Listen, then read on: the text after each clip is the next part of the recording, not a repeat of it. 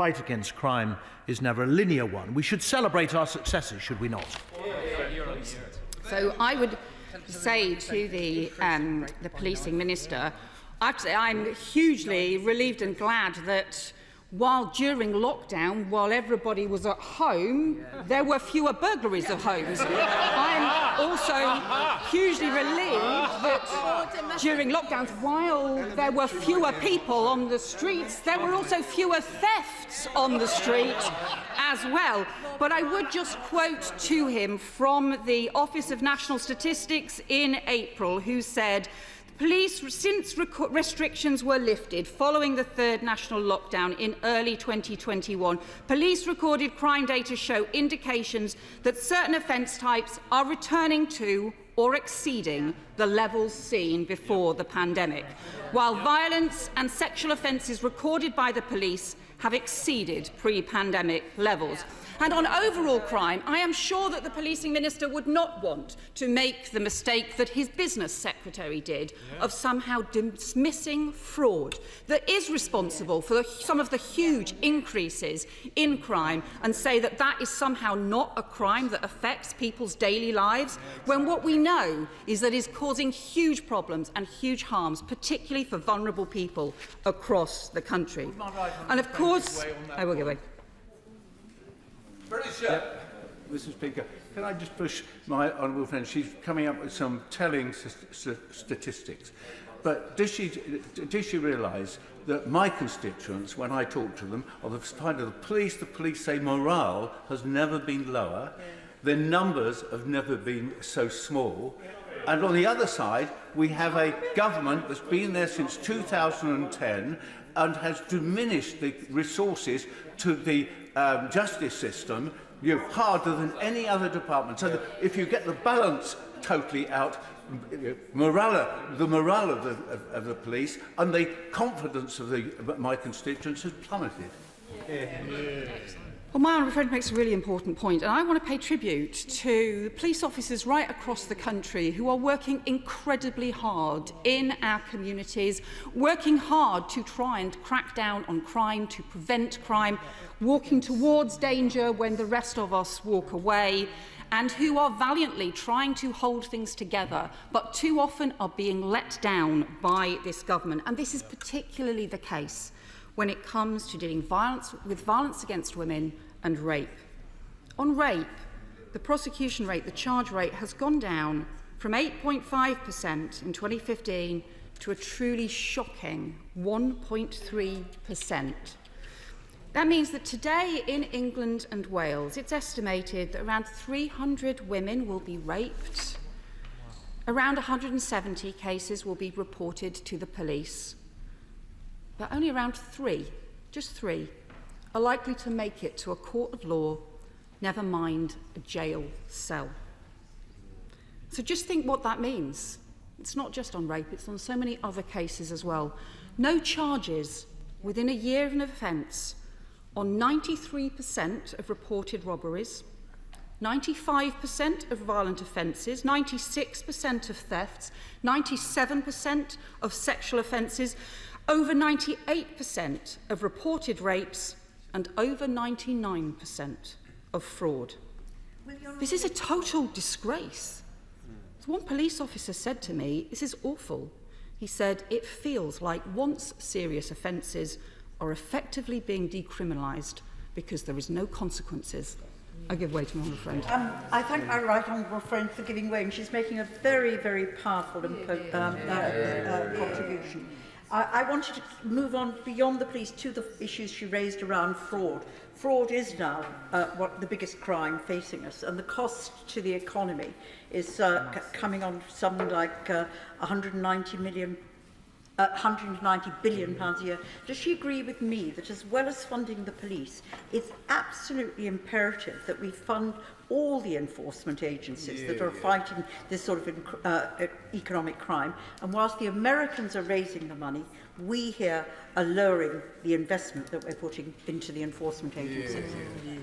think my honourable friend makes a really important point, and we pay the price if economic crime is not enforced. The current system just isn't working. Everybody will know the nightmare it is if you try to report fraud, maybe getting passed from pillar to post between action fraud and between your local police force. But then she is right too on some of the more serious issues where this is also about the relationship between the police, the Serious Fraud Office, between other enforcement agencies that need to take action. I hope this will be debated as part of the discussions on economic crime. But this is a really damning picture of crime rising, but this shocking drop in prosecutions, shocking drop in action. But what is the Home Secretary's response to this? Well, soon after she took up the job, she said, "Let the message go out to the British people, we hear you, and to the criminals, I simply say this, we are coming after you." Well, to the Home Secretary, I simply say this, you better start running faster because they're all getting away. And to be fair to the Prime Minister yesterday, his main Home Office focus was anger at the Passport Office. That is probably something all of us can agree on. For the newlyweds having to cancel their honeymoons, or the hard-pressed families who are now facing losing thousands of pounds on long-saved money to go on a well-deserved holiday, ministers told us this is being sorted out, but most of us will say from our constituency casework, this is getting worse. And they are being badly let down. So the Prime Minister was right to be angry yesterday, although who does the Prime Minister think has been in charge of the Passport Office for the last 12 years? The Prime Minister now says he wants to privatise it if it isn't sorted out. The Immigration Minister, however, told us the private sector is already being used in the vast majority of the processes in the Passport Office. The bit that's not is the decision itself. So that just leaves us back with the Home Office failing to get a grip on those private sector contracts and failing to take basic decisions. And it's part of a pattern of Home Office failure while the Prime Minister casts around to get someone else to step in. We have Ukrainians who are fleeing war, who have been waiting weeks on end for visas because the Home Office added long bureaucratic delays, so that many desperate families have now given up. They could not afford to wait and have found somewhere else to live, somewhere else to give them sanctuary instead. Well, the 80,000 applications, only 19,000 applications to the Homes for Ukraine have arrived. I will give way to the honourable member and then I'll give way to the Well, and for giving way, she's very generous for the time. I'd like to personally thank the Home Secretary. She makes a point about Ukrainian refugees. There was a family moved next door to me 2 weeks ago. The family got in touch with me. Within minutes, the Home Secretary and her team had got back to me. They're now in our village, in Kirkby in Ashfield. They thank the Home Secretary, they thank the Prime Minister, and they thank the people of Great Britain. Well, I would just say to him, I think that people of Great Britain have shown that they want to help desperate families who are fleeing Ukraine.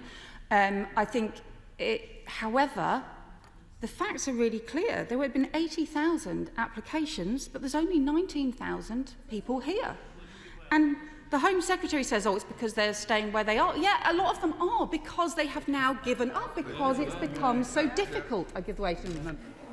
Does she agree with me about the really troubling reports that I've had, particularly in cases that I've dealt with, but in the media, that the Home Office will issue a number of visas for Ukrainians, but not all of the Ukrainians in that family, and therefore the family quite rightly doesn't want to leave someone behind, and they then don't come here, and that's classed as a Ukrainians not taking up the visa rather than Home Office failure. And at the same time, the Home Office lines are bogged up, we can't get through, and when you do get through, you're told, I don't even have a computer in front of me, I'm just on a phone line, I don't know what to say. It's failure at the Home Office that she's presided over.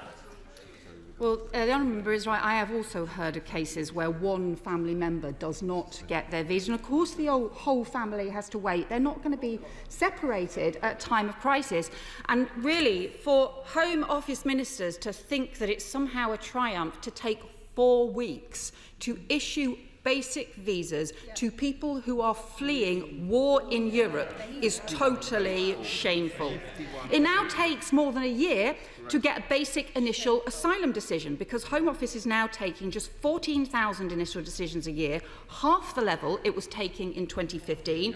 A basic incompetence that means the backlog has soared, and so too has the bill for the taxpayer. It takes nearly 2 years to get a modern slavery referral, which means that victims don't get support and prosecutions just don't happen. So no wonder even the Prime Minister, who is not known for his laser-like focus on delivering policies, has lost confidence in the Home Secretary and is getting other people to do the jobs instead. Looking to privatise the Passport Office, Channel Crossings delivery handed over to the MOD, Homes for Ukraine scheme handed over to DELUP, the visas handed over to the new Refugees Minister, and the asylum processing decision-making now so slow they really are in the ludicrous and unworkable situation of paying Rwanda over £100 million to take decisions for us.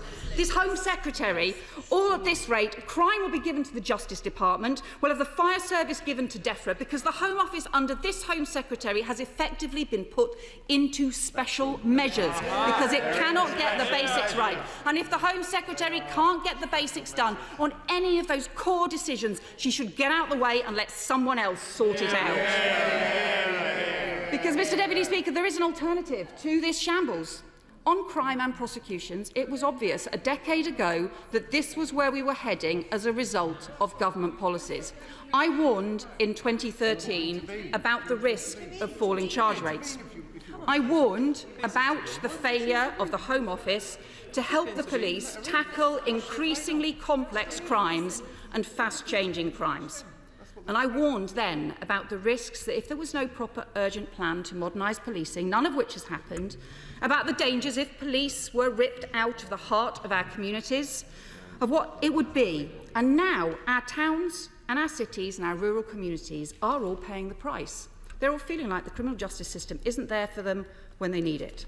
So where is the action now to turn this around in the Queen's speech? Where's the action to help the police modernise, to keep up with fast-changing crimes? Where's the action on reform and raising police standards that we need to improve confidence? And where's the action to get justice and improve safety for women and girls? There's nothing to establish the specialist rape investigation units in every police force, nothing to establish specialist rape courts to speed the cases up and make sure they've got the expertise, nothing to set up the domestic abuse and stalking perpetrators register that we have been calling for years, nothing to establish a mandatory minimum sentence for rape, all the things that Labour has been calling for. Nothing to tackle antisocial behaviour where the powers are just not being used, or to sort out community penalties which have too often dropped, and nothing to prevent crime and antisocial behaviour in the first place.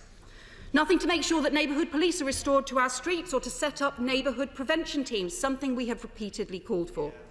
The Home Secretary wants to boast that she's delivering the biggest increase in police funding in 10 years. Well, who's been in power for the last 10 years? She still hasn't even restored the police that her party cut, and she isn't getting them out onto the streets. There are still 7,000 fewer police in our neighbourhoods compared to 2015. 7,000 fewer. Instead, the police are weighed down by more bureaucracy, stuck back at their desks doing paperwork, the only way to improve their visibility, moving the desk to nearer the window. And Mr. Speaker, Deputy Speaker, to be fair, they have proposed a victims' bill, and we will support that, but it's only in draft. And it was first promised in 2015, then again in 2016, then again in 2017, and again in 2019, and yes, again in 2021. This year it didn't even get a proper mention in the humble address, and certainly nothing from the Prime Minister yesterday. The Home Secretary herself rightly made a personal commitment to strengthen victims' rights back in 2014 when she first said she backed a new victims' law. And she was right to do so because at that time 9% of cases were dropping because victims were dropping out of the criminal justice system because they'd lost confidence. But since then, those figures have almost trebled. 1.3 million cases were dropped last year because victims gave up and dropped out. And yet she's seriously telling us she does not have time in this Parliament for victims again. Instead, their top priority is a rehashed public order bill, even though they've just done one public order bill, because they're again failing to work with the police to sort out swift injunctions against serious disruptive protests or to help the police sensibly use the powers they've got. There are bills that should command cross-party support. We support a protect duty that could keep people safer from potential terror attacks, and we remember with sadness all those victims of the Manchester attack. And I would ask the government to listen to the calls from other bereaved families, from other major incidents, and I would ask her again to look at calls for a Hillsborough law, which she will know have been made by members across the House and by families who lost so much. We also welcome, Mr Deputy Speaker, the long overdue economic crime bill. We've called for years for action to strengthen Companies House, and we will be pressing for stronger action on money laundering, including illicit finance used for terrorist activity. And on terrorism and national security, we always stand ready to work with the government in the national interest. We agree with the need for a register of foreign agents, again promised for years, and we need much greater vigilance and action against hostile state activity.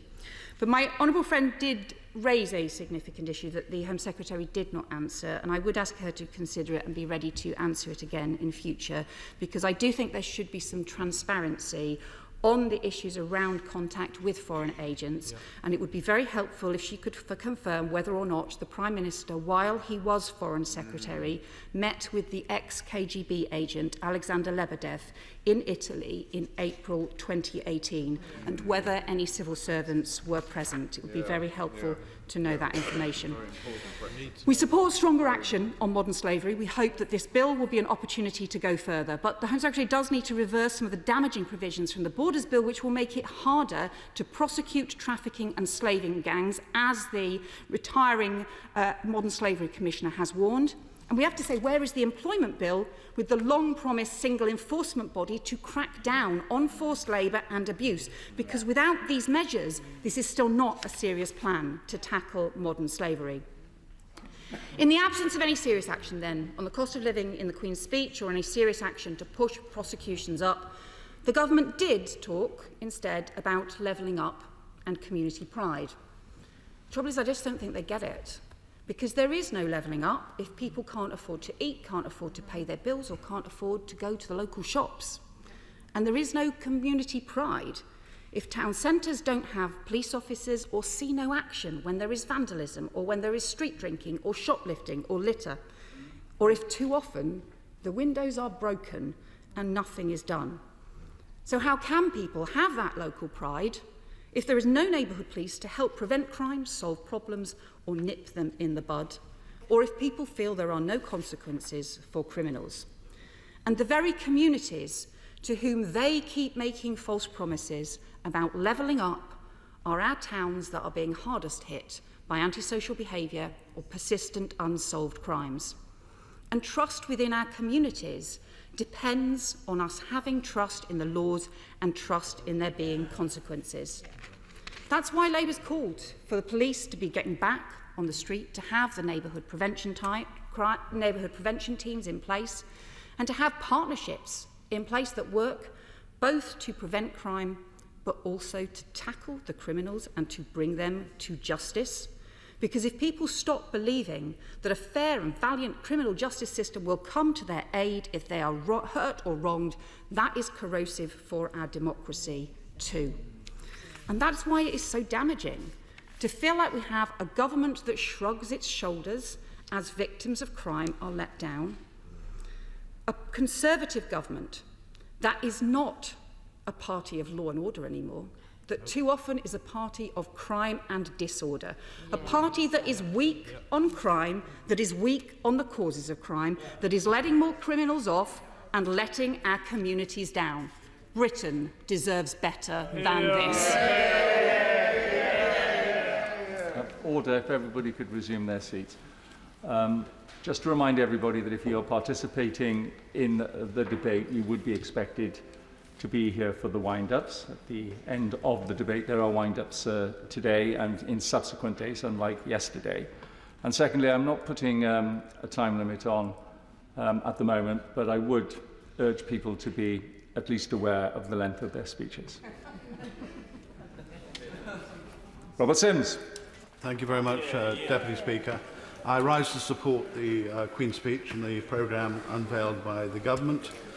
I think that one can see politics getting back to normal, and I'm sure the contest in the House today will be one of those watched in the next 2 years as we glide into the likely date of a general election, both sides are quite feisty performers, and I'm sure many of us appreciate that. The programme set out is setting out to help grow the economy, for safer streets and indeed support the recovery of the National Health Service. I think in terms of the economy we're in a lot better shape than one might have thought when we had the prolonged period of lockdown. We have a growing economy. This year will be the fastest growing economy of many in the G7.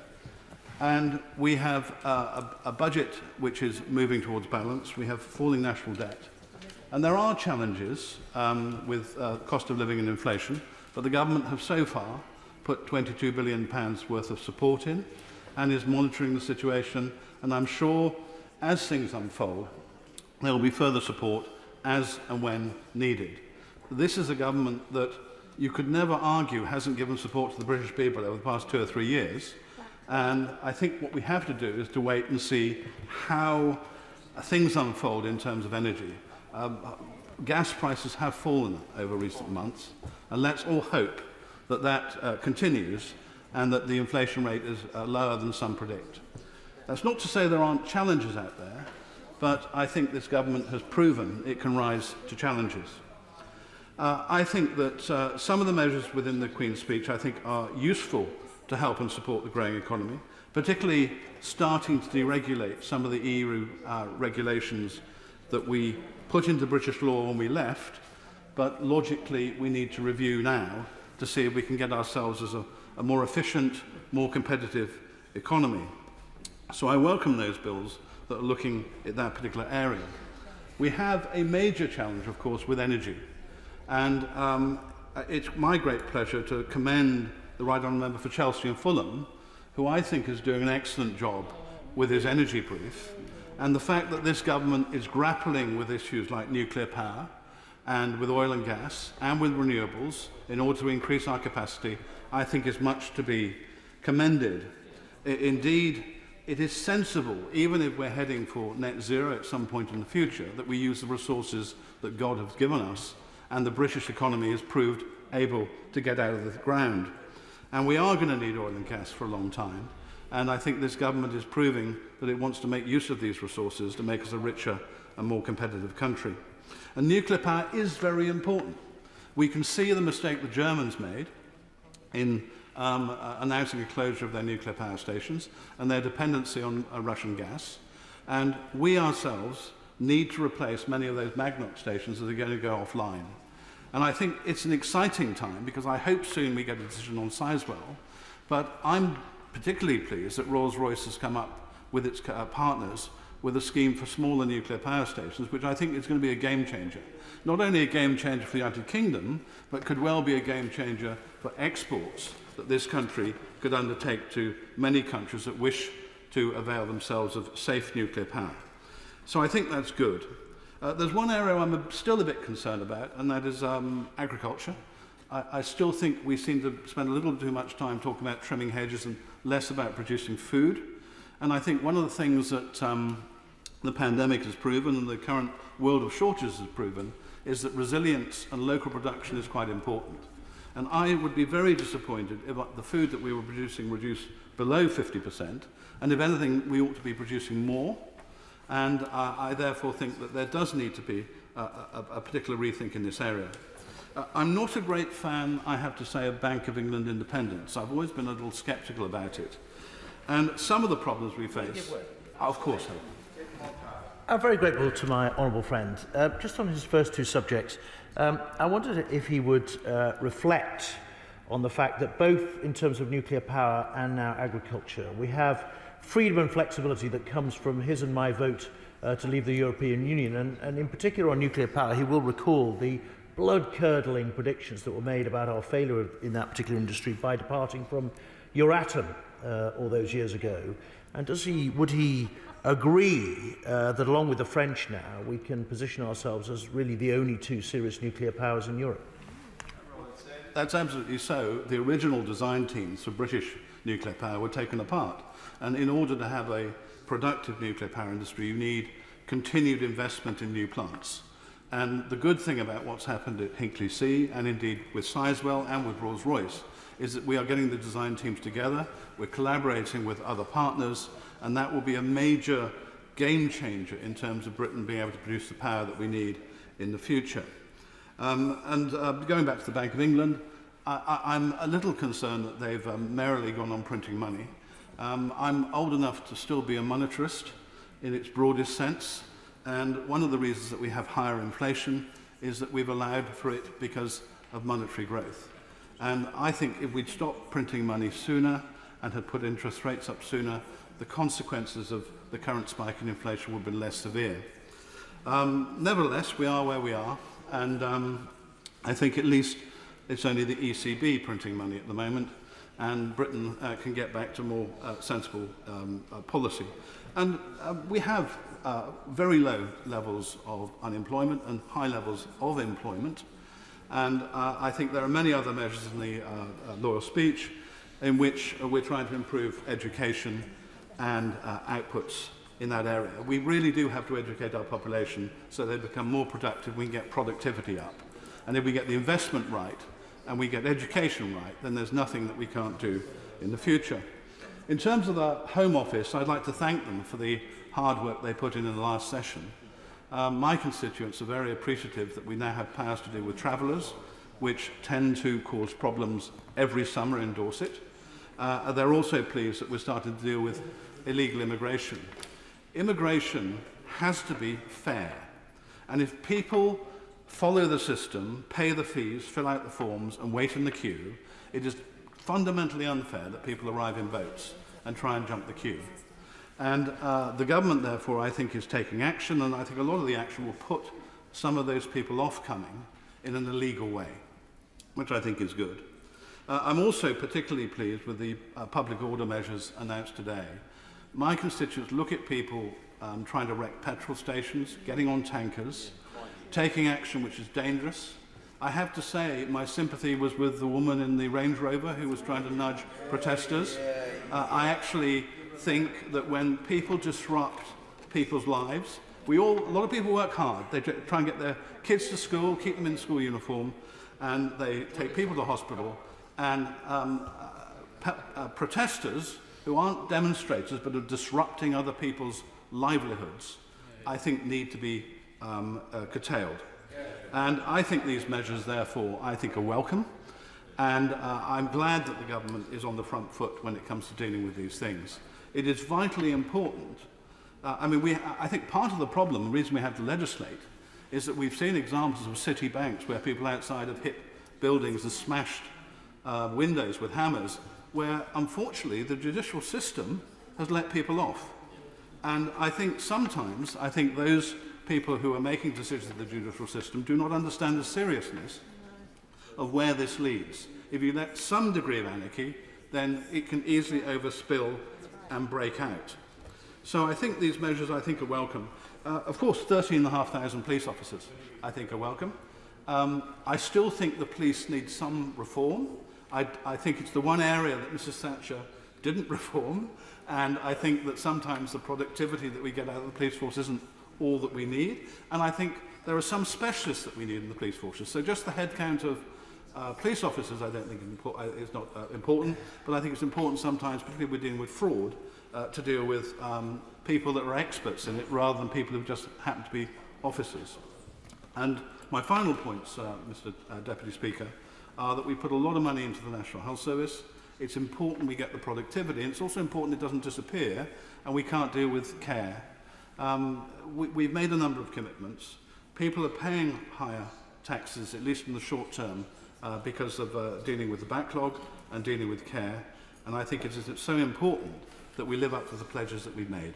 I welcome the loyal speech. I welcome what the government is doing. There are one or two concerns I have, but broadly speaking, I'm supportive. Stephen C. MacDonald. Thank you very much indeed, Mr Deputy Speaker.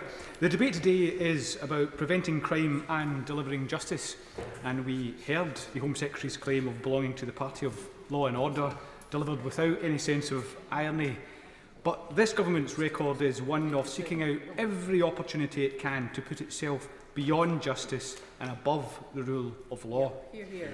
We have had a decade of successive Tory governments obsessed with chipping away at any institutions or activities that constrain or hold them to account. Trade unions, charities, the Electoral Commission, our courts, our EU membership obviously, now it's human rights and protesters yet again in the firing line. To this government, even international law is almost inconsequential, broken quite readily, whether in a specific and limited way or a complete trashing of the Refugee Convention. Hear, hear. Mr Deputy Speaker, this is a government too often pursuing pet obsessions and short-term headlines instead of dealing with the basics. While people struggle to heat their homes and put food on the table because of the cost of living crisis, instead of the action we need, the government imagines up a Brexit freedoms bill, still trying to scapegoat Brussels 6 torturous years on after the Brexit referendum. Mr Deputy Speaker, there were newspaper reports of a cabinet rebellion, but a cabinet rebellion to stop imports of foie gras being outlawed. How about, Mr Deputy Speaker, a rebellion to protect workers' rights or human rights, or to help our constituents heat their homes and put food on the table? This is a government that is out of touch. And these skewed priorities are just as evident in the sphere of justice and home affairs. Two departments cut to the bone by a decade of austerity, pursuing obsessions, pet projects and ridiculous headlines, instead of taking the action and making the investment that is required to deliver the decent public services that we need them to deliver. This government is just not getting on with the job. People just want their passports delivered on time. Hear, hear. Because despite all the fuss made by the Brexiteers, it doesn't matter what colour those passports are if they arrive too late. And the Home Secretary very generously agreed to take away individual cases, but I think she will find that her inbox is absolutely overflowing with thousands of emails if we take her up on that. And if the government is to insist on Ukrainians applying for visas, something that we continue to argue that they should not, those visas need to be delivered speedily and efficiently, because leaving those fleeing war in limbo is unforgivable. The Home Secretary would seem to talk up the fact that 19,000 had arrived here, and I salute the generosity of British people opening their homes. But there are 27,000 in Ireland already, a country that's something like 1/13 the size of this country. This country is not being allowed to step up to the plate by the bureaucracy put in place by this Home Secretary. In fact, Mr Deputy Speaker, the whole asylum and immigration system needs sped up, decision-making improved, and the hostile environment ditched. And for those who are victims of that hostile environment, we need an overhaul of the Windrush compensation scheme, because it is appalling that people continue to die without seeing a penny of what they are due. And if the government is serious about the lessons learned from that disaster, we need a more serious set of actions to implement Wendy Williams' recommendations, including a Migrants Commissioner. All of these very basic issues need addressed, but that is not what we get in this Queen's speech. Instead, we have further attacks on our rights. But before I turn to the main offenders in the legislative programme, let me highlight the bills for which we will offer some support and bring some light to the Home Secretary's afternoon. Mr Deputy Speaker, an overhaul of espionage laws is badly overdue, as we know from the Russia report and from the Law Commission and various other sources. We need a more resilient state with espionage laws fit for the 21st century and able to keep pace with the ever-changing threats that we face. However, we will always watch out for proper oversight and mechanisms to ensure that these powers are not abused by government, and we will press the case for a public interest defence. Hear, hear. Mr Deputy Speaker, we welcome the Economic Crime Bill, again long overdue with my honourable friends such as the Member for Glasgow Central, among the voices that have been calling for action for years on end. We have previously welcomed the Online Safety Bill, and we recognise that it is truer now than ever that feeling safe requires regulation of the online as much as the offline. And we do also support the ideas mentioned in relation to the Modern Slavery Bill, particularly around action on supply chains. But any modern slavery bill worthy of the name should be repealing some of the provisions of the odious Borders Act, passed just last month, that will undoubtedly make life worse, not better, for victims of trafficking, including those who face being sent to Rwanda. Hear, hear. And we will engage positively, though cautiously, with discussion around the Protect Duty and that draft bill. But these are not the dangerous obsessions or pet projects I was referring to earlier, Mr Deputy Speaker. Those are, of course, coming in to us in the form of legislation to meddle with the Human Rights Act and to undermine, yet again, the right to protest. Mr Deputy Speaker, the Human Rights Act works well and has benefited many. The government knows this because it was told so by its own independent review body, which noted that many so-called problems with the Act are more to do with perception than reality, perceptions that require to be remedied through a focus on human rights education, not a radical overhaul. The Joint Committee on Human Rights has also done excellent work highlighting the enormously positive impact of the Act on the protection of human rights in the UK, concluding firmly that no case for reform had been established. This is about people being able to have a practical means of enforcing our human rights, challenging unlawful government policies and securing justice. Hear, hear. It is about ensuring people interacting with the state, whether it's the police or in care homes or hospitals, are treated with dignity and respect. Our public services are better, not worse, for being fully accountable to our constituents in the courts here, instead of having to travel to Strasbourg to vindicate their rights. And this is what the government risks undermining and damaging. And as I say, not delivering justice, but seeking to protect itself from it. So we will oppose these proposals every step of the way. Hear, hear. But these proposals, Mr Deputy Speaker, tell us something much more fundamental about the British Constitution, because the Human Rights Act is, after all, a piece of legislation absolutely crucial to the devolution settlement, something that hasn't been recognised at all in the debate today. Along with the Scotland Act, it is absolutely fundamental in setting out what the Scottish Parliament and Government can and cannot do. It's the same for Wales, and of course pivotal too for Northern Ireland. Not for the first time, here is a Tory government fixing up the balance of powers in the United Kingdom, not through negotiation, agreement and endorsement, but unilaterally, without consent and absolutely without cause. In most states, in most countries, such fundamental changes would require agreement, approval in all the impacted legislators, sometimes even double majorities, sometimes endorsement through referenda. But here in the UK, the Tories can rewrite the constitutional settlement to suit themselves in the blink of an eye. Such is a lack of checks and constraints upon this government. Mr Deputy Speaker, a Home Office focused on Scotland would be tearing up the immigration system that has served us so badly, left us without the people we desperately need for our economy and public services, and undermined the rights and security of so many of the people that we have already welcomed. It would utterly reject an asylum system that is expressly and increasingly designed to make people suffer. And if we really want to prevent crime and deliver justice, we would be overhauling the out-of-date Misuse of Drugs Act that exacerbates one of the most persistent and difficult public health challenges we face today. This is a scourge that is inextricably linked with so much crime: overcrowded prisons, serious and organised crime groups, county lines, modern slavery, drugs deaths, ruined lives. The Misuse of Drugs Act is not working, and in too many respects it is now undermining efforts to tackle all of these fundamental problems. Even very obvious evidence-based policies such as overdose prevention facilities remain hugely difficult because of that act. Now, there were some very welcome steps in the government's drugs strategy, but for real progress to be made, we continue to make the case for that act to receive a radical review and overhaul. Mr Deputy Speaker, these are just some of the things that we desperately need from this Home Secretary and this government, but they will never be delivered. It is a department and a government that delivers nothing of substance for the people of Scotland, instead undermining our rights and undermining the Scottish Parliament. This government will not deliver. Mr Deputy Speaker, more than anything, this Queen's speech shows us that we in Scotland need to get on with delivering for ourselves. Nick Fletcher. Thank you, Mr Speaker. Preventing crime and delivering justice. Surely if we get the first bit right, we don't need the second. Wishful thinking, I know, but nevertheless true. Sadly, we don't live in a perfect world, so justice is needed, and the best justice is swift justice. Justice delayed is justice denied. The legacy of COVID lives in so many ways. I know that in the last session we did much to alleviate the pressures on the justice system, but we will have to see. We have made new laws to protect our borders, To me, it never made sense to spend huge amounts of money on a justice system and continue to let people come in illegally. Am I saying these people are all criminals? Not necessarily, but it doesn't look good on anyone's CV. How did you arrive in this country? Well, I gave a people smuggler all my cash and I hope to beat the system. Unacceptable. No, it had to be dealt with, and I hope with what we have put in place, it will do just that.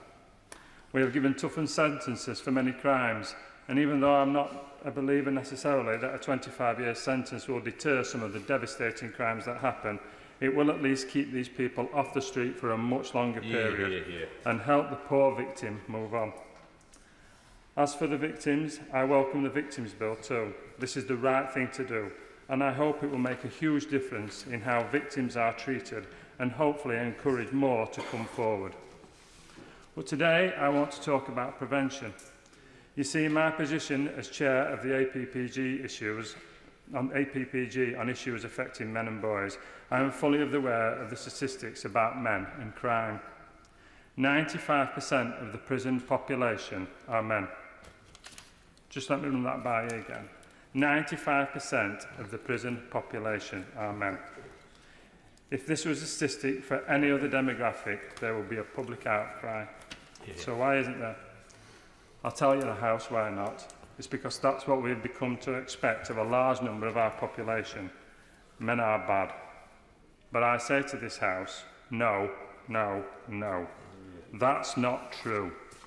Far too many men and boys are being forgotten, left behind, ignored, and now they are being increasingly vilified.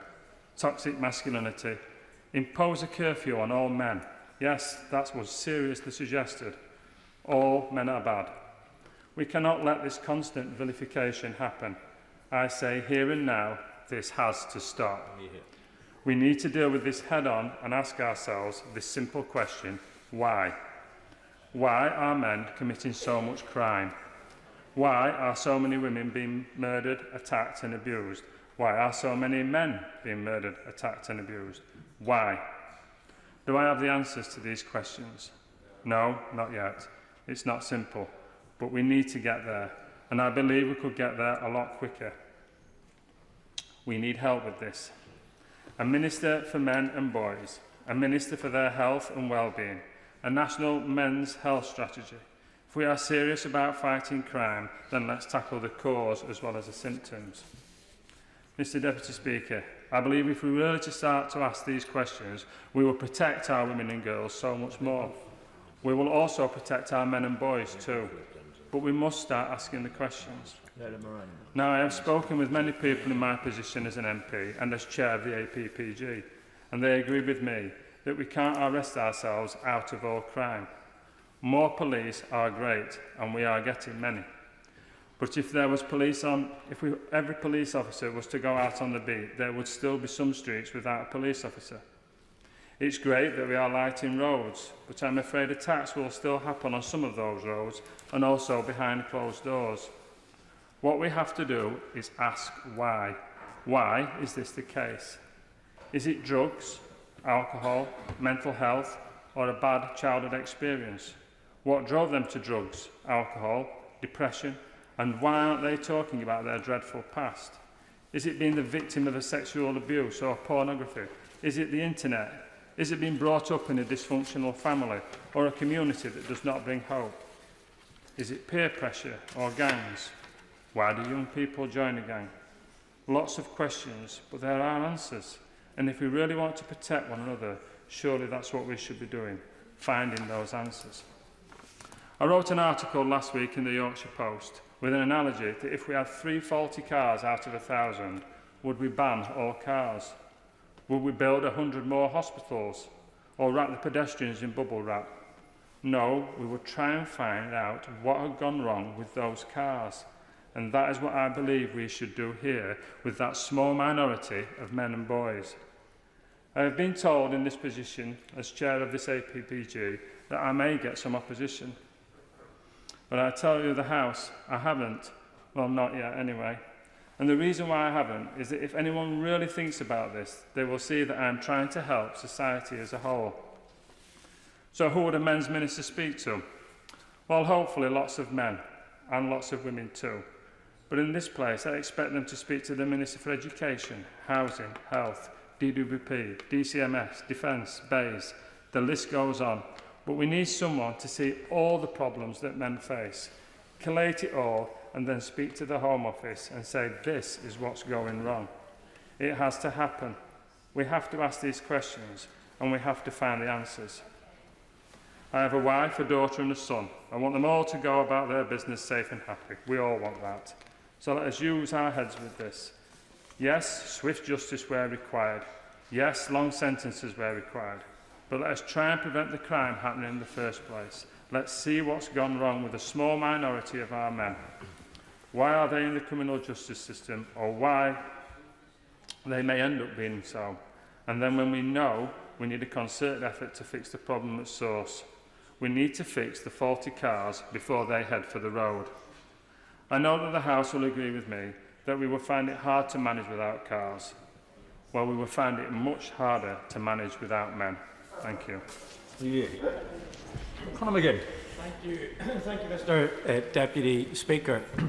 I don't often get the chance to speak in the House. I think being the Shadow Minister without portfolio means you're the Shadow Minister with a lot to do, but often without the opportunity to say very much. But I'm delighted to be able to respond to the debate today. The Home Secretary's just leaving the chamber, but in her absence, I want to say, and I think it won't do either her or I very much good, and I may even get chased from this place by my own colleagues, but I like the Home Secretary.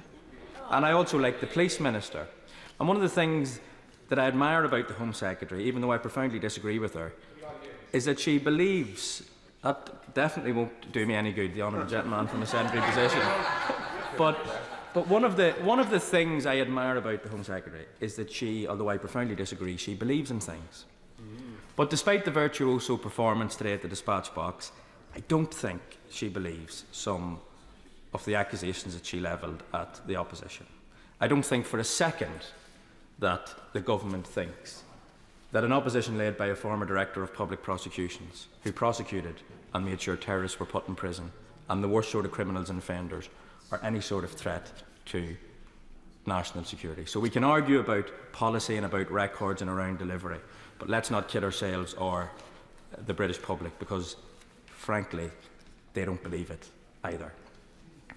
But I want to, before I come on to my main remarks about the loyal address itself, I do want to use the opportunity, given the topic of today's debate, to place on record my thanks and my admiration for Merseyside Police, led by our Chief Constable, Serena Kennedy. We have been blessed with good leadership in Merseyside, using all of the tools to provide a robust policing response to things that matter to people in St Helens and across Merseyside, crime and antisocial behaviour, tackling them at the root cause and giving no quarter to those criminals who would terrorise our communities. And I stand squarely behind our police force, the men and women of Merseyside Police, who day and daily put themselves in harm's way to keep us and our communities safe. Turning to the wider aspects of the programme, or lack thereof, that the government set out, I think there was a chance here, a gilt-edged chance actually, for the government to grab this cost of living crisis by the scruff of the neck. And I think more than that, actually, it was a chance to lay the groundwork after the pandemic for prosperity and renewal across our communities, to set a pathway to a securer future, one that I think has never felt further away from many of our citizens, but is so badly needed. And I somewhat regret, I mean, the House won't be surprised to hear this, but I regret to say that I think the government missed the opportunity to do that. Now, it matters because it's not just about the theatre of the state opening. It matters because it's a profoundly worrying juncture, I think, for our country. Inflation is soaring and predicted to rise further to some 10%. Fuel and food prices are skyrocketing, and the tax rises imposed by this government, 15 of them, are hitting working people particularly, to introduce a national insurance hike. A tax on working people is the wrong tax at the wrong time on the wrong people. And it's clear from when I speak to residents, my neighbours in St Helens, their families, pensioners, businesses, and many other local community groups, this crisis is really affecting people, and they are really worrying about how they will cope. And that was the stark reality, Mr. Deputy Speaker, that I heard from community groups in St Helens recently at a meeting that I convened with some of those working with our community and residents who are affected by this. Now, they tell me, and statistics that have been borne out and provided by very reputable sources, that 9 in 10 have already seen a rise in the cost of living, are already experiencing more expensive energy bills, and are seeing more costly groceries on their weekly shop. Nearly a quarter of adults finding it difficult to pay their usual household bills, and worryingly, food bank usage in St Helens North has risen by nearly 900 users over the last year, including 300 children in the United Kingdom in the 21st century in a town like St Helens. And our food banks are also, it's not often cited, but they're wrestling with a 30% reduction in donations, because people who previously gave to the food bank have to look after themselves now because they can't afford to do that anymore. And of course, our transport costs are rising and making it harder to get to work, to see family and friends and be connected. Now, this will have a huge impact on inequality, because even before the crisis, the sixth of households in my constituency were in fuel poverty, which is why I was very pleased that a central plank of the Labour Party's offer to the people in the local election campaign was about putting up to £600 back in their pocket now by levying a windfall tax on the excess profits of the oil and gas company, who are printing money to all intents and purposes because of the increase in costs. Now, at a time, I think, when the government should be using every policy lever it can to deliver security, it had no answer this week. Now, Mr Deputy Speaker, I've said this before, our communities are resilient. We've been through a lot these last 2 years, in fact over the last 20 or 30 years, but people came together to meet the challenges, particularly under the banner of St Helens, together with a spirit of generosity, kindness and solidarity. Now, contrary to what some commentators wish to believe, communities in the north of England are not homogenous. We're not all the same. The challenges we face are nuanced, but our sense of place is important, and that's the case in St Helens. We're proud of that, and we remain steadfast in our ambitions for a better and secure future. And that's why, and it's a point that I've consistently made, it's not just about me criticising the government. Part of that, part of my job as an opposition MP is, of course, to do that, but it's not enough, because I have agency. I'm a member of Parliament, I'm a political leader too, and so just attacking the government or what it's failing to do, it just doesn't wash for people in St Helens or my constituents, because they want to see action. And that's why, in taking responsibility, we as political, business and community leaders are addressing the big challenges facing our towns, villages and the Liverpool city region. Now, whether that's regenerating our town centres through a historic, innovative £200 million partnership with the English Cities Fund, or the £25 million of innovative projects secured from the Towns Fund, investing record amounts in children's services and focusing on educational attainment, the next generation, creating decent jobs, secure jobs, skilled jobs, training and opportunities through world-leading initiatives like Glass Futures, our regeneration of former colliery sites like Parkside.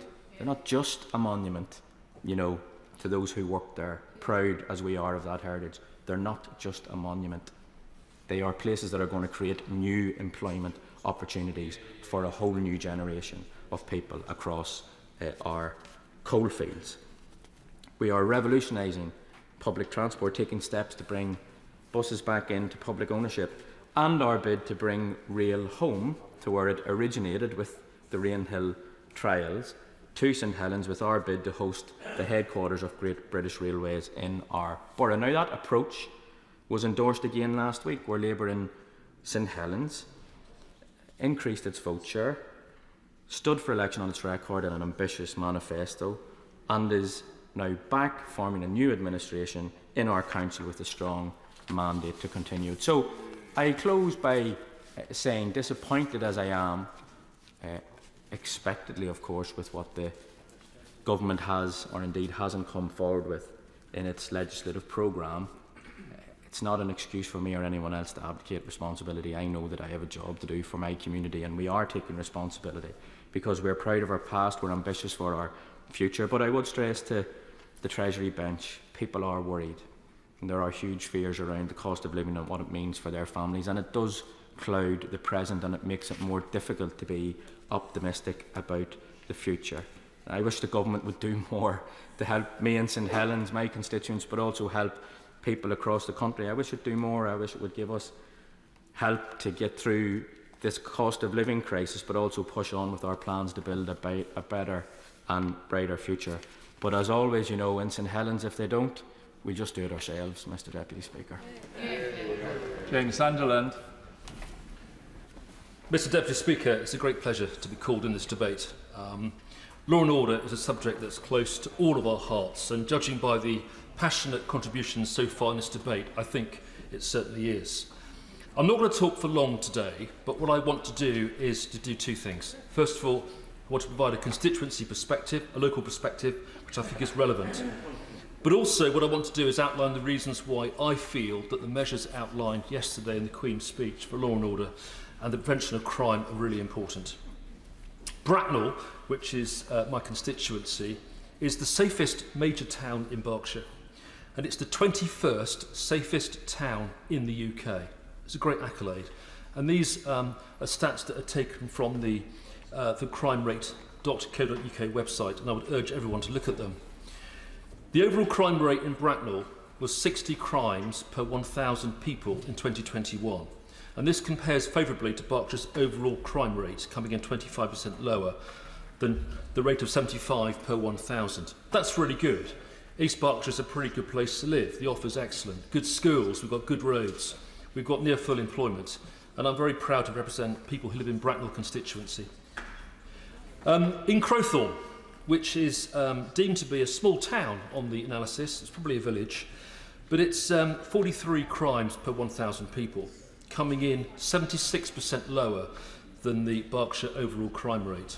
At Sandhurst, the overall rate is 45 crimes per 1,000 people, coming in 69% lower than the Berkshire rate. And lastly, Finch Hampstead, certainly a village, categorised as one of the top 5 safest small towns or areas in the whole of Berkshire, and has a rate of 36 crimes per 1,000 people. The most common crime recorded in my constituency is violence against the person, and also, sadly, sexual violence. So we have work to do, and therefore I welcome a number of the measures that have been announced in the Queen's speech. I don't want to wax too lyrical about what we've already heard, and the Home Secretary has covered all of the detail, but we've got the Public Order Bill, we've got the Economic Crime and Transparency Bill, we've got the Modern Slavery Bill, the National Security Bill, we've got the Draft Protect Duty Bill and the Online Safety Bill. But what I want to do briefly is just focus on 3 of them. Firstly, the Draft Victims Bill, in my view, will set out to restore victims' confidence that their voices will be properly heard and that perpetrators will be brought to justice. That's really important for my constituents. The Online Safety Bill, which creates a new regulatory framework that improves the user safety online, that will safeguard freedom of expression, making the UK one of the safest places to be in the world to be online. And lastly, the Bill of Rights, real relevance locally. It will ensure that there is a proper balance between the rights of individuals, our vital national security and effective government, therefore strengthening freedom of speech, our common law traditions and reducing reliance on Strasbourg case law post-Brexit, and rightly so. In addition, some other areas to focus on. Firstly, 13,500 new police officers in this Parliament so far as part of that manifesto commitment to put 20,000 extra police officers on the streets. We're getting there. In Thames Valley alone, so far, an additional 368 police officers, with a further 233 projected outflow this year. This is great news for Bracknell, it's great news for Berkshire, and it's great news for Thames Valley. Drug strategy in county lines. The commitment to introduce a new drug strategy is really important. We need to break up county lines, break up criminal gangs. We need to help those struggling who are the victims of crime. But we've seen so far the closure of 1,500 county lines, 600 operations against organised crime groups, and more than 220,000 drug seizures. These are really impressive figures, and we can go further.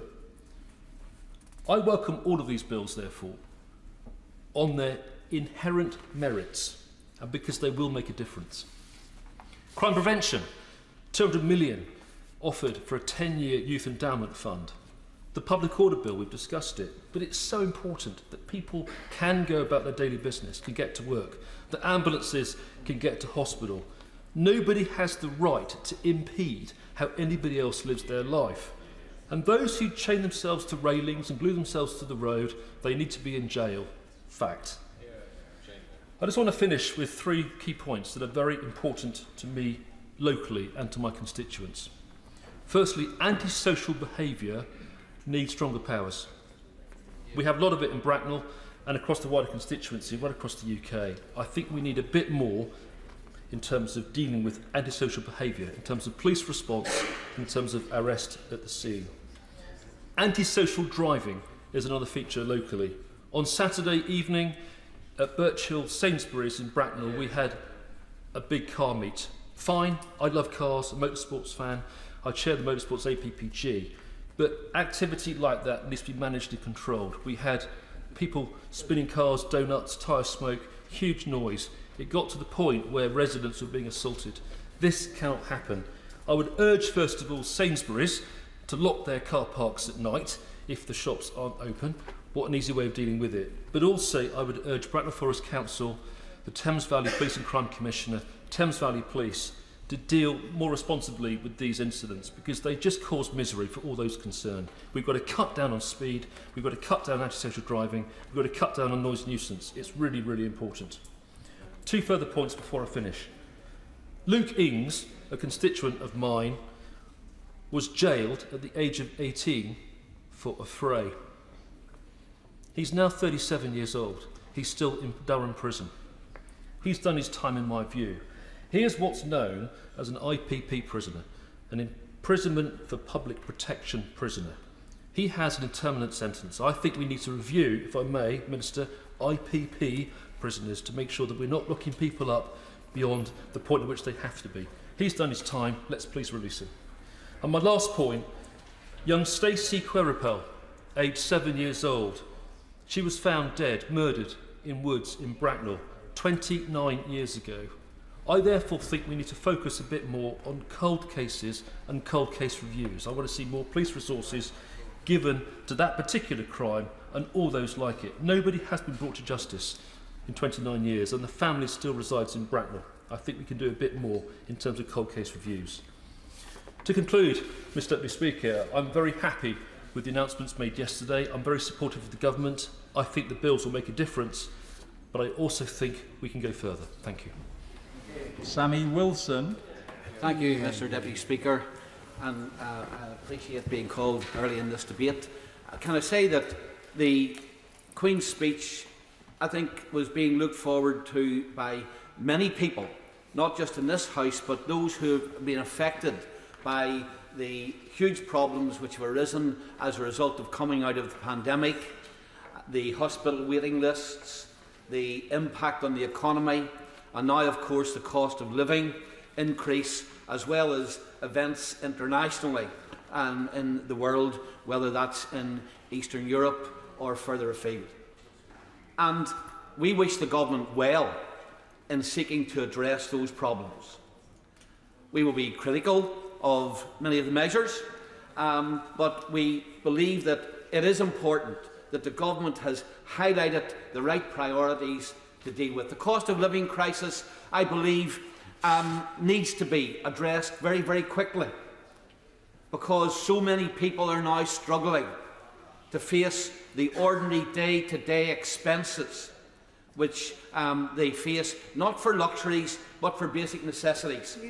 And in my view, the government does need to act quickly through putting money back in people's pockets. I believe that individuals are best placed to decide how they spend their money. And whilst I understand the problem which the Prime Minister and the Chancellor has outlined about huge debt and the debt and having to pay that debt back, nevertheless, the inflationary pressures which have occurred over the last number of months have given the government a windfall. It has given the government finance which is available for tax cuts. And against the background of having imposed the heaviest tax burden on the people of this country since the 1950s, I think that one of the ways of dealing with this issue is to make immediate tax cuts. There's a benefit in doing that. It puts money in people's pockets immediately. And secondly, by not having complicated schemes, it then ensures that the benefits and that people obtain are seen to come directly from the Westminster Parliament. One of my concerns about the Union is that very often things which occur and benefits which occur because of Scotland, Wales and Northern Ireland being part of the 5th biggest economy in the world are hidden because the money is devolved down to the regions, we get complicated schemes, and then of course the benefits are seen not to come from being part of the United Kingdom but from the actions of devolved administrations. And I think that the government should consider how can you quickly address this issue, and secondly, how can you ensure that people understand that the benefits have come because they're part of the United Kingdom. And as a unionist, I would advocate that that's a stance that the government should take. We welcome many of the initiatives which the law and order and justice issues which are in this the bill. I think that it's right that we address the issue of slavery, and I hope that that does delve into the supply chains, where many of us obtain cheap goods because firms are careless as to where they source those goods. I don't want to get cheap clothes because somebody has been exploited in a third world country and the suppliers or the people who sell those goods haven't looked in to where the supplies come from. I also welcome the initiatives on economic crime. And I hope that the government will recognise that it's not just those who engage in economic crime, but those who assist them in engaging in economic crime have to be dealt with in the legislation. And as far as disruptive protests, I'm not averse to protests, Mr. Deputy Speaker. Indeed, I have involved myself in many protests over the years of my political involvement. But I think that we have to get the balance between giving people the right to have their say about issues which concern them, while at the same time ensuring that they do not deliberately and callously and selfishly deny others the ability to go about their business. I witnessed at first hand the good people of Canning Town, where I stay when I'm in London, who, in their frustration at being denied the ability to go to work, as one guy said to me, and I'll not repeat exactly his words because I don't think it would be parliamentary, I don't think you would have me, but as one guy said to me as we stood on a packed platform in Canning Town, he pointed out, he says, if I don't get to work today, I don't get any wages. And yet those people sitting on top of the tube think that it doesn't matter. Their concerns are more important than my ability to go to my work. And I think it is right that the government does take action to ensure that those who engage in this selfish behaviour, those who smugly think that their cause is more important than anybody else's welfare, should be dealt with. Of course, not all of these measures will apply to Northern Ireland, because many of these things are devolved to the Northern Ireland administration. But there are many other measures in this bill which will not apply to Northern Ireland, because Northern Ireland is not treated as the same as the United Kingdom. And I look at some of the things which the Prime Minister said yesterday. We were going to have, for example, to encourage economic growth, we're going to have a bonfire of regulations, European regulations. Well, there'll be no bonfire, there'll not even be a matchstick in Northern Ireland when it comes to European regulations, because of course we will stay within, and do stay within, the single market of the European Union. It would be illegal for these regulations and this bonfire of regulations to apply to Northern Ireland. And yet, that is one of the key ways in which the government says it intends to level up economic activity within the United Kingdom. And yet Northern Ireland will be exempt. Dealing with fuel bills, the energy legislation which will be put through this House cannot apply to Northern Ireland, because Northern Ireland is part of the single electricity market. Any attempt to give the support to putting in an energy infrastructure would fall foul of the rules when it comes to state aid, which apply to Northern Ireland.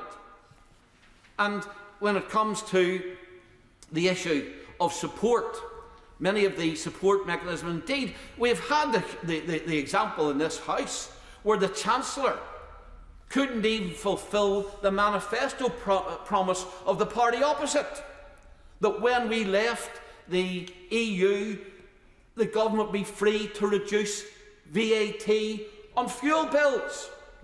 It couldn't do it. Why? Because that reduction in VAT could not apply to Northern Ireland. And yet, we are told that this protocol, and I heard the former Prime Minister yesterday say that we couldn't possibly do anything to disrupt the protocol. The protocol was put in place in a debate on crime and on threats of crime. I think it is important to remember that Northern Ireland's different position in the United Kingdom, Mr. Deputy Speaker, was due to the threats that were made by the Irish Prime Minister, by certain political parties in Northern Ireland, some of which sit here, some of which don't sit here, and indeed by some members of this House, that if we did not have separate arrangements for Northern Ireland, then we would face violence in Northern Ireland. The protocol is the baby of threats of crime and threats of Northern Ireland in the United Kingdom. I thank the honourable member for giving way. Would he agree with me? He's just mentioned the former Prime Minister, the right honourable member for Maidenhead, and that she made an unfortunate reference yesterday, which was inaccurate in that she seemed to allude to the fact that we could have avoided this if we had backed her proposals, when in fact we would have been in exactly the same position had GB diverted from the EU regulations, and that was very unfortunate, and it gives us an opportunity now to rectify that error. Yeah. And in fact, under the former Prime Minister proposals, not only would Northern Ireland be subject to single market rules, it would be subject to custom union rules, which have meant we couldn't even have benefited from the 80 trade deals which the government has now done across the world. And thankfully that is not the case, and we still do have access to those trade deals, and firms in Northern Ireland are benefiting from it. And indeed I can think of one in my honourable friend's constituency in South Antrim, where a firm has set up exclusively to export machinery which it will produce to the Australian market as a result of the deal which we have now with Australia. So there are benefits, huge benefits, of being separate from the EU. But, Mr. Deputy Speaker, I think it is important that we highlight that many of the issues and many of the measures which the government intends to introduce for the rest of the United Kingdom cannot apply to Northern Ireland as a result of the Northern Ireland Protocol. One of the reasons why, as my honourable friend, the member for Lagan Valley, said yesterday, that until this issue is addressed, then the Northern Ireland Assembly cannot possibly function. We are told that Northern Ireland, without the protocol, could become a hive of economic crime, which has been dealt with in this bill, because people would bring goods into Northern Ireland, smuggle them through Northern Ireland, across the Irish border, and contaminate the EU market. Of course, very little trade actually goes through Northern Ireland. into the Irish Republic. Indeed, supermarkets which don't even have shops in the Irish Republic are subject to these trades. What economic crime they're going to involve themselves in, I don't know. But nevertheless, that's the rationale which is attached to the protocol. And the only leverage which we have, and indeed for the sake of good governance in Northern Ireland, this issue must be addressed, because we will not, no unionist in Northern Ireland will accept the divisiveness of the protocol and the economic damage. That means that when it comes to the working of the Assembly, you'll not get consensus. If you don't get consensus, then you'll have all kinds of divisions, and so the Assembly can't possibly work. And therefore it is important that this issue be addressed. Mr. Deputy Speaker, in conclusion, let me say this, that if justice is to be done to the people in Northern Ireland, and if we are not to give in to the threats of criminal behaviour by those who are opposed to getting rid of the Northern Ireland Protocol, then the government must take action. I'm disappointed that there was no action highlighted in the Queen's speech. But I would say to honourable members in this House, this is not solely a Northern Ireland issue. I've already highlighted VAT on fuel bills was introduced because of it. There's another bill which is absent in this, in the Queen's speech. We were promised, and I believe that there's almost universal support for improvements in animal welfare. I don't think that most people in the United Kingdom want to see the continued import of trophies as a result of hunting across the world. I don't think, whether Conservative or Labour, I don't think that most people want to see the import of foie gras, where animals are birds are cruelly treated in order to produce that. I don't think that most people want to see the importing of furs. And yet, those bills have those measures are not in the Queen's speech, even though they were the government indicated that would be doing it. Why? Because Northern Ireland, being part of the single market, you can't ban them in that part of the United Kingdom. It would become the back door, and therefore many of the animal welfare measures, which are not in this bill, are not in this bill because of the Northern Ireland Protocol. And we haven't even tested the state aid rules in the rest of the United Kingdom. So this issue needs to be dealt with. And I would implore the government, do not delay on this. There may be divisions in the Cabinet. There may be divisions even with some of the Conservative Party. And there may be some on this side of the House who really don't care that it's impacting on the Good Friday Agreement, the stability in Northern Ireland, and the ability of people in Northern Ireland to share the same benefits as the rest of the United Kingdom. But I can assure you that this party, my party, will be doing everything we can on a weekly basis to raise this in the House of Commons, to raise this with ministers, and to use whatever leverage we have back home to ensure that the political institutions are not contaminated by the Northern Ireland Protocol. Lee Anderson. Thank you, Mr. Deputy Speaker. Now then, nobody should feel unsafe in their streets or in their homes, which is why I think preventing crime is probably the most important part of this Queen's speech. And each time we have a debate on this subject in this place, it always seems that the Labour Party seem to side with the criminals. And I'm not sure yet why that is, but it always seems to happen every single time. And the Queen's speech, it serves as a bit of a reminder to everyone here that we are the only party who's serious about law and order in the UK. It's true. Now, the vast majority of decent, hard-working people in this country will welcome the new Public Order Bill, because we see these mindless people almost on a weekly basis now. They've got nothing better to do than wreak havoc on our streets, on motorways, at petrol stations, and quite frankly, the hard-working people of this country are fed up to the back teeth of these people disrupting their very ways of life and destroying our property time and time again. And I've seen it myself when they've been out and about. They've been gluing themselves to property, digging up lawns, throwing paint around, performing zombie-like dances in the middle of the road with no regards for decent, hard-working people in this country. Yes, zombie dancers, a bit like Strangers Bar at night time with the honourable member for Stoke-on-Trent North talking kids go from wherever he is. But they've got no regards for decent, hard-working people in this country, and their guerrilla-type tactics, they're disrupting emergency workers and putting people's lives at risk, and the public have had enough. Now, we're pretty good at handing out fines during the pandemic, during lockdown. We're dishing out big fines. I think some are justified, and some not.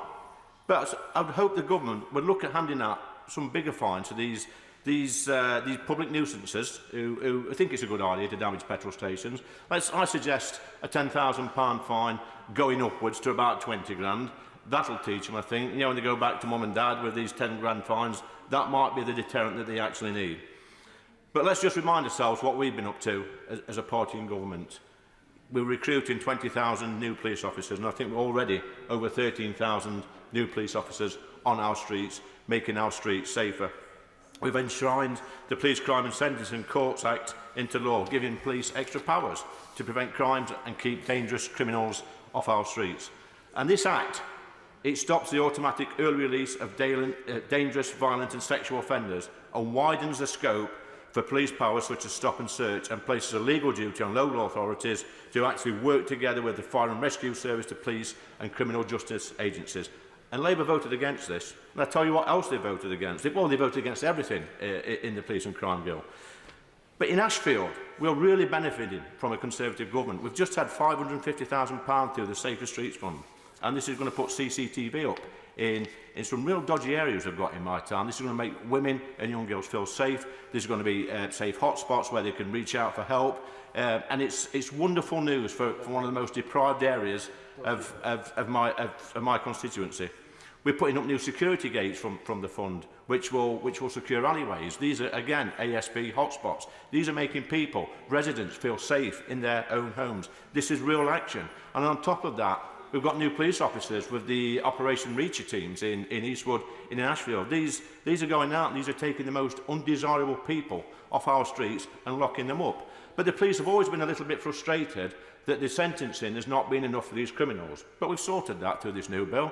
You know, people can get locked up for longer. You know what? And I say, so they should be. It makes people feel safer in Ashfield and Eastwood. It makes me feel safer, and it makes my family feel safer. And it's only right that when these criminals are arrested and taken to the police station and taken through the court system, they should be put away for as long as possible and make us all feel safe. But Labour have also got no idea about the illegal crossings, the dinghies, the boats coming over the channel. They seem to be confused, Mr Deputy Speaker. They don't know the difference between an economic migrant and a genuine asylum seeker. It's a shame, really. You know, you can come have a chat with me and my constituents in Ashfield. They'll put you right. Come up to my Witherspoons in Kirkby and they'll tell you the difference, and they're pretty good at it. I'll gladly give way. The member is saying that people on this side of the House don't know the difference between economic migrants and genuine, as he calls them, asylum seekers. Then the Home Office doesn't either, because the Home Office has concluded that the vast majority of those people in those boats are refugees and should be recognised as such. So what's he got to say to the Home Secretary? I'll thank Honourable Lady for the intervention. I think that's a fault of the old failing asylum system, where people, when they get here, they know how to fill the forms out. They've got these lefty lawyers that say put this, this and this and this. They fill the forms out and hey presto, about 80% get asylum status. And it's wrong. It's absolute wrong. It's a burden on the taxpayer. They're abusing the system. It's a bit like some benefit cheats. They do it, don't they? They abuse. They say they're disabled and they're not. Yes, they do. They do. So come on, let's be right about it. But make no mistake about it, Mr Deputy Speaker. If that lot got in power, cherish the thought. Well, not cherish it, perish the thought. If that lot got in the power, cherish the thought. If that lot got in power, this Rwanda plan would be scrapped within 5 minutes. They want to see open borders. They want to let anybody in. You confirmed it now. I'll gladly give way to the member for Stoke-on-Trent. You confirmed it now. But make no mistake, the Rwanda plan would be scrapped. Would be scrapped within 5 minutes of that lot getting in power. But I welcome the comments made by the member for St Helens North, who's not in his place right now, but he made some sensible comments on food bank use, Mr Deputy Speaker. But I'd welcome anybody on the opposite benches to come and visit Ashfield, to my food bank, which I help out on a regular basis. And we've got a great project in place at the moment where I'm glad to give way. Speaker, thank you. My honourable friend from Ashfield would know that there are two elements to most sentences. Rehabilitation, which is really important because we can rehabilitate criminals in prisons and put them back on the streets, hopefully reformed characters, but also deterrence. Does he agree with me that deterrence is an important function of any sentence and that actually longer sentences may well have the deterrent effect of saying to people, think twice, please, before you commit that crime? I thank my honourable friend for his intervention. He makes a good point. Not only is it a great deterrent, but the longer they're locked up in prison, then that's the longer amount of time they cannot commit these horrible crimes. So he makes a perfect point. But I go back to my point made about the honourable member St Helens North, who made some great comments about food banks. But my invitation is to everybody on that side of the house. Come to Ashfield and work with me for a day in my food bank and see the brilliant scheme we've got in place, where when people come now for a food parcel, they have to register for a budgeting course and a cooking course. And what we do at the food bank, we show them how to cook cheap and nutritious meals on a budget. We can make a meal for about 30 pence a day, and this is cooking from scratch. We're glad to give way. The honourable member for giving way. Can you answer me a simple question? Should it be necessary to have food banks in 21st century Britain? I thank the honourable gentleman for his intervention. He makes a great point, and this is exactly my point. So I invite you personally to come to Ashfield, look at our food bank, how it works, and I think you'll see firsthand that there's not this massive use for food banks in this country. We've got generation after generation who cannot cook properly, they can't cook a meal from scratch, they cannot budget. The challenge is there. Come, I'll offer anybody. You sat there with glazed expressions on your faces, looking at me like I've landed from a different planet. Come to Ashfield, come next week, come the week after, come to a real food bank that's making a real difference to people's lives. And we're going to end now, Mr Deputy Speaker, because they're not listening. These are a generation of MPs that never listen. But the good news is, well, it's bad news actually, because this Labour Party, that they're out of control, they're out of touch, and thankfully, they're out of power. That's me done, Mr Deputy Speaker. Joanna Check. Thank you, Mr Deputy Speaker.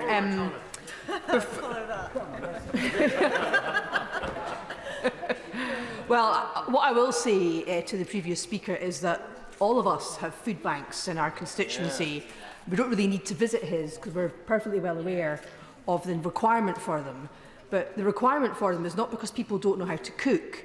It's because we have poverty in this country at a scale that should shame his government. Now, before I address the substance of today's debate, Mr Deputy Speaker, and in particular the government's plans for a British Bill of Rights, like others, I'd like to refer to the results of the local elections last week, because in Scotland they were a very important reminder that this British government has no mandate in Scotland and no mandate for any of the policies it's seeking to impose on Scotland in the programme for government. And it's really no surprise, Mr Deputy Speaker, that the Conservatives lost so many votes and have been reduced to third place in Scotland. When I was campaigning on the doorsteps of Edinburgh South West, I heard over and over again the contempt in which this UK government is held. And it's not just the endemic law-breaking, it's the rank lack of respect for the frequently expressed views of the Scottish electorate for a different way of doing things and for a second independence referendum, given the broken promises of the first. And Mr Deputy Speaker, I'm particularly proud that in my own constituency of Edinburgh South West, in the Pentlands Hill ward, my colleague and friend Fiona Glasgow displaced a Tory councillor to win yet another seat for the SNP on the City of Edinburgh Council. And I'd like to take this opportunity to congratulate her for the fantastic campaign that she ran. It's always good, Mr Deputy Speaker, to see women of independent mind elected to public office. Now, it was suggested by the leader of Her Majesty's opposition yesterday that this Queen's speech has no guiding principle. And he's right, insofar as it abjectly fails to make meaningful proposals for reversing the cost of living crisis. And that cost of living crisis is really hammering my constituents as well as constituents across the United Kingdom. There's nothing in this speech about cutting VAT on fuel bills. There's nothing about taxing big companies, not just the energy companies, but other companies with excess profits. There's nothing to increase benefits, and there's nothing to reinstate the £20 that was cut from universal credit. Instead, I heard on the radio this morning that the Cabinet met yesterday to chuck around ideas to deal with the cost of living crisis, but didn't come to any conclusions. Mr Deputy Speaker, the lack of urgency and the lack of focus of this government is as insulting to my constituents as it is callous. Nor does this Queen's speech contain any measures to compensate my constituents for the serial incompetence of the Home Office, not just in respect of the handling of immigration and asylum cases, but also now the issuing of passports. Lots of working class families in my constituency have lost out on hard worked for holidays, and it's an absolute disgrace, and I'd like to know if the government's going to compensate them. Mr Speaker, I might not agree with everything the Leader of Her Majesty's Opposition says. We disagree on the right of Scotland to self-determination, and I'd like to see him do more to stick up for women's sex-based rights and the rights of same-sex attracted people. But I do consider the Leader of the Opposition to be a man of integrity. And I don't want to live in a state, Mr Deputy Speaker, where the government, with the assistance of their little helpers in the right-wing press, are able to influence the police to reopen a closed investigation into their political enemies. It stinks. And most of my constituents can see the difference between what seems to have been a working meal and the endless parade of parties with suitcases of booze and karaoke that took place at Number 10 during lockdown. People are not stupid. Yesterday, we were told in the Queen's speech that this government is going to ensure the Constitution is upheld. I have to say, Mr Deputy Speaker, I had to struggle to stop myself from laughing out loud. This Prime Minister can't even uphold the ordinary laws of the land. And in 2019, he rode roughshod over the Constitution when he unlawfully prorogued Parliament. And that was just the start of it. In 2020, his government introduced legislation designed to go back on an agreement they themselves had signed with the European Union. And now they're still at it with the Northern Ireland protocol. Mr Deputy Speaker, I think there is a guiding principle of this Queen's speech, and I think it's this. It's to diminish the ability of this Parliament and the courts to hold this government to account. And we see it in the Bill of Rights, we see it in the Public Order Bill, and we also see it in the Brexit Freedoms Bill, which is going to expand executive power to amend, appeal or replace EU retained law by way of secondary legislation. So this House can't scrutinise it properly. So much for taking back control. Now, on the Bill of Rights, Mr Deputy Speaker, as has already been said by my honourable friend, the government's independent review on the Human Rights Act and the Cross-Party Joint Committee of Human Rights, of which I'm a member, have found that the case for replacing the Human Rights Act with the British Bill of Rights has not been made out. The independent review suggested only very minor changes to the Human Rights Act, noting that the vast majority of submissions to that review spoke strongly in support of our Human Rights Act. But this government didn't even bother to address the findings of their own independent review and instead published their own consultation on the same day that the independent review reported. It's really quite extraordinary. And yesterday, the Right Honourable Member for Halton, Price and Howden, who's not in his place and for whom I have a great deal of respect, but I disagree with him on this issue, he tried to suggest that the main reason for modifying the Human Rights Act is that it will give the government the ability to deport foreign criminals who've been released from prison. Well, in our recent and very thorough report on human rights reform dated 13th April, the Joint Committee of Human Rights examined that claim in some detail, and we found it to be unsubstantiated by the data produced by the government. And for anyone who's interested, those arguments are set out at paragraphs 223 to 234 of our report. We also found that the government's case that human rights legislation is in serious need of reform is not proven. This is not evidence-based policy making. And we concluded that the government's purporting to solve non-existent problems and offering solutions that will only cause confusion and detriment to those who need their rights protected. We said that if the government really wanted to strengthen human rights, they would improve how they are respected in general and improve education so that everyone knows their rights and improve access to the courts for those needing to enforce them. Improving awareness and understanding of human rights and access to the courts would have a far more beneficial impact than the government's current proposals. Now, Mr Deputy Speaker, that's a cross-party report and it was unanimous, so the government should listen to it. And they should also listen to the conclusions of the independent review that they themselves commissioned.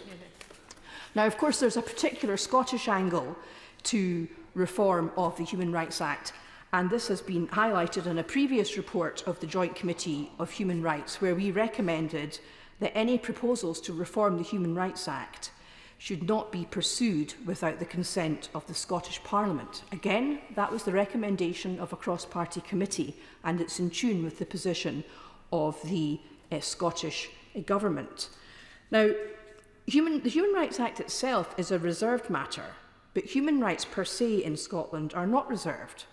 And we have our own Scottish Human Rights Commission, A-listed by the United Nations, which is very concerned about the government's plans to replace the Human Rights Act with the Bill of Rights. And indeed, the Joint Committee of Human Rights is taking further evidence about that this afternoon.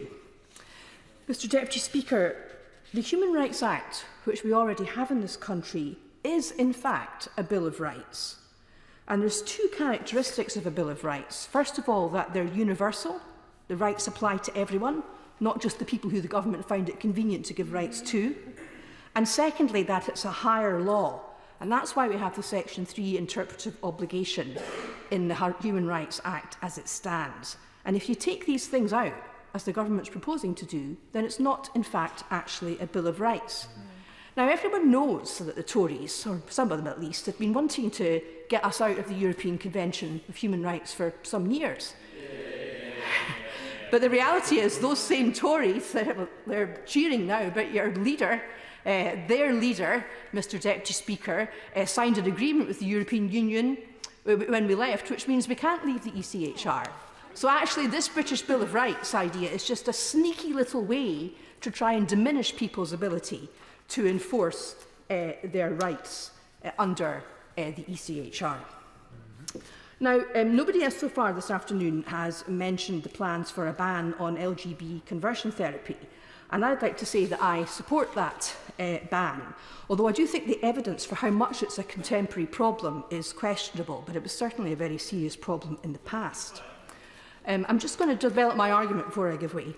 However, I'm concerned that honourable members are coming under pressure to support a ban on what's described as trans conversion therapy, which ignores the interim report of the CAS review and the testimonies of Tavistock Clinic whistleblowers and detransitioners. Now, there's an exponential rise in the number of girls seeking to transition, Mr Deputy Speaker, and many of these girls will be same-sex attracted.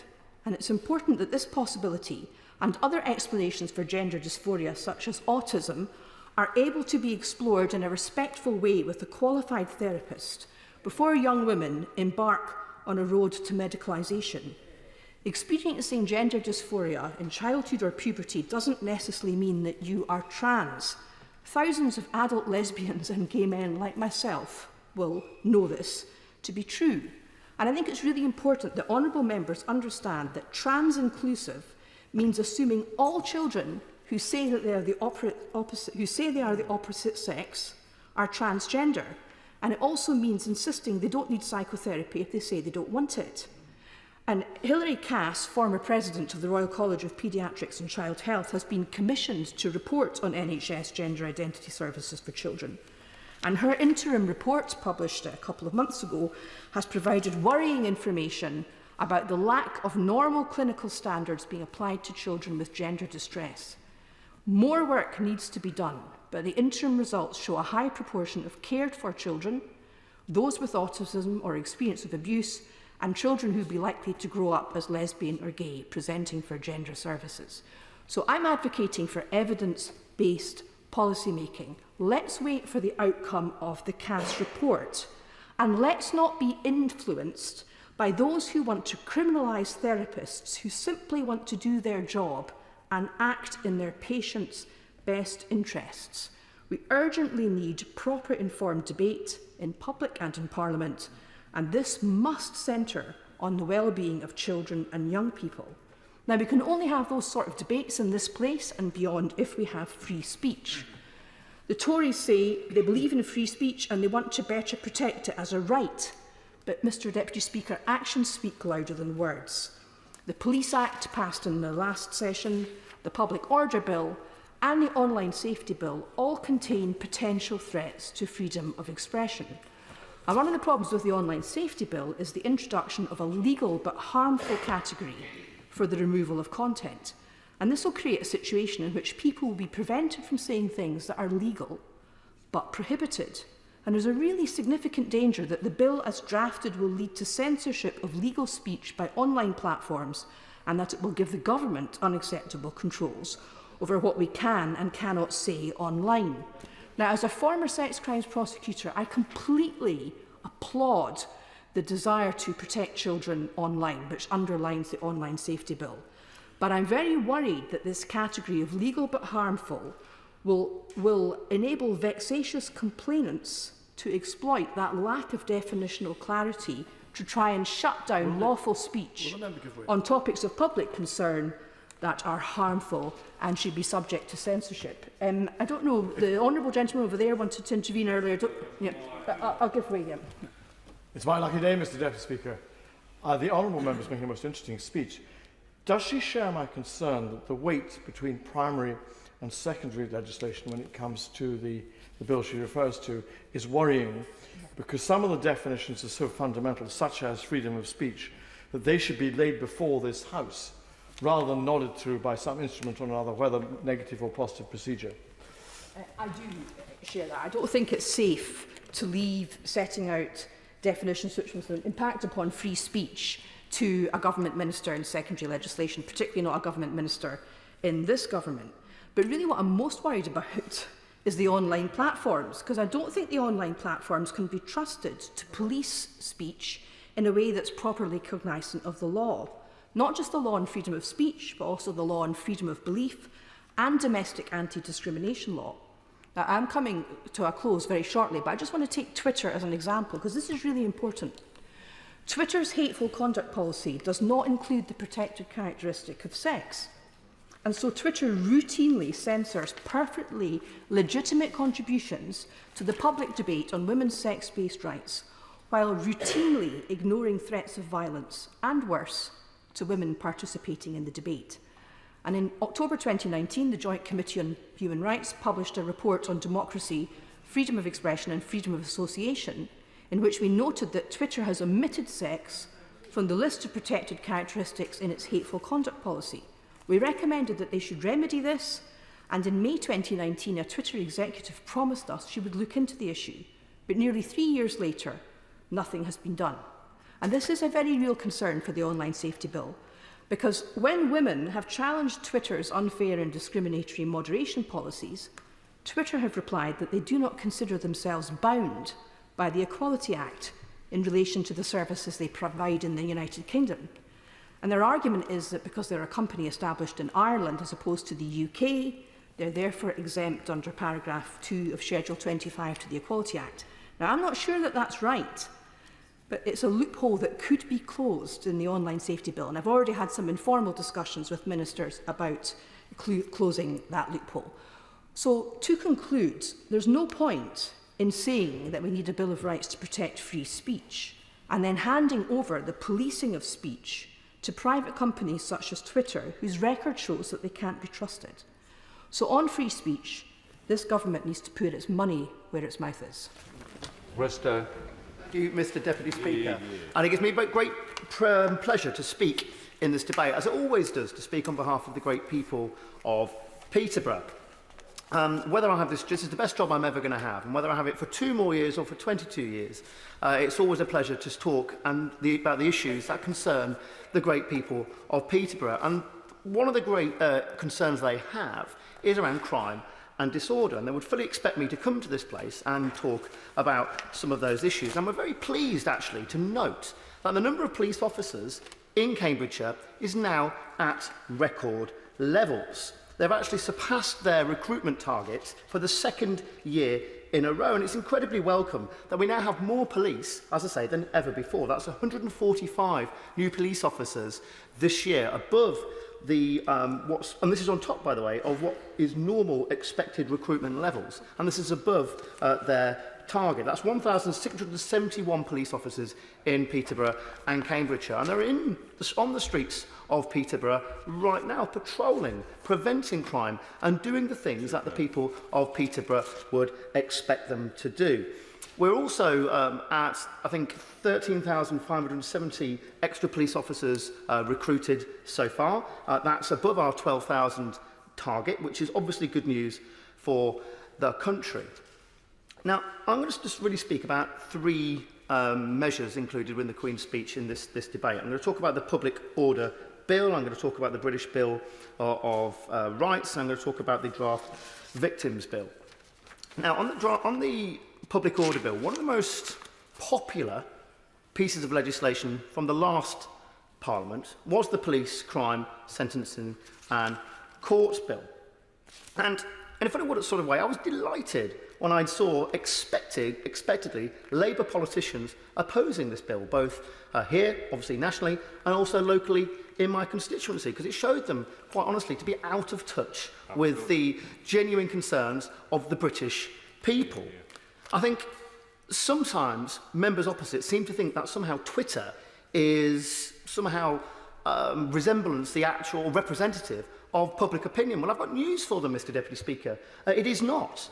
And the people of Peterborough are hugely supportive of measures taken against those who glue themselves to roads, those who disrupt ambulances, disrupt hard-working people going about their ordinary business. Action against those mindless fools who do that is hugely popular in Peterborough, as is, by the way, measures against unauthorised traveller encampments, which currently blight the picturesque village of Thorney in my constituency, preventing people using Thorney Park for football games. The Cubs were supposed to be using it, I think, this weekend for some activities. And unfortunately, this unauthorised encampment is preventing people from enjoying that public space, leaving rubbish, human waste and all sorts of other unspeakables in their way and costing the taxpayers thousands for clear-up. I thank the Honourable Member for Peterborough for giving way and I'm enjoying his speech, but we all this summer were frustrated at roads being blocked, ambulances not being able to get through, fire engines. But would you not agree with me that actually the police already have the powers to deal with these things and that they should be using the powers they have rather than adding others which will restrict the right of people in reasonable, fair, peaceful protests? Well, the Honourable Lady makes a thoughtful intervention, and I agree with her that I wanted to see the police quite often actually act much tougher on people blocking ambulances, gluing themselves to the sides of roads. But what these powers will do, Mr Deputy Speaker, is give the police further powers, strengthen those powers that they have in order to get rid of those nuisances she quite rightly identifies. This will add... Of course I will. Will you not agree with me that stopping people blocking roads, sending criminals back to the country they come from, and ensuring that people are not enslaved to produce the goods that we consume are just common sense measures that most people understand and most people agree with?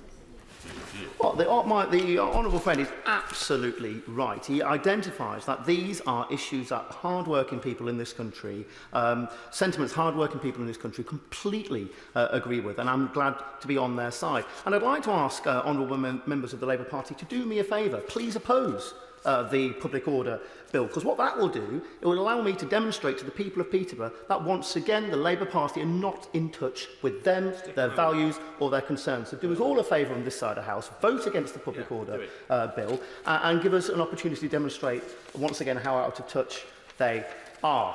The second thing I wanted to talk about was the Bill of Rights, a British Bill of Rights. And I'd like to remind members opposite, this in fact was a manifesto commitment to introduce this, a manifesto commitment by which I was elected on, and this Conservative government was elected with an 80-seat majority. We have to do this. We promised the British people we would, and that's, I'm thrilled to say, that's what we're going to do. It will rip up Labour's Human Rights Act, which enshrined the European Court of Human Rights into British law. It will stop criminals dodging deportation by vexatious and continuing legal challenges. It will stop judges from Strasbourg overriding British judges, and it will protect free speech and press freedom. But more importantly, what it will also do, as someone who understands that human rights are important, what it will also do, it will also restore public confidence in the law and in human rights. And that's why it's so welcome to be part of the Queen's speech. The last thing I want to talk about is the draft Victims' Bill. I feel sometimes that the criminal justice system doesn't resemble, and it certainly isn't on the side of the victims of crime. This principle, the fact that we are looking to legislate on this, shows that this government is on the side of victims. We want criminals to be scared of the law. We don't want the law-abiding majority to be scared of criminals. And the Victims' Code, putting that on a statutory footing, will ensure that victims' voices are heard. Because, Mr. Deputy Speaker, I recall a story of a constituent who came to see me in one of my advice surgeries. I was told by this local mum about her son, how this young man was beaten up very, very badly in a bar in Peterborough, and she described the experience of the criminal justice system as almost re-traumatising. You know, she was pushed from pillar to post, and the very structures and the very resources that she thought were in place to support her and her son, they were found wanting. And this really did kind of stay with me. She felt let down, and they felt that they didn't have enough support when it really mattered. And that in some exchanges, they were made to feel almost like the criminal themselves, rather than the victims of the crime. And Mr. Deputy Speaker, we really must do better. And the draft Victims' Bill, is designed specifically to do just that. So it's got to be hugely welcomed. Mr. Deputy Speaker, people in Peterborough, as I said at the start of my speech, want to be tough on criminals. They want to make sure that we protect the British public, and they want to see natural justice to be done. We had that in part in the last session with the Police Crime Sentencing and Courts Act. As I say, one of the most popular pieces of legislation in my constituency and in Peterborough. I know, Mr. Deputy Speaker, from the measures announced in the Queen's speech, that once again, members on this side of the House and this government have showed themselves to be in touch with the people of Peterborough and in touch with the British public. Kerry McCarthy. Thank you, Mr. Deputy Speaker. The member for Peterborough that's just spoken, it was actually very revealing what he said, because he actually put on the record that this is very much, this whole package of legislation, most of it is about party political advantage and posturing and setting up straw men and trying to create divisions that don't really exist, rather than actually trying to address the real issues facing this country at the moment, in particular the cost of living crisis, and I don't think he referred to that in his speech.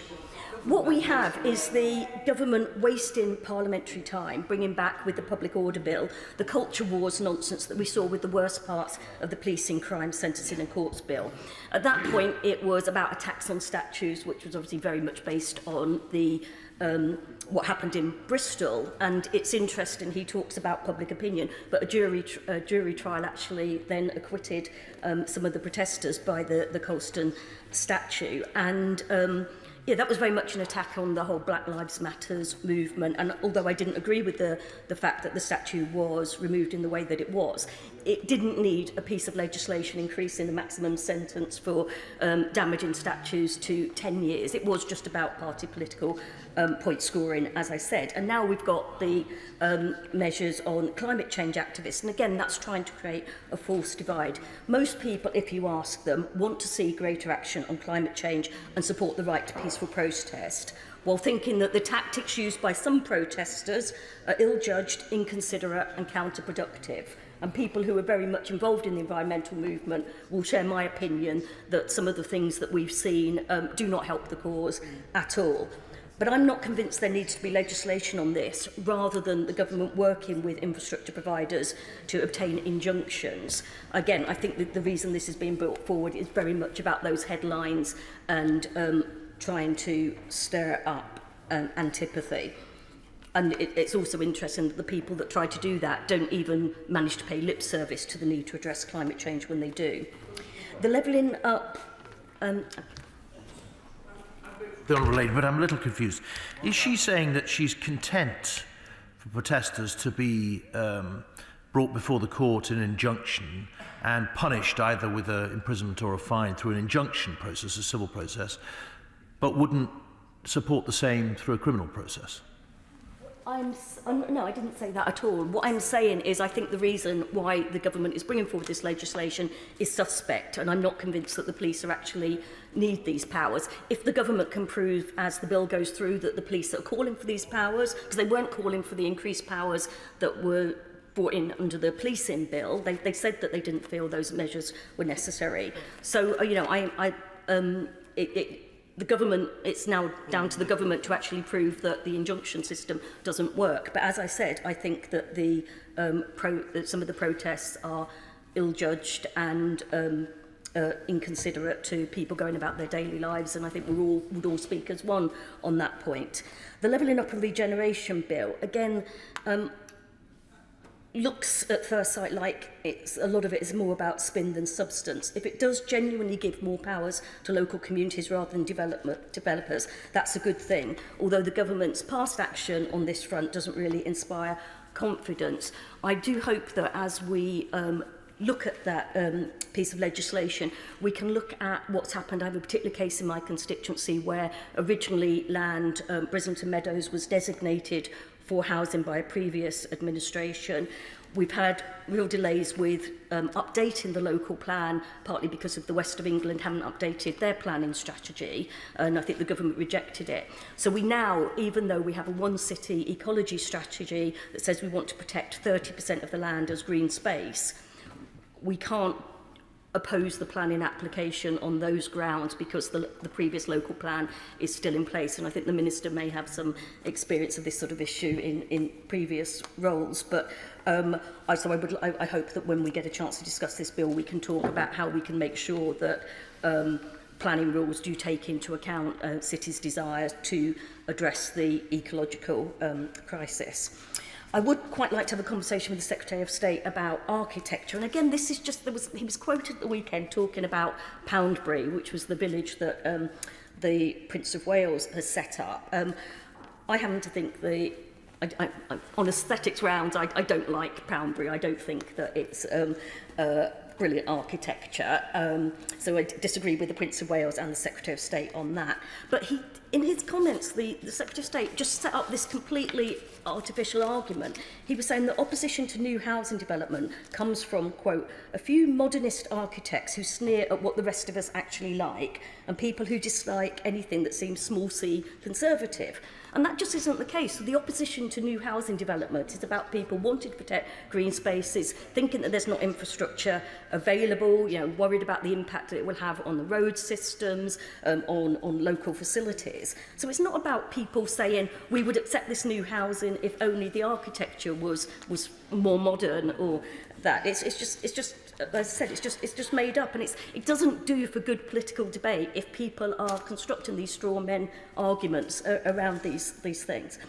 Privatisation of Channel 4, I think, is an unnecessary and indeed a spiteful move. Channel 4 is not broken and doesn't need the government to fix it. Public ownership is not a straitjacket, as the government is trying to say it is. The channel invests more in independent production companies outside London, including in Bristol, where it has one of its regional hubs, than any other broadcaster. Privatising Channel 4 could mean £1 billion in investment lost from the UK's nations and regions, with over 60 independent production companies at risk of going under. Happy to give way. Thank you very much. Thank the Honourable Member for giving way. She's making a very, very important point. In my previous career, I worked in an organisation which worked with Channel 4 to encourage independent production companies across this country and to help them into the international market. And watching Sunday's BAFTA Awards, it was clear that Channel 4 is an integral part of our culture in this country. So would the Honourable Member agree with me that everything we can do to protect it rather than try and change it is what the government should be doing? I entirely agree. Channel 4 is doing a brilliant job and it's financially viable, and there's absolutely no reason to seek to privatise it. The long overdue online safety bill has had its second reading of course in the last session. It's good to see that fraud is included. Many of us will have had constituents who've fallen prey to scammers. It's disappointing, however, that with so much of a delay in bringing forward this bill and with it having gone through the pre-legislative scrutiny as well, there's still so much room for improvement. The government needs to focus on how harmful content can be amplified and spread, including breadcrumbing, which leads to smaller sites, which often contain the worst content. As the bill stands, these sites may well slip through the net because the focus is all on the larger providers. I'm also concerned that in the bill, the definition of what is harmful to children will be left to secondary legislation rather than set out on the face of the bill, that the government hasn't accepted the Laws Commission's recommendations on self-harm, that misogyny isn't a priority, that state disinformation from countries like Russia will still be allowed to thrive, and much more. I hope that we can significantly improve the bill during committee and report stage. I welcome the Renters Reform Bill and the scrapping of no-fault evictions, but again, there's been such an inexcusable delay. The legislation was promised 3 years ago, and in that time, the number of people evicted in Bristol from private rented property through no fault of their own has more than doubled. If I can speak now briefly about the Mental Health Act Reform Bill. It's another measure that's been long promised, but it's still only being published in draft. There's been some terrible stories about people with autism and learning difficulties being detained long-term without their consent, and also a disproportionate use of sectioning for people from the black community. But this is a piecemeal measure. It only addresses one part of the problem. We know that mental health services are not fit for purpose, that far too many people are waiting far too long for diagnosis and treatment or not getting help at all. We know that when children need residential services, they often face being sent hundreds of miles away from home as beds aren't available, and that far too many people resort to turning up at A&E in mental health crisis. There is a balance to be struck between giving mental health patients control over their treatment, but making sure that people who would be helped by a stay in hospital get the help they need. Very recently it's been reported that FOI requests from 22 NHS trusts reveal that over half of the 5,403 prisoners assessed by prison-based psychiatrists as requiring hospitalisation were not transferred from hospital to prison between 2016 to 21. And that's an 81% increase in the number of prisoners denied a transfer in the previous 5 years. And there's a very high threshold for that transfer request being met. It's prisoners with major psychotic illnesses or chronic personality disorders. They're being kept in prison rather than actually getting the help that they need, which is not just, I suspect that the honourable members over there will think that I'm being a wet liberal on this, but this is as much about preventing reoffending and as supporting the prisoners themselves. Finally, there are quite a few measures missing from this bill that I'd have hoped would be included, including the Animals Abroad bill. Given that we've long accepted, and trophy hunting as well, of course, given that we long ago accepted that the production of foie gras and fur in this country was inhumane and should be prohibited, there is no excuse now that we have left the EU for not acting to ban imports too. It just shows the warped priorities of this out-of-touch government that would rather give in to the demands of the pro-hunting lobby on its backbenches, and actually some in the cabinet as well, than enact one of the few genuinely popular promises it has made. And trophy hunting is just an example where very senior figures on the Conservative Party have spoken out about it, got lots of good publicity on this time and time again, but where is the legislation? Except that regardless of whether people are supporters of the Labour Party, Conservative Party, Liberal Democrats or whatever, there's a huge majority of people in the United Kingdom who actually want to see these animal welfare issues addressed.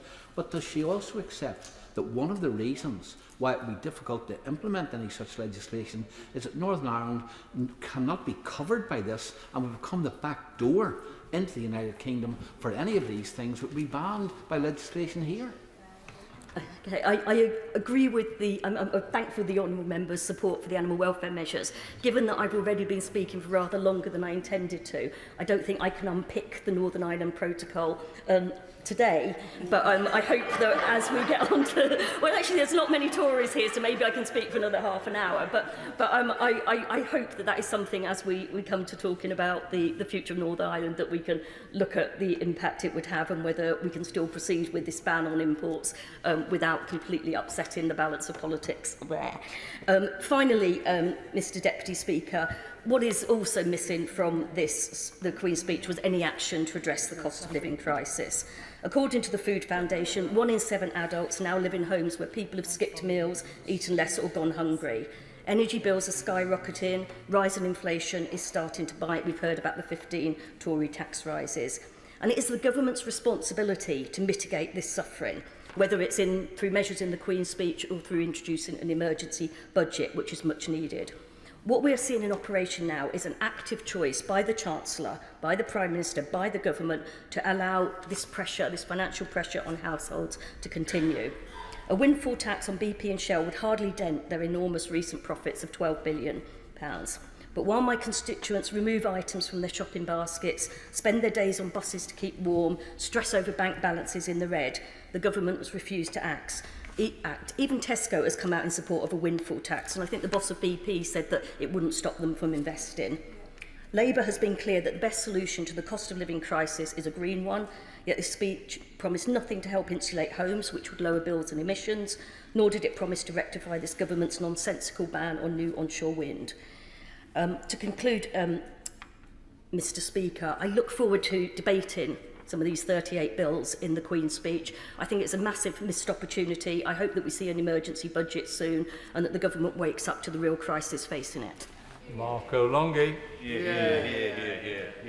Thank you, Mr Deputy Speaker. I was going to confine my speeches to the Public Order Bill, but I'd like to follow on a few comments that the Honourable Member for East Antrim made, because the more I listen to him, the more I think he speaks a good deal of common sense.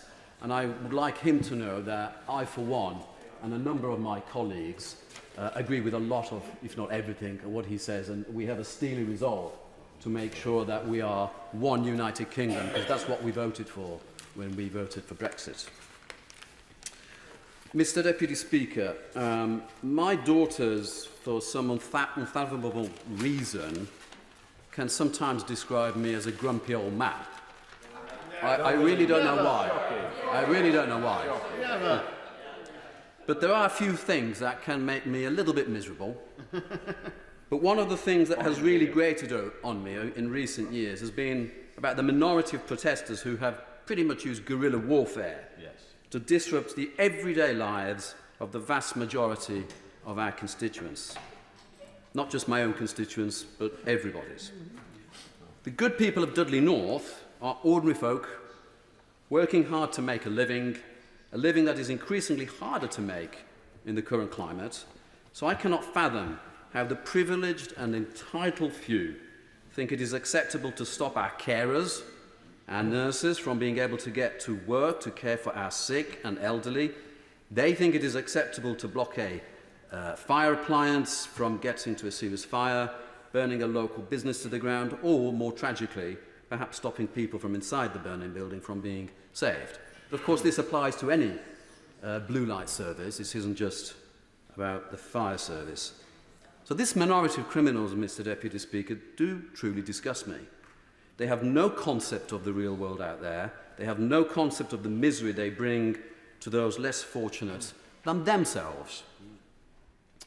Furthermore, Mr Deputy Speaker, I'm hoping that yourself and the front benches will join me in making working here more bearable for our own staff and some of myself and my colleagues. I'm not going to dignify his existence by tarnishing Hansard with his name, but there is a noisy man outside who dresses up as a clown that harasses and chases Member of Parliament and our staff from his little camp on the crossing island on Parliament Street. He's someone who serves no public benefit whatsoever. On that point, will you give way? Yes, I will give way.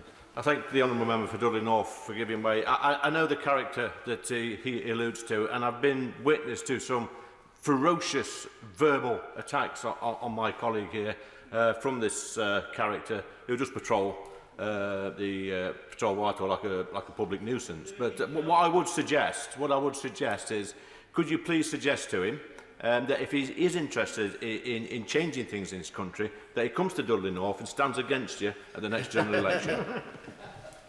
Thank you, Mr. Deputy Speaker. In fact, that invitation has already been made. I'm actually going to print off a set of nomination papers, but I just wondered about the 10 people he might need. The 10 people he might need to get the form valid. So, Mr. Deputy Speaker, and I mean this when I say that my staff cannot hear distressed constituents on the phone through the awful racket he causes. All of our staff who have offices in 1 Parliament Street are caused considerable stress and anxiety by the disruption he causes theirs and our work. And I have no doubt that staff in DCMS and HMRC, buildings opposite, would say anything different. Is someone wanting to intervene? I don't know. I heard some noises. It's like a Hoover, so it's like an irritating thing in the background. I don't know what it is. They support him. Right. So anyway, Mr. Deputy Speaker, he needs his loudspeaker system confiscating and needs to be moved on. Personally, I'd like to see him locked up in the tower with a loudspeaker playing Land of Hope and Glory on repeat at maximum volume. The Met Police really should deal with him. He's causing misery to hundreds of staff and he intimidates many. I think someone wants to intervene, Mr. Deputy Speaker. And he intimidates many, passing by going about our business, representing our constituents. Would you like to intervene, sir? The Honourable Member clearly doesn't know how Parliament works, but we do often make sounds across the chamber when we disagree with him. I disagree with him. I'm happy to swap offices, and I'll take his office, he can have my office, and then there will be no problem, and you don't need to shut down free speech either. Win-win. I'm actually very comfortable with the Honourable Member to come to Dudley North and make these very arguments because he will be out of office completely. Please do come and make those very arguments. And I'm not going to allow someone outside who is a public nuisance forcing this kind of behaviour and for us to have to make changes for him. Mr. Deputy Speaker, our police, whether in Dudley, the Met or elsewhere, need to have the tools they need to better manage and tackle the dangerous and highly disruptive tactics used by a small minority of selfish protesters to wreak havoc on people going about their daily lives. Our police have already enough to be doing without the unnecessary burden of a privileged few who seek to rinse taxpayers' money. Mr. Deputy Speaker, I won't come as any surprise that I wholeheartedly support the Public Order Bill. If this disruptive minority want to glue themselves to anything, maybe the bill should make it easy for them to have their backsides glued to a tiny cell at Her Majesty's pleasure. They would be most welcome. Thank you. Catherine McKinnon.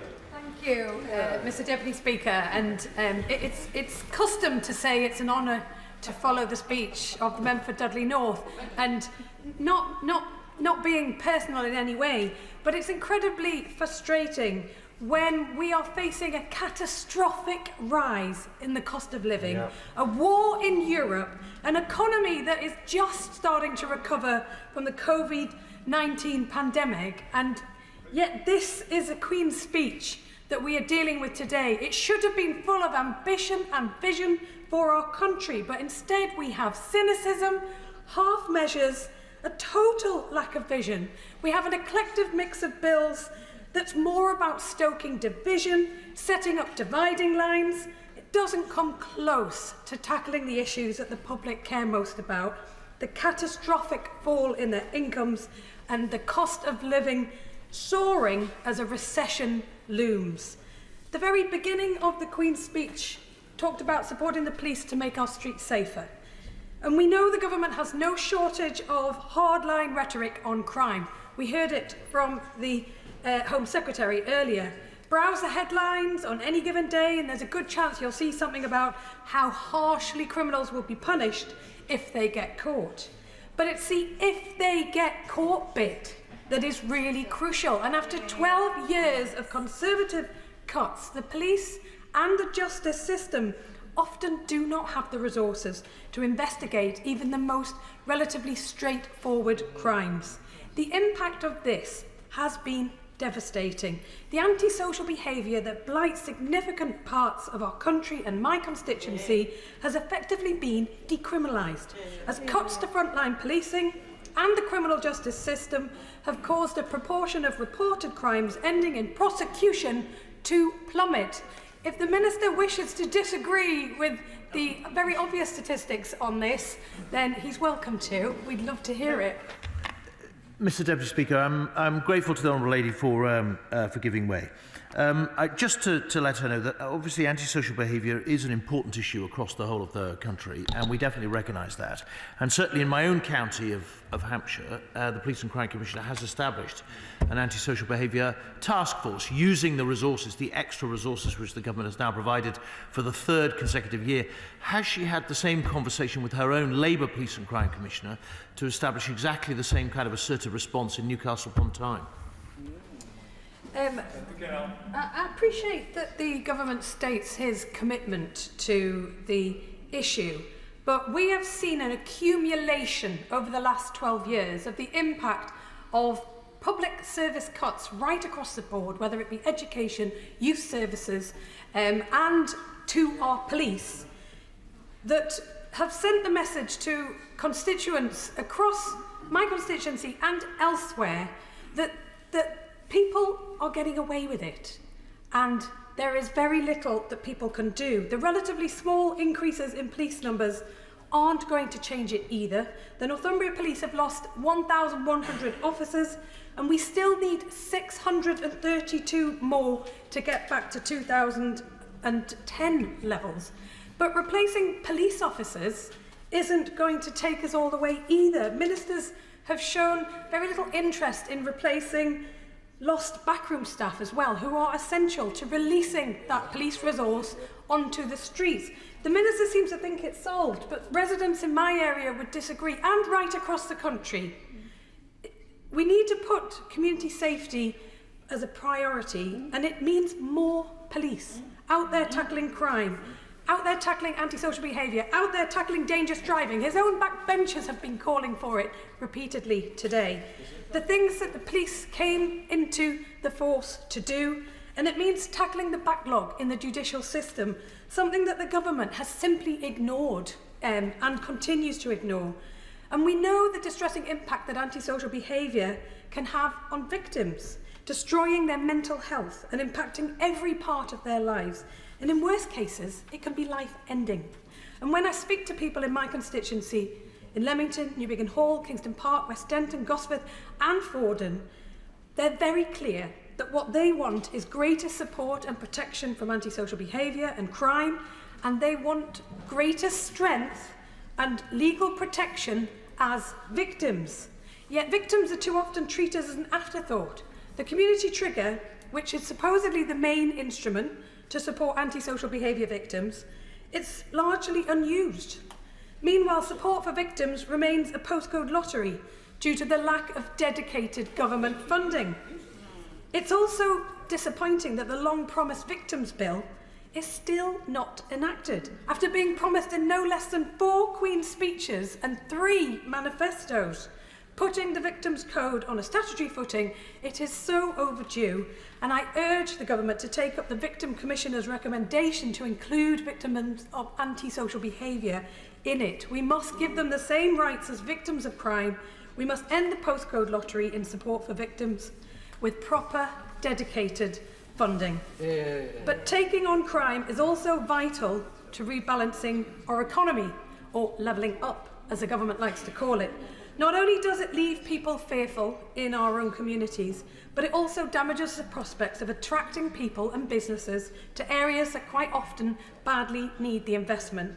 But the levelling up agenda itself seems up in the air, with little sense of the government's priorities.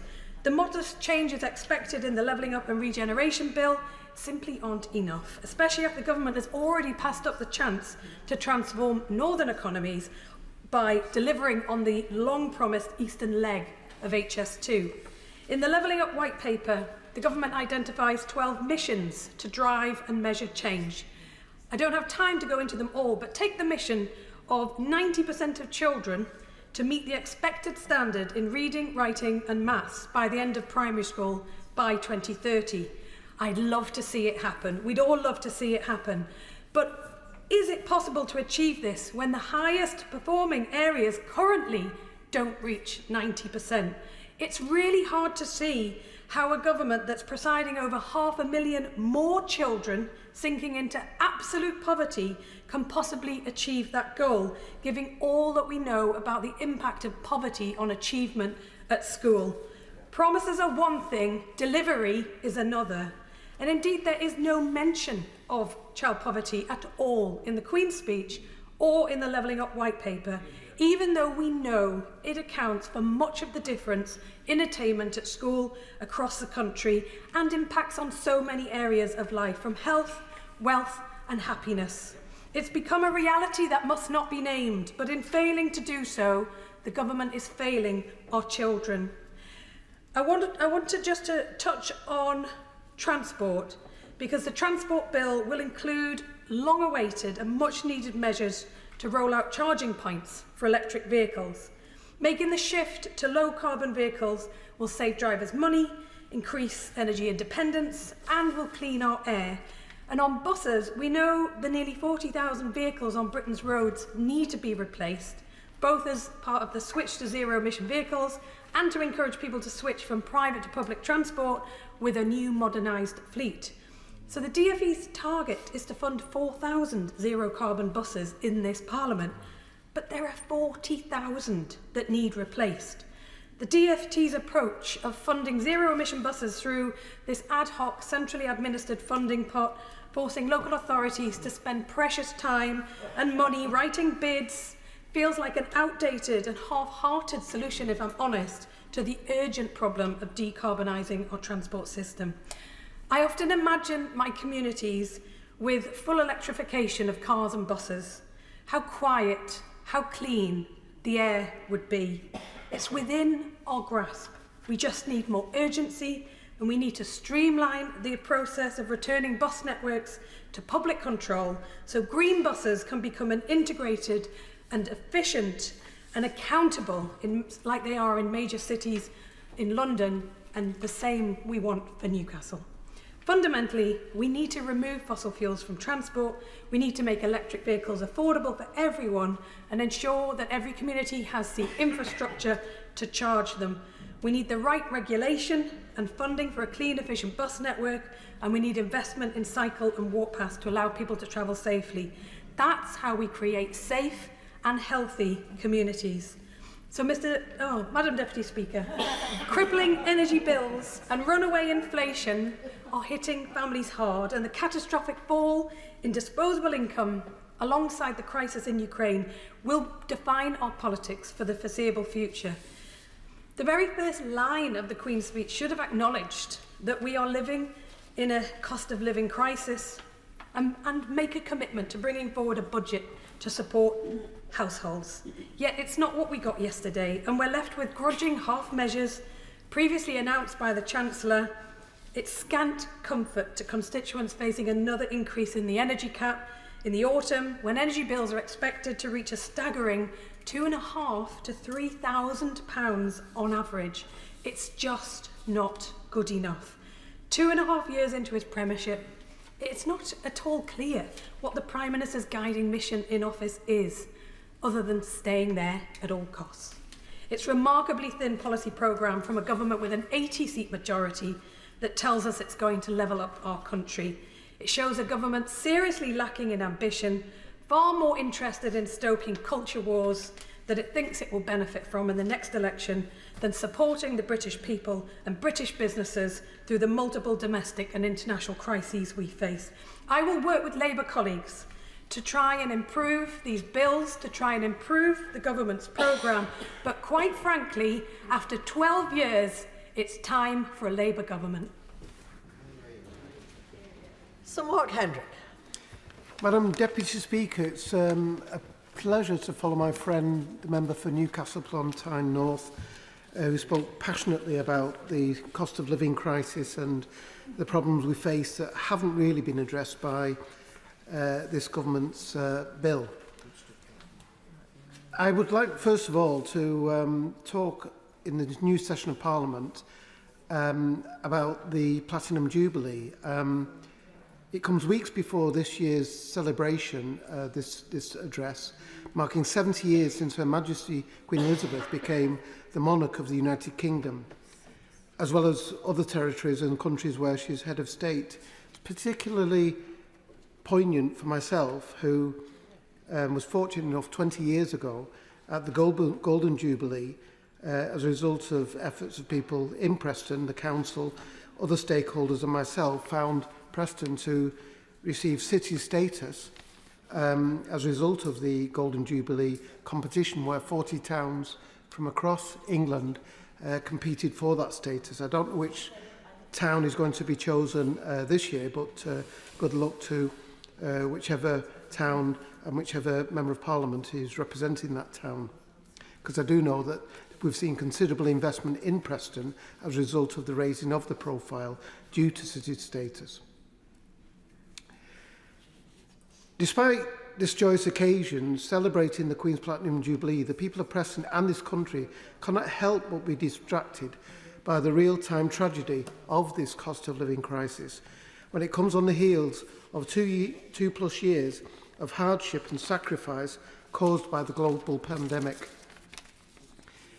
In the Queen's speech, the government has made clear it is not interested in easing the pain of people suffering right now and in the many months to come. Between last month's spring statement by the Chancellor and last year's Queen's speech, no tangible action, I should say, to address the cost of living crisis has really been brought forward. The country is in a state of emergency and on the brink of a potential recession. People need help now, and I echo the calls that the government will have heard from this side of the House for an emergency budget to try and address this situation. At a time when high inflation is outstripping wage and benefit increases, happening in conjunction with recent tax increases, this Queen's speech is a missed opportunity to address the issues that matter most to people, their livelihoods and future. Today's debate is focused on crime and justice.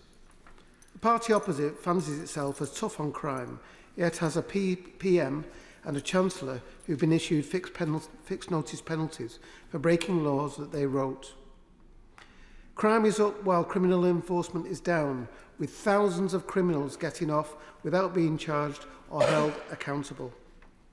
The same is true for fraud and computer misuse, with online fraud soaring during the pandemic and well before, yet very few fraudsters are being arrested. The figures that I have and have been reported are 416,000 cases of fraud have been reported in the last year. £35 million have been stolen as a result of that fraud. Only 156 fraudsters have been arrested. And you would conclude from that that crime indeed does pay. And I've had many cases of... yeah, sure. I'm sure the Honourable Gentleman would want to acknowledge that while he is right that fraud and computer misuse has been rising and has been included in the overall crime numbers just in the last few years, that quite a lot of those offences are committed by people who are operating internationally and online, and therefore particularly difficult to bring to justice when they're in other jurisdictions. Well, I'd certainly agree with that point. And in fact, the Minister will know there's been a big shift away from things like car theft and telephone theft, and many people are finding now their identities being stolen and fraud taking place as a result of computer crime. And computer crime is a big problem. I think certainly we see the problems in cyberspace in terms of defence, and I'm very pleased that the Cyber Security Centre is coming to Lancashire and will hope to be doing a great deal in that area. But I am still quite bemused at the resources being committed to police forces up and down the country to tackle this sort of thing, and the lack of wherewithal from Companies House to actually try and tackle this thing in terms of fraud with businesses. As I say, I have a number of cases in my own constituency which I've written to the government about when it comes to online cases of fraud. The Online Safety Bill, which was carried over into this session, and what we've seen there is delay has allowed disinformation to spread like wildfire online, and we've seen that particularly during Russia's illegal invasion of Ukraine, which obviously speaks to the point I've just made about cybercrime and cybersecurity. And what we want to see is more effort regarding scams to be included in the scope of this legislation, which I know our side of the House, the Labour Party, is committed to. There is also a data reform bill which will reform the way data is handled in the UK after Brexit. And the government said that the changes would help increase the competitiveness of UK businesses and boost the economy. But just reinventing the wheel by finding an alternative to GDPR, just for the government to claim freedom from EU so-called red tape, I think is just a waste of time, and it's a posture really, and isn't really going to solve any problems by just creating new standards of data security. And on the question of security itself, with the current state of affairs internationally, I think the government needs to be reminded how critical national security is. We welcome the National Security Bill, and we want to see limiting state threats activity in the UK. As has been witnessed with the Russian invasion of Ukraine and state-backed interference here in the UK before that, there are changing threats to the UK, and foreign interference and legislation must keep pace with the reality on the ground. So we do want better security, and we support a national security bill, but we want to see that transformed quickly, and the cyber centre that I spoke about obviously built, constructed, and have the experts in there as soon as possible. On the question of the public order bill, this really should be about tackling injustice, but it's not about tackling injustice. It's about restricting further rights to protest in a legitimate way. Now, there are extreme cases. We've seen it here in this chamber when people were gluing themselves to the glass on the balcony, on the gallery that overlooks this building. I mean, that sort of thing, law exists at the moment to deal with that sort of thing. But normal activity around demonstrations is something that, as a free country, we've come to expect. And I think if the government is too heavy-handed on this, then the public order bill will, I think, do a great deal more to cause problems than it will in allowing people to protest freely.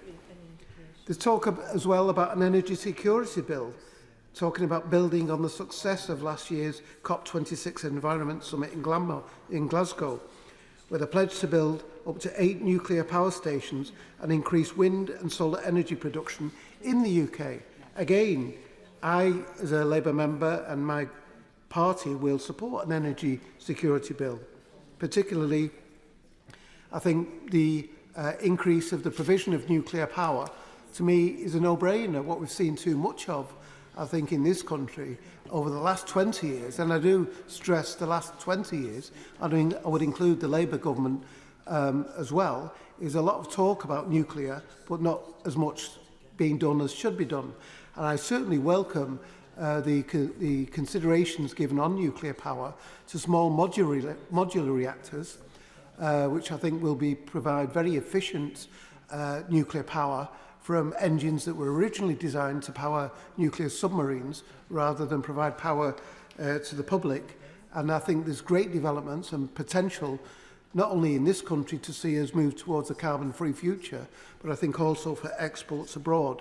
And in the area of my constituency, we have Springfields, which was formerly British Nuclear Fuels and is now part of the Westinghouse Corporation, which is a world leader in producing nuclear fuels. And I think the 1,000+ people that work at Springfields can look forward to extra work if this government and any future Labour government is committed to delivering on the ground instead of just the talk that we've had over the last 20 years. Yeah, Sean. Would you recognise that the government has actually invested some £220 million at Rolls-Royce exactly on this very point for small modular reactors? So it's not just talk, as he asserts. Yes, and a good friend of mine, Mike Tynan, has been very involved in looking at, particularly through the Advanced Manufacturing Centre in Sheffield. He still lives near Preston. He's formerly of Westinghouse. He's done a great deal of work in that area, and I'm glad that this government, after 12 years, finally sees the benefits of this for the future. But it's taken the instability of the wholesale energy market to bring that about. And I would have liked to have seen this much earlier in this government's tenure, as well as within our own tenure. At the time, it shouldn't take a war for us to move in this direction. One of the things I am concerned about, though, on the question of energy security, is the whole question of restarting the debate about fracking. Now, in Lancashire, we've had experimentation, an experimental phase of fracking, which I was originally quite agnostic about. And when the coalition was in government and the Lib Dems and the current Lib Dem leader was energy minister at the time, I was quite agnostic about fracking. I'm not now, because I've seen that having moved from an experimental phase towards the production, what we've seen in Lancashire is tremors of 7 and 8 on the Richter scale. Now, we were assured at the time that any tremors above 2 or 3 on the Richter scale would be dangerous, and the government would actually look at whether or not they should continue with that. Now, what we've seen now is the Secretary of State start to look again at fracking. Now, his argument was, well, the wholesale energy market has brought this on. Well, in fact, it was nothing to do with the wholesale energy market when the decision to put a moratorium on fracking was decided. It was to do with safety, about production, but this idea about lifting that moratorium because of energy prices was never a consideration. I think it's a desperate attempt to try and to bring that dangerous sort of business to certain communities, particularly in the north of England, when it's not warranted on safety grounds, or for that matter, energy grounds, when nuclear can provide that extra energy that we do need. So I support the government in what it's trying to do on nuclear, but I think it's making a mistake if it thinks that it can revisit the area of fracking. We welcome steps for a low carbon economy and the commitment to nuclear, as I've already said, and the impact it will have on our energy independence. Now, this debate today is also about justice. And when discussing the delivery of justice, we would be remiss not to mention food injustice, because that's what we're seeing in this country at the moment. Justice isn't just about what's happening in the courts, it's about what's happening in society and fairness in society.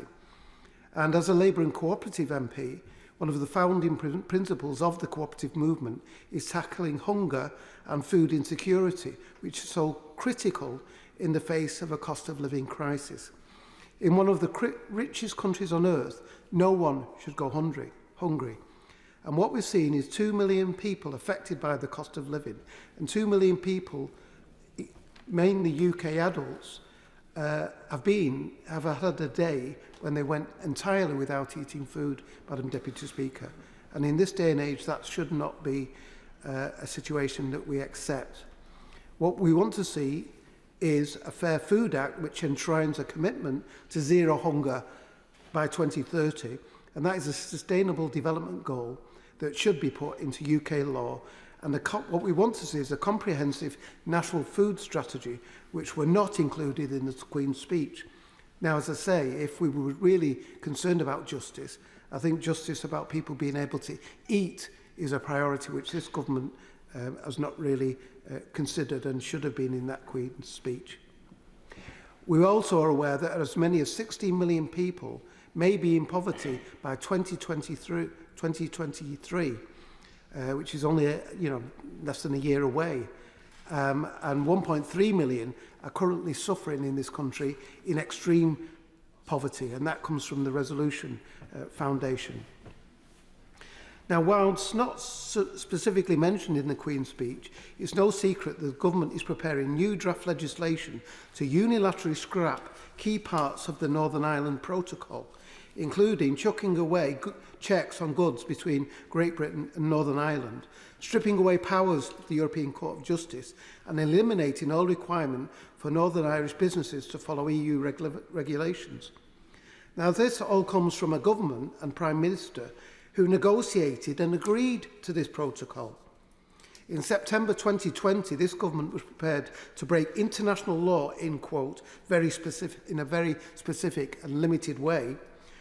Now, when it comes to the protocol, before backing down, yet here we are again as global Britain, issuing thinly veiled threats to Brussels under the guise of protecting peace and stability in Northern Ireland, all the while jeopardising relationships with Dublin, Brussels and Washington, and any credibility we would otherwise have with international trade partners. The government at the moment is trumpeting the Australia and New Zealand trade deal, which is looking to bring through this House, as mentioned in the Queen's speech, when the degree to trade that we've lost as a result of the shenanigans over Brexit and what's happening with Northern Ireland at the moment is phenomenal.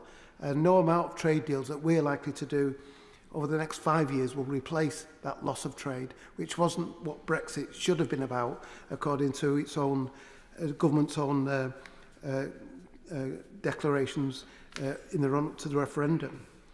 Now, the Prime Minister said the Brexit Freedoms Bill introduced yesterday would allow the UK to get on with growing our economy by making the most of our Brexit freedoms, quote, by liberating the economy in the wake of the UK's departure from the EU.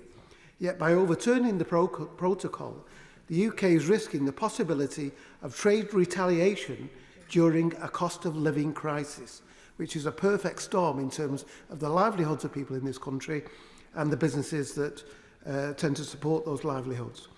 We are just now beginning to see the fallout of Brexit. We would have seen the fallout earlier but for COVID, and now the effects of COVID are being masked by obviously increases in energy prices as a result of the Ukraine war. But the cost of living crisis is factored by several things, which I've just mentioned, Madam Deputy Speaker. The government is returning to the 2019 playbook of using the EU as a bogeyman following last week's dismal election results. But people know the ruse and are tired of being taken for fools when it comes to Brexit and the so-called benefits. Madam Deputy Speaker, the country cannot continue like this, with a cost of living crisis, with the government sleepwalking into a threadbare Queen's speech which will do little or nothing to increase the livelihoods and the living standards of the people in this country. Thank you. Order. We're not under huge time constraints today, which is unusual, and so I'm not going to put a time limit on, but we'll leave it up to people to judge for themselves how long they should speak. But I should just give an indication that 10 minutes is usually the maximum for a backbench speech for all sorts of reasons which I don't need to explain to anyone who feels the atmosphere of this chamber. Round about 10 minutes. We don't normally have heckling on this. It's all right, but the honourable gentlemen on both sides are forgiven. It's nice and lively. Alex Cunningham. Thank you very much, Madam Deputy Speaker. It's a pleasure, probably an unusual pleasure for me to follow my honourable friend, the member for Preston. Perhaps that's because the government haven't been able to muster enough MPs to actually speak in support of their legislative programme and defend it, perhaps because it's impossible to defend. The problems that our constituents face are grave and numerous. A snowballing cost of living crisis, stagnated growth, energy bills soaring by 54%, inflation at a 30-year high, the tax burden at a 50-year high, record-length NHS waiting lists, criminal prosecutions at an all-time low. The logbook of Tory failures grows more comprehensive by the day. Our inboxes are full of correspondence from people who are struggling to make ends meet. School children who have to go hungry in the holidays, pensioners who are forced to choose between heating and eating. The same pensioners who suffered yet another of the government's broken promises when they ditched the pledge to maintain the triple lock on pensions. More than 2 million adults across the UK have gone without food for a whole day over the past month because they simply cannot afford to eat. It's a national scandal that brings shame on the government. Professor Sir Michael Marmot, a public health expert at University College London, said it best. If 1 household in 7 is food insecure, society is failing in a fundamental way. These figures on food insecurity are all the more chilling because the problem is soluble, but far from being solved, it is getting worse. In a Queen's speech with 38 bills, there was nothing that would help address the worsening cost of living crisis. In the face of obvious need for ambitious reform and support, the government has offered nothing in response. No wonder our regional newspaper, the Northern Echo, run the headline today, "Have they run out of ideas?" And the answer is an overwhelming yes, they have. And the people of Hartlepool, they actually agree with that. Last week they cast 8,316 votes for the Labour Party and 6,487 for the government's party. The government have even dropped plans for the employment bill that was promised in the last Queen's speech. That means that at a time when everyone is straining to make their pay packet go further and they need their wages protected, the government have rolled over at the feet of the likes of P&O Ferries and others who fire and rehire at will, screwing down wages and treating loyal workers like dirt. And of course there's nothing on slave labour in the bills either. The Queen's speech lacked any real substance needed to address the challenges the UK faces. Sadly, we know that this deficiency of leadership in government will hit low-income families the hardest. And it's in regions like mine, where income levels are the lowest in the country and poverty rates are amongst the highest, that will bear the brunt of the crisis.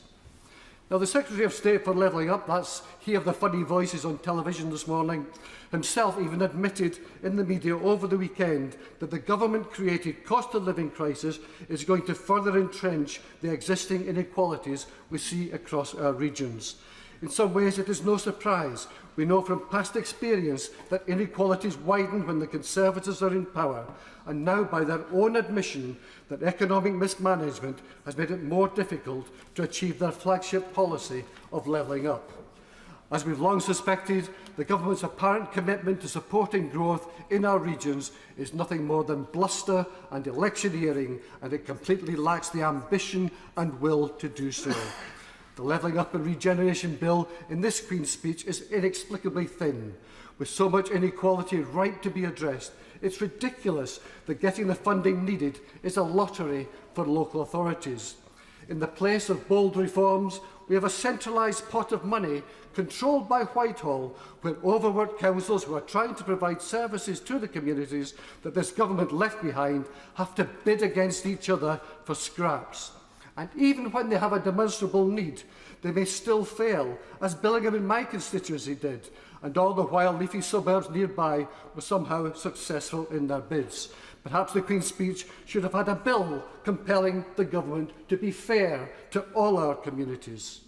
The Secretary of State said that the government would be employing levelling up directors to help councils write their bids. So the government is actually going to use taxpayer money to employ people to help places that the government has disproportionately cut funding from bid for pots of money that the government controls. Why does the government insist on making areas that have been left behind by their failed policies jump through ridiculous hoops just to access basic pots of funding? But it is the scandal of growing poverty that's really on my mind. I agree completely with the Director of the North East Child Poverty Commission, Amanda Bailey, who yesterday said, "We all want a North East in which every child can thrive and fulfil their potential, including through education. But they cannot do that whilst already high levels of hardship continue to grow." Through their failure to take decisive action, the government is removing opportunities from children and young people in my constituency. As the Child Poverty Action Group have said, this is the legislative agenda that risks leaving increased levels of child poverty, currently at almost 4 million and expected to rise further, as its only real legacy. The failure to deliver on levelling up is also seen in our struggling town centres. While I would be interested to see the detail of the government's non-domestic rating bill, from little information available, I'm concerned it's not going to provide the overhaul that is really needed. I would urge the government instead to look at Labour's ambitious plans that would scrap and replace the outdated system of business rates and that disincentivise investment and holds back growth. These benches would also immediately cut tax for small business by raising the threshold for small business rates relief, supporting cash flow and investment this year.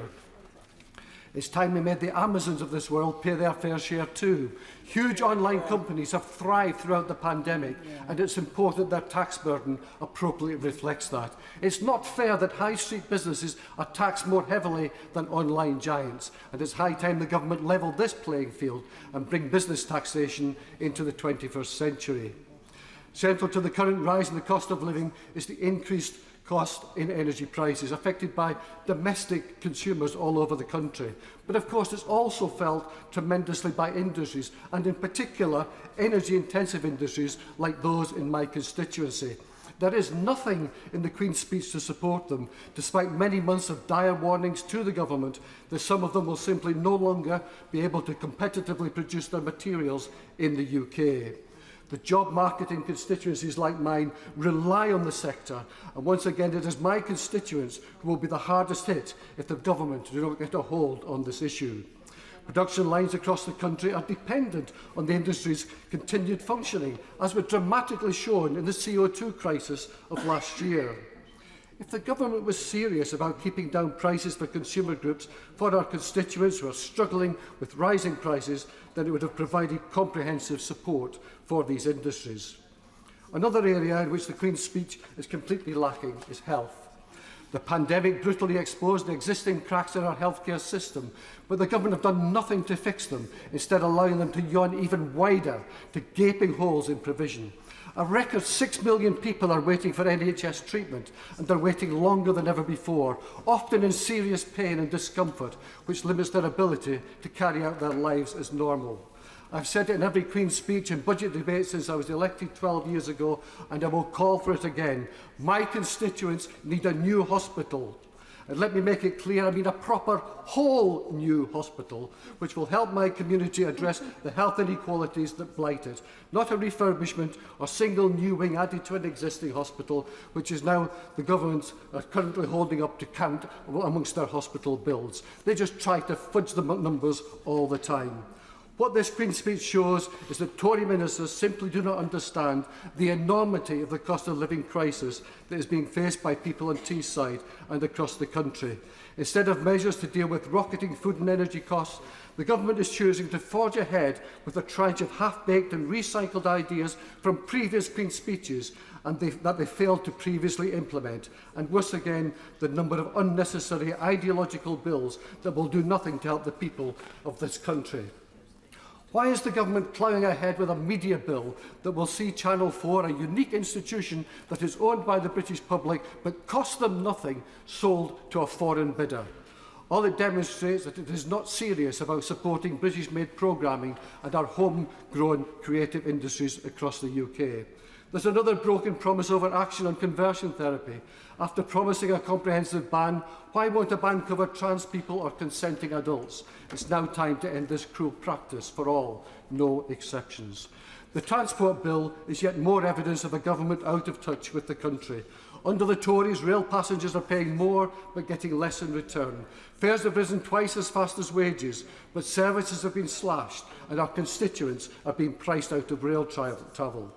And constituencies like mine don't even have proper infrastructure to support improved rail services for my constituents. So how do they stand to benefit from this bill? Similarly, there was nothing to improve our dire bus services, and at the same time, the Tory mayor has poured tens of millions of pounds into Teesside Airport, which continues to lose money, and that may increase after Logan Air ended their flights to Heathrow and Southampton, an announcement made yesterday. The Mayor has blamed Heathrow charges, but I met with Heathrow Airport this morning, and I suspect this is more to do with Logan Air's arrangements with the Mayor and extremely low usage rates, so I'm determined to get to the bottom of it. Another bill to suggest to the Government, perhaps legislation, to ensure there is full transparency where public money is being used. I think it would be a very good idea. We needed a Queen's speech that would tackle that cost of living crisis with an emergency budget, including a windfall tax, to get money off people's energy bills. Instead, we got the last scrapings of the barrel from a government that's run out of ideas and is unable to tackle the challenges our country is facing. They should make way for one that will do so. Leila Moran. Thank you, Madam Deputy Speaker. The Liberal Democrats exist to build and safeguard a free, fair and open society in which we seek to balance the fundamental values of liberty, equality and community, and in which no one is enslaved by poverty, ignorance and conformity. Poverty. Given that we have had a set of council elections where if there was one message the country sent this government was that they were struggling, that they needed help at this time of a cost of living crisis, and then you compare that to what was in Her Majesty's gracious speech, it speaks to a government who is not listening to what the people of this country are asking it to do. It's a government that is more interested in stoking culture wars and in replaying past sores in this country rather than looking forward to a future that we can all agree on. You just have to look at the way that they are attacking our human rights. Promoting human rights is right at the heart of what Liberal Democrats believe. It's in the DNA of our mission. But in this Queen's speech, what we have seen is a replacement of the Human Rights Act with a so-called Bill of Rights. A Bill of Rights that weakens and limits, undermining our current human rights protections. That is not, I don't think, what people across this country have asked for, and it certainly isn't their priority right now. But let's put aside what is in the speech, which is underwhelming, and then let's look at what has been missed completely. We've got no law to make misogyny a hate crime, no reform of the criminal justice system that has failed women and girls in particular for far too long. There's been nothing for the 4.1 million victims of fraud. And I should say, Madam Deputy Speaker, I've had personal experience of this recently. My official Twitter account was hacked. I found myself looking at my online self trying to flog PlayStation 5s to my unwitting Twitter followers. Luckily, none of them took it on and no one was inconvenienced, but it took an age to get control of that account back. When we then reported it to Action Fraud, I got a phone call eventually from a lovely gentleman, I must say, who told me that in his team of five people, and that was the whole of that support network, 3 were off with COVID and the other one was on holiday. And I'm pretty sure I got the call because I was an MP and we'd reported it because we were worried about security concerns. I think that says a lot about the emphasis that this government puts on online crime, worth 27 billion a year, and the provision in the Online Harms Bill we don't believe is enough, which is why the Liberal Democrats are calling for the creation of an online crime agency to effectively tackle illegal content and activity online. But this government, I'm afraid, is not listening. And it's not just the legislation that is missing. I would like to put on record, I really hope that there are some loose ends going to be tied off in this session from the last one. And in particular, I want to talk about the Vagrancy Act. We finally, and there was much celebration across all sides of the House when we consigned that to history, or at least in theory, because actually in reality it has not yet been scrapped. The government has put out a review. That closed last week, that public consultation. And I just want to, Madam Deputy Speaker, put it on the record, I sincerely hope that this Christmas we will not have the Vagrancy Act in force, and we will no longer be a country that criminalises people simply for being homeless. And I look forward to truly celebrating when that happens. Now, that campaign was brought to me by Oxford students who, when they were turfed out of clubs at the late hour, would have a conversation with homeless people on the streets of Oxford, and that was how they found out that this was one of the things that the police used in order to move them on. And there is another campaign that those students, different students, those ones have now graduated, but new students, that I think is really, really troublesome, and I wanted to raise in my speech today, and I sincerely hope will find its way into one of the 38 bills.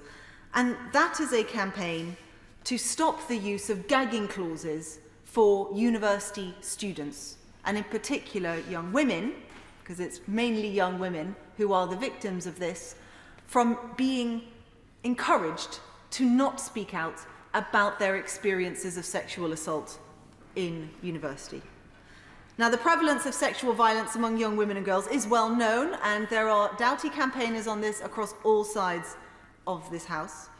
The group Make It Happen, It Happens Here supports survivors of sexual violence at the University of Oxford, and they urged one survivor, and I'm going to call her Lucy, and she's given me permission to tell her story today, to show just how widespread this issue is. Now, she was assaulted in her college dorm room by her ex-partner, who lives in the same college.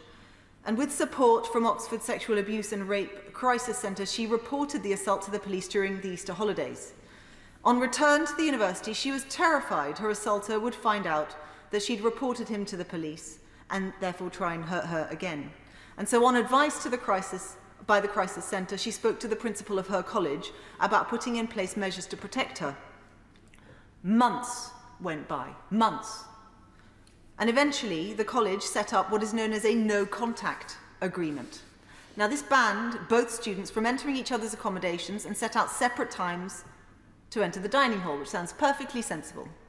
Except that the agreement was conditional. And by the way, the condition was expulsion if they broke this. It was conditional on neither party making any information about the assault, the police case, or indeed the college available in any way publicly. That's shameful. Yes. What it did, and this is Lucy's own words, she says, and I quote, "I signed it, feeling terrified that if I didn't agree to it, he would be able to enter my accommodation without consequence. But I was incredibly upset about the effective gag clause. I was terrified of telling absolutely anyone anything, because what if college interpreted that as publicly available? I felt I couldn't talk to anyone, my friends, or my mental health support, or my GP. I felt very alone." And the thing is, Madam Deputy Speaker, this isn't an isolated case. It Happens Here, which is a group supporting victims like Lucy, has received testimonies from survivors across several different colleges under similar gagging orders. I am aware of young women who are my constituents who are scared to talk to me directly about it because they are fearful that that would then invoke this gagging clause and they would be expelled. And so they fear they have to choose between their voice and their future. The irony of this, of course, is that in cases of sexual violence, it is that discrepancy of power that is at the core. It's not just about sex, it's also about power. And so these young women have gone from a situation where they were robbed of their power into another situation where that power is taken away, this time by the college. Now, I want to congratulate those survivors for having the courage to come forwards to either It Happens Here or indeed to Lucy for coming to me, and I would urge others to do the same, to Oxford Student Union and especially Fionn Samuels, who have been brilliant at bringing these cases forwards. And I'm pleased to report, Madam Deputy Speaker, that Lady Margaret Hall, the college that Lucy attended, has now taken an important first step, and they've signed a pledge committing to never use these types of non-disclosure agreements in cases of sexual misconduct, harassment or bullying. And for this they should be applauded. But you know what's shameful is that they are the only Oxbridge college who have signed this. The only one, not a single other. There are other universities that have done it, but actually this is rife across the country in many other universities. I am grateful to the university's minister, who has called on all colleges to sign this, and also to the Home Secretary, who earlier today condemned such use of gagging clauses and agreed to meet with me so that I can relay more stories of these victims. But for these survivors of sexual violence, delivering justice begins, surely, with allowing them to tell their story. We should be helping those victims reclaim their power. These gagging clauses in the cases of sexual misconduct do nothing to help this. In fact, they do the exact opposite. They are immoral, they have no place in modern society, and I simply urge the Minister, please can we find a way to address this in this Parliament? Richard Burton. Thank you, Madam Deputy Speaker. And we meet at a time of a cost of living emergency. And that's why I'm so taken aback by the fact we've seen too many Tory MPs in this debate, even though there are far too few here. Too many Tory MPs in this debate, instead of calling for action and support that millions of people across our country need, have instead resorted to Alf Garnett cosplay, ranting about so-called benefit cheats, ranting about asylum seekers and fixating on a single protester outside Parliament and how he annoys them. At the time of this debate, millions of people are having to choose between heating and eating. Pensioners are riding buses in order to keep warm. Parents are going a whole day without eating to keep the kids fed. It's a cost of living emergency. And if we recognise it as an emergency, that means that this Queen's speech should be used to implement emergency measures to help people now. Yet in the Queen's speech, the Tories have offered nothing. The government is sitting on its hands and refusing to act. The government is standing idly by whilst others suffer. Why? Because actually it hasn't been a bad crisis for everyone. The Tory party exists, and I understand that not all Tory MPs will realise this, exists to ensure wealth in society is sucked from the many into the hands of a few. Like Robin Hood in reverse, they rob from the poor and give to the rich. British billionaires have increased their wealth during this crisis hugely. Increased their wealth by £290 million per day in the first year of the pandemic. We've seen billions of pounds handed out in crony COVID government contracts. We've seen multi-billion pounds worth of tax cuts for bankers, even as banks are recording record profits. So some are doing very well at the moment. So given all that wealth, given with the fifth biggest economy on earth, it's clearer than ever before that poverty is a political choice, always and at this time of the cost of living emergency. And the Conservatives are choosing to push people into poverty through this cost of living crisis so that more and more of the wealth in our society goes to the wealthy. Take energy, for example. Bills are rocketing. The Tories scoff, but the reality faced by millions of people in this country is that they won't take kindly to having explained to them by a Conservative MP earlier in this debate that actually food banks exist because people don't have the cooking skills to feed themselves. Actually, food banks exist because people don't know how to budget. It's completely out of touch, despite the Alf Garnett theatrics, and it's completely contemptuous of the reality faced by millions of people in our society. The End Fuel Poverty Coalition are warning that the energy crisis could leave over 8 million households unable to heat their home. 8 million households in one of the richest countries on earth. And at this time, gas and oil giants are making £900 profit every single second. Yesterday, with the Queen's speech, should have been the moment to make our energy system work for people and not for profit. That should have included a windfall tax to raise billions to lower the bills of millions. But not just that. We should have seen the introduction of price caps, as we've seen in France. In France, they've only allowed bills to rise by 4%.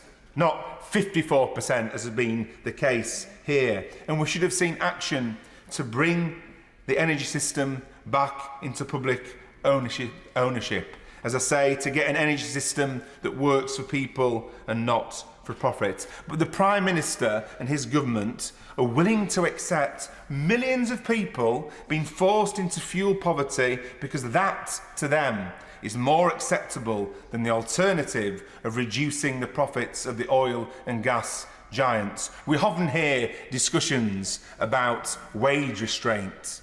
Sometimes we should be having discussions about profit restraint as well during a cost of living emergency.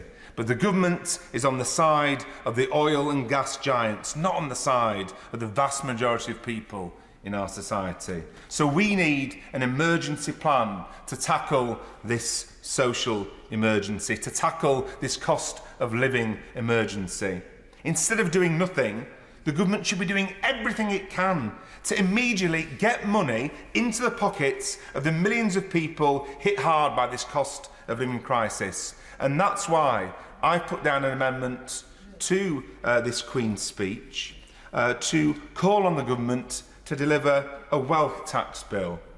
That bill would introduce the best ways of raising taxes on the very wealthiest in our society. We could use the tens of billions of pounds this would raise to create a huge emergency fund to support people through the cost of living emergency. That's the job of government. That's the job of government. People need security in their standard of living. People need security in terms of being able to pay their bills and having a roof over their head.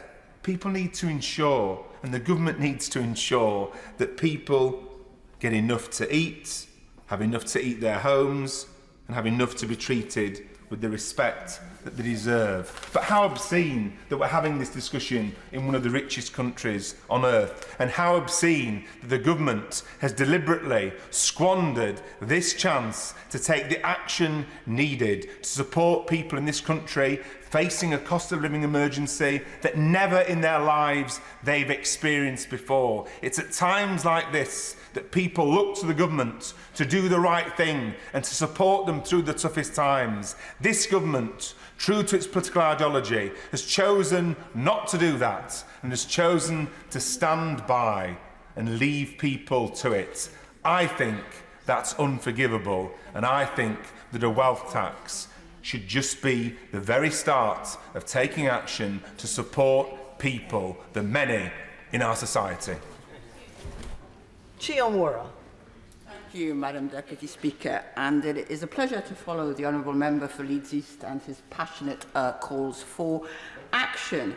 And Madam Deputy Speaker, I have become accustomed to feeling disappointment, dismay, despair, and at times disgust in response to government pronouncements.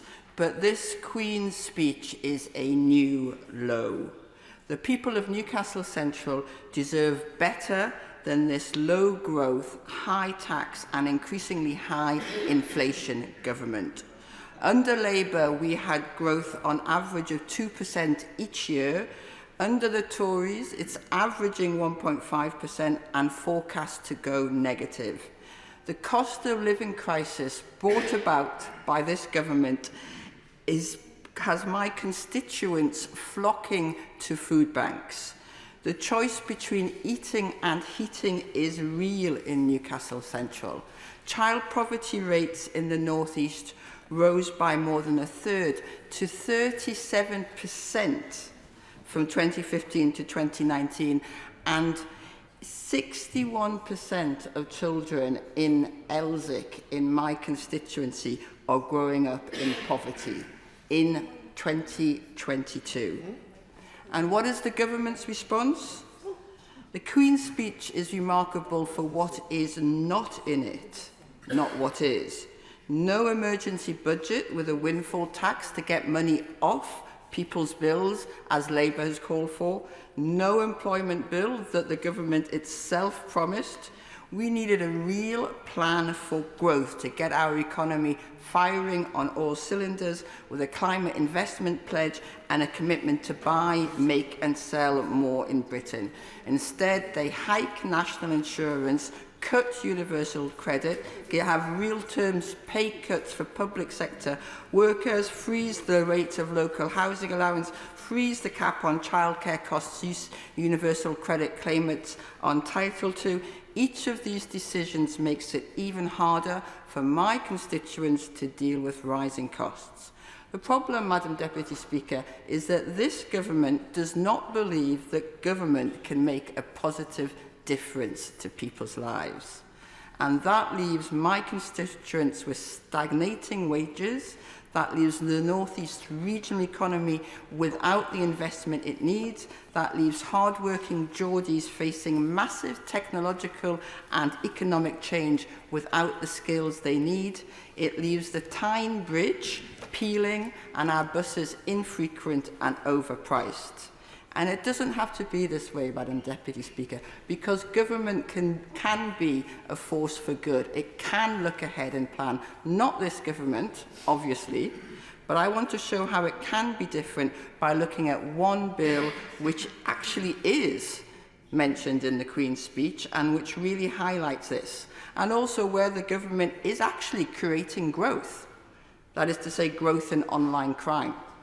Online, the Conservatives are the party of no law and total disorder, and the Home Secretary did not even bother to defend her government's record on this when I challenged her earlier.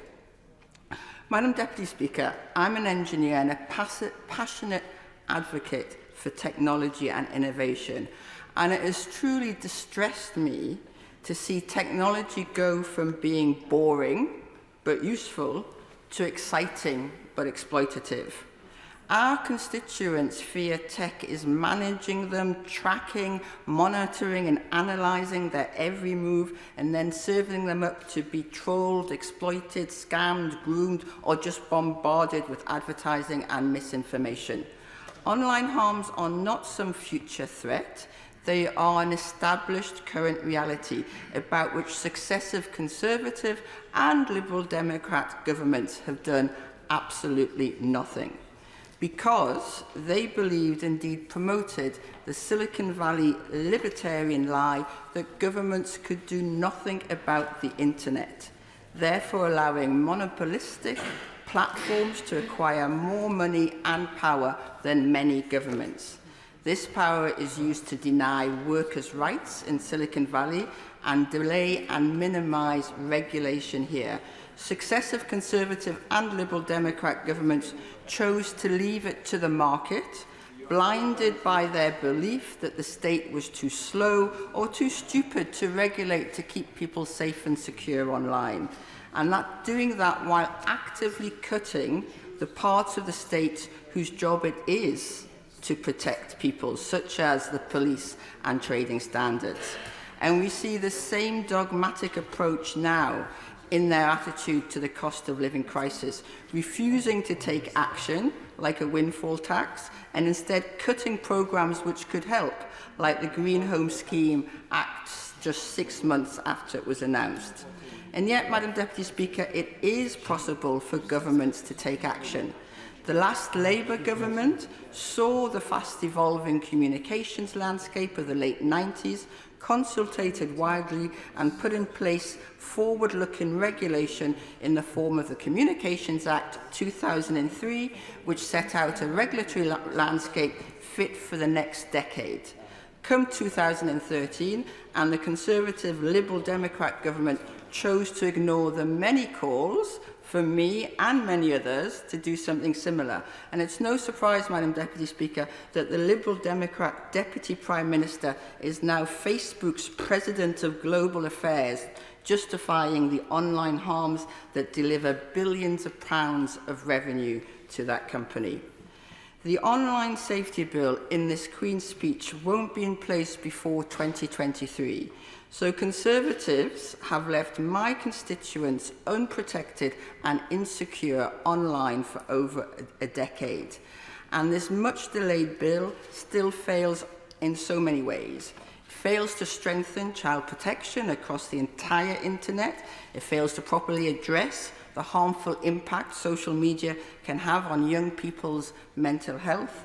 It fails to ensure a voice to victims of abuse and harm online.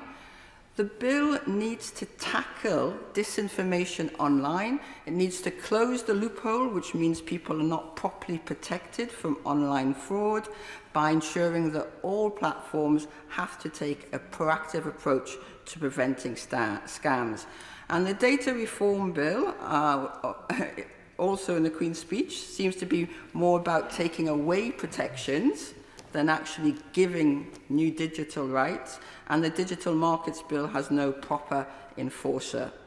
This government is constructing a piecemeal, ad hoc, and at times knee-jerk online legislative framework when what we need is a comprehensive, cross-departmental, evidence-based, forward-looking review of digital rights and responsibilities so that we can have a regulatory framework that is fit for the future.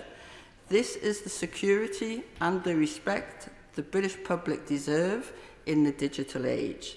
And it's also, Madam Deputy Speaker, mind-numbingly depressing that the government is repeating its mistakes of a decade ago, ignoring emerging harms, algorithms, artificial intelligence, the Internet of Things, bossware, data dominance.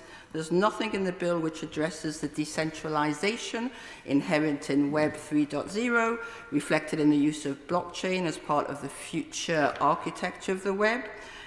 And whilst distributed ledger technology has many strengths, there is also a libertarian dogmatic view that the blockchain can replace regulation in government. This is a lie, and the government needs to show that it understands that, and I see that it clearly does not. And so we also need more emphasis on people's rights, on access to algorithms and their regulation. The metaverse poses significant risks to children, with virtual reality chat rooms allowing children to mix freely with adults. Labour has long campaigned for stronger protections for children and the public online to keep people safe, protect their prosperity from scams and online fraud, secure our democracy, and ensure everyone is treated with decency and respect. Governments can act. This one refuses to do so. Madam Deputy Speaker, to be competitive in the global age, we need to empower everyone to be confident digital citizens. That's an economic imperative, an investment now which will bear fruit for decades to come. The government has failed to rise to the challenge of the digital age, just as it failed to rise to the cost of living crisis, just as it failed to rise to the challenge of COVID, of climate change, of child poverty. They look at our northern cities and see problems to hide from, not opportunities for investment. Whether it is short-term or long-term planning, this government is failing. Britain deserves better, and I look forward to a Labour government which is on the people's side. Lloyd Russell-Moyle. Thank you, Madam Deputy Speaker. What a set of divisive straw man bills that have fluff and no substance. And where they do have substance, they're nasty and they're miserable. Or they're in complete reverse from what was suggested only in the last session.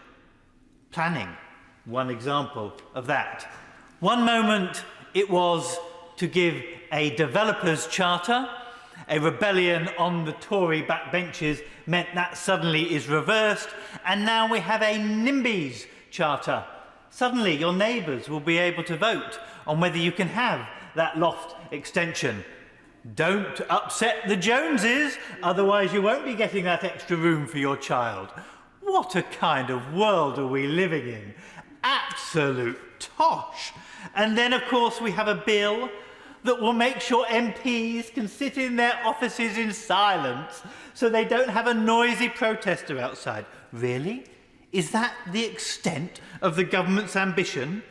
And a borders bill that sums up just the failure of the Home Office, unable to process refugees and applications properly, where they're waiting years to get proper and decent outcomes, unable to create safe and legal routes for refugees, of which there are none at the moment for the vast majority of people in the world. There are none, in fact, for anyone outside of Afghanistan and Ukraine. There are no safe and legal routes. The only legal route to claim asylum is to make an illegal crossing. Isn't that stupid? You would have thought the government would fix that tautology. No, instead what they do is they offshore the problem. They let Rwanda fix it because they can't get their own house in order. And of course we see that because it's not just people who are applying for asylum that are suffering from the hands of the mismanagement of the office. Ordinary people can't even get their passports from the Home Office. So is the incompetency in that department. And in conversion therapy, we have a bill that is completely useless. Yes, it will protect under 18-year-olds, but every over 18-year-old that goes, of which are the majority that attend conversion therapies, of course will sign a waiver because they will be told if they want to stay in their church, in their community, in their friends and family, they will have to go on to it. And they will still have to go through conversion therapy. Now, there is a good argument, I think, about including trans people in a ban on conversion therapy. That's not about saying that trans people shouldn't have psychotherapy and be able to discuss their options as they go forward, and that there is presented to them the different options to go forward and things are slowed down rather than rushed up. But conversion therapy is when you enter therapy with the idea that the therapist is trying to force you into one direction. That is wholly unethical in whatever form it is, for trans people, for gay people, for any form of therapy actually, if the therapist is forcing you into a direction. The government's failure to ban trans conversion therapy, the government's failure to ban conversion therapy full stop for over 18-year-olds is a real missed opportunity. My partner twice suffered going through conversion therapies in his long process of coming out, comes from an evangelical Christian background, and it has caused huge amounts of pain and agony. I don't want other people to go through that pain and agony, and the loophole there that the government have given, I'm afraid, is just not worth then the rest of the bill, the paper it will be written on. And I'm deeply, deeply saddened by that. And I hope the government will come forward with something. Go on. I'm grateful to the honourable gentleman. I'm interested in his view. Is he proposing that there should be an absolute ban on conversion therapy at all, even if an adult consents? I understand the problem that he's raising about societal and other group influence, so I'm genuinely interested in how he thinks you would overcome that issue of freedom of association or indeed freedom of action for an adult. I don't think any therapies should ever have a prescribed outcome when you are talking about psychotherapy processes. Of course, you can have friends persuading you one way or another, but that is not a therapeutic programme. That's the difference. Anyway, this bill, in my view, is a lock-em-up kind of Queen's speech as well. Lock up the refugees if they manage to get over here because there are no other legal routes for people to come. You know, lock up protesters, lock up, of course, people who may be drug addicts and need treatment and support rather than actually a criminalisation approach, and of course allow corporations to get off the hook with tax dodging like they have continued to do. Allow, of course, corporations and the huge COVID scams that existed under this government to go unpunished. And nothing really on actually clamping down on those corporations that led to the Grenfell tragedy either. No forcing them to pay for the costs of converting all those places up and down the country. But what we could have seen a cap on fuel bills, we could have seen real progress on social care, integrating it into the NHS, we could have seen a saving of the union which actually involved confederalisation of independent, sovereign states and regions of this country coming together instead of the continued blind approach of just trying to pretend that the union's not in peril and just forcing it further apart, which is what the Conservatives have done. What it does in justice, I'm afraid, all it does is pretend that there is no problem here. It pretends that there is no backlog in the courts. It pretends that all people want is some British Bill of Rights when they have it. It pretends that there is not a crisis in the family courts.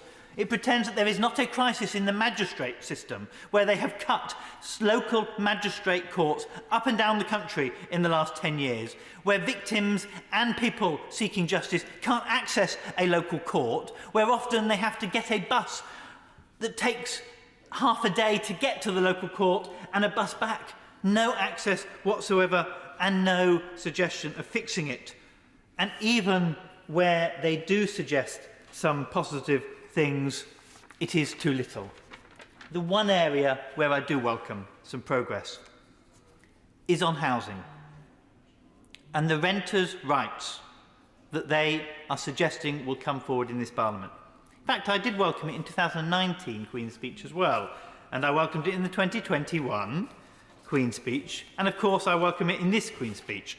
I would say, however, this is the third attempt to announce strengthening of tenants' rights, and ministers are planning to produce a white paper, consulting on that, producing a green paper, getting it all through all the stages in this place, all whilst assuming there won't be a new term in Parliament or a new general election, in which will mean that all of that good work is completely wasted. I would implore the government to get on with this process, because every minute delayed is another minute of private renters being turfed out of their homes, and I quite literally mean every few minutes. Research by Shelter shows that every 7 minutes in England a Section 21 eviction notice is served to households since the government first committed to ending no-fault evictions. That equals 230,000 private renters who have been evicted from their households for no fault of their own. Every one of these renters has their own stories, but just last week I had one, a private tenant for 13 years in her current home, has 5 children, 18 to 7 years old, but their landlady has informed them that they have to leave with a Section 21 notice. The council will not help them until they get a county court judgment, by the way, which is another scandal, because once they have the county court judgment against them, they've got a black mark on their name, and they can't actually rent from the private rented sector. So in this Kafkaesque world, this parent is petrified about even being able to put a house over her children's head. She has the money to pay the rent, but will any landlord or the council help her? She says she is terrified. She has never had rent arrears. She's got 2 children with autism. One of them has hypermobility problems, and both attend special educational needs in the city. She's worried she will have to move out of the city with the rest of her family. And there is no legal redress for compensation that they've been kicked out due no fault of their own after 13 years of calling it a home.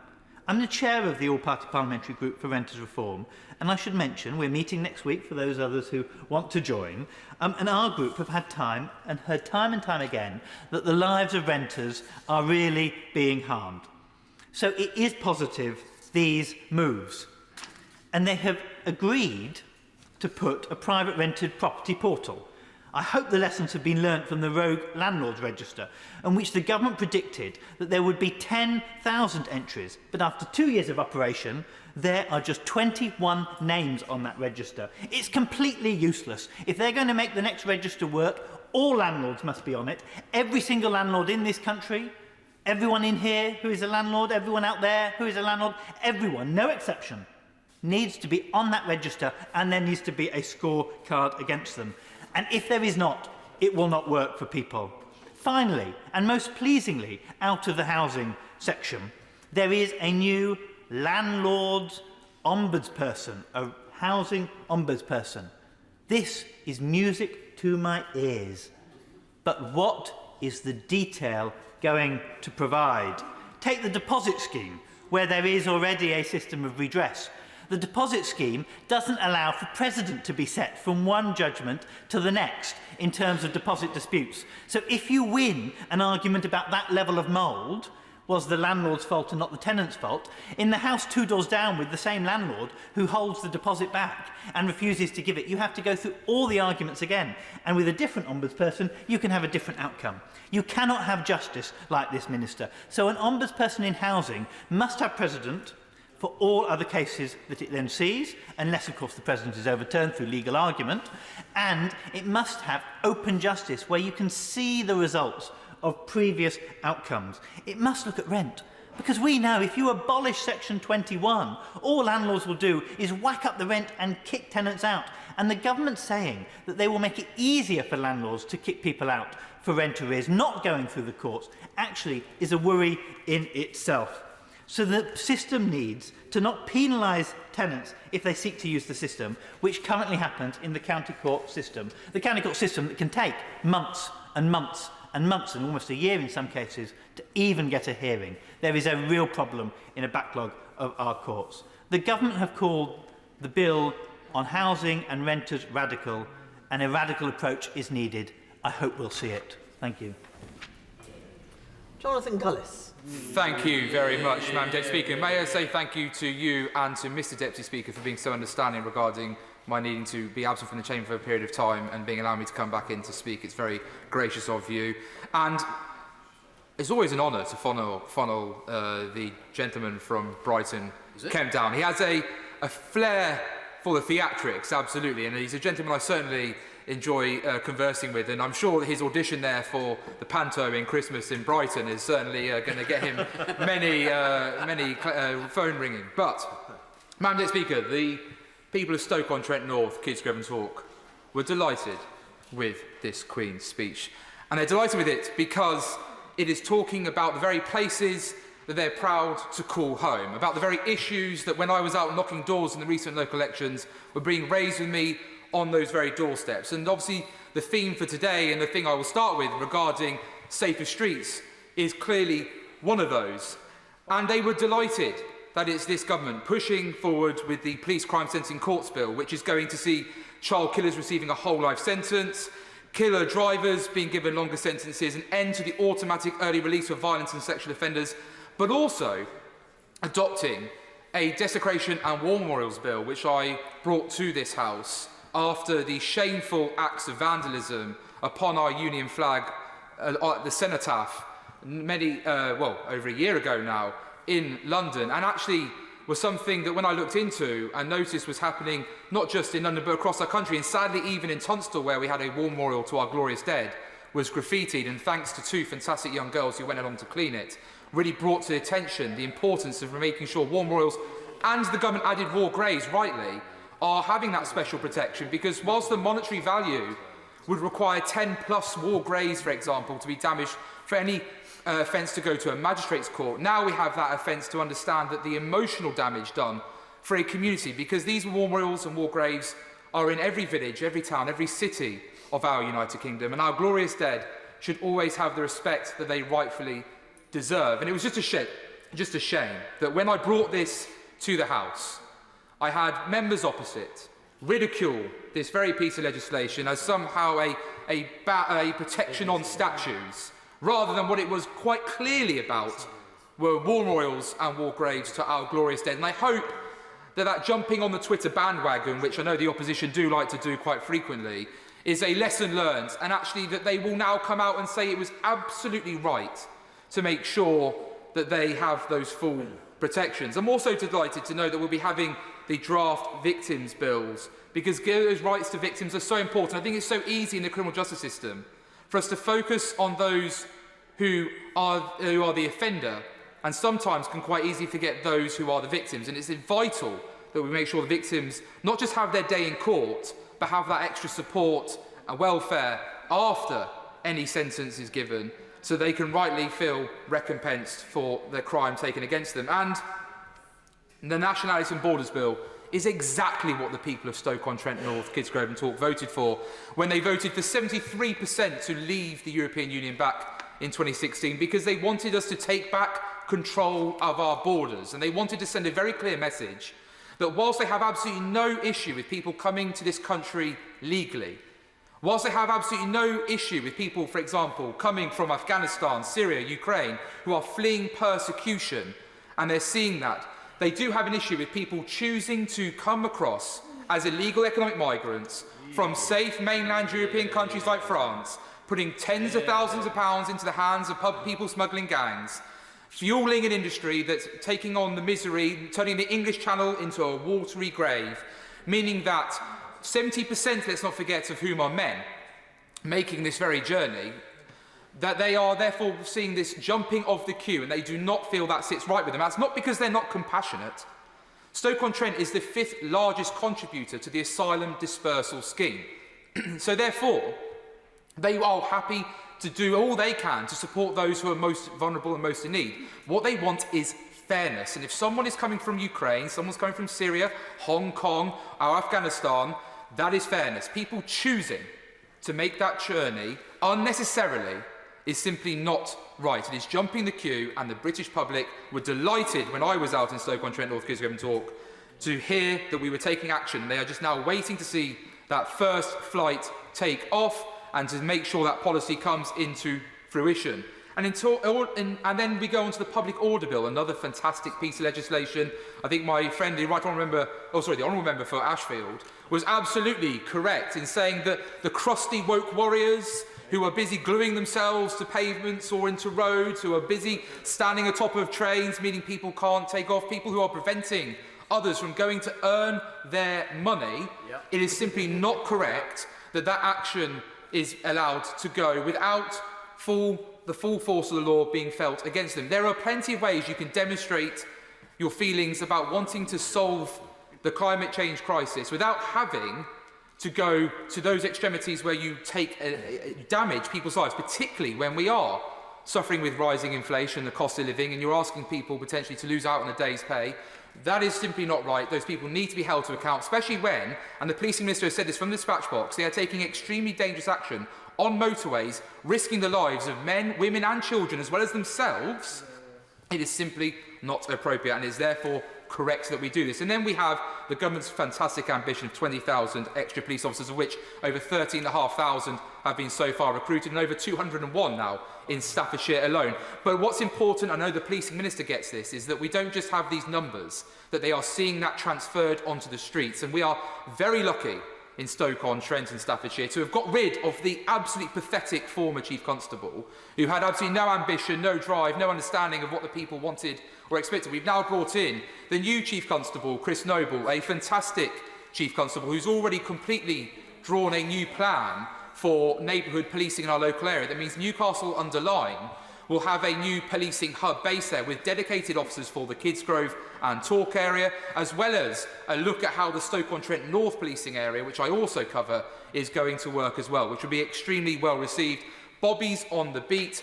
Bobby's engaging with local businesses, schools and communities, but also making sure that those response times are undertaken. This is all the type of things that people want to see. And then finally, the Safer Streets Fund, which is something that I'm a full supporter of. And in Stoke-on-Trent, we've had a whopping over £2 million from 4 successful bids. My only gripe, Madam Deputy Speaker, is that none of that money's been in Stoke-on-Trent North. It's all gone to my friends in Stoke-on-Trent Central and Stoke-on-Trent South. So I'm greedy. I want my own pot of money for places like Cobridge, for Tunstall, for Smallthorne, who rightly want alley gates, they want more CCTV, new back doors and front doors, because the blight of antisocial behaviour, the blight of fly tipping, is something that I know that members across this House will experience in their constituencies. And we need to make sure that all the measures that can be taken are taken to prevent that as best as possible.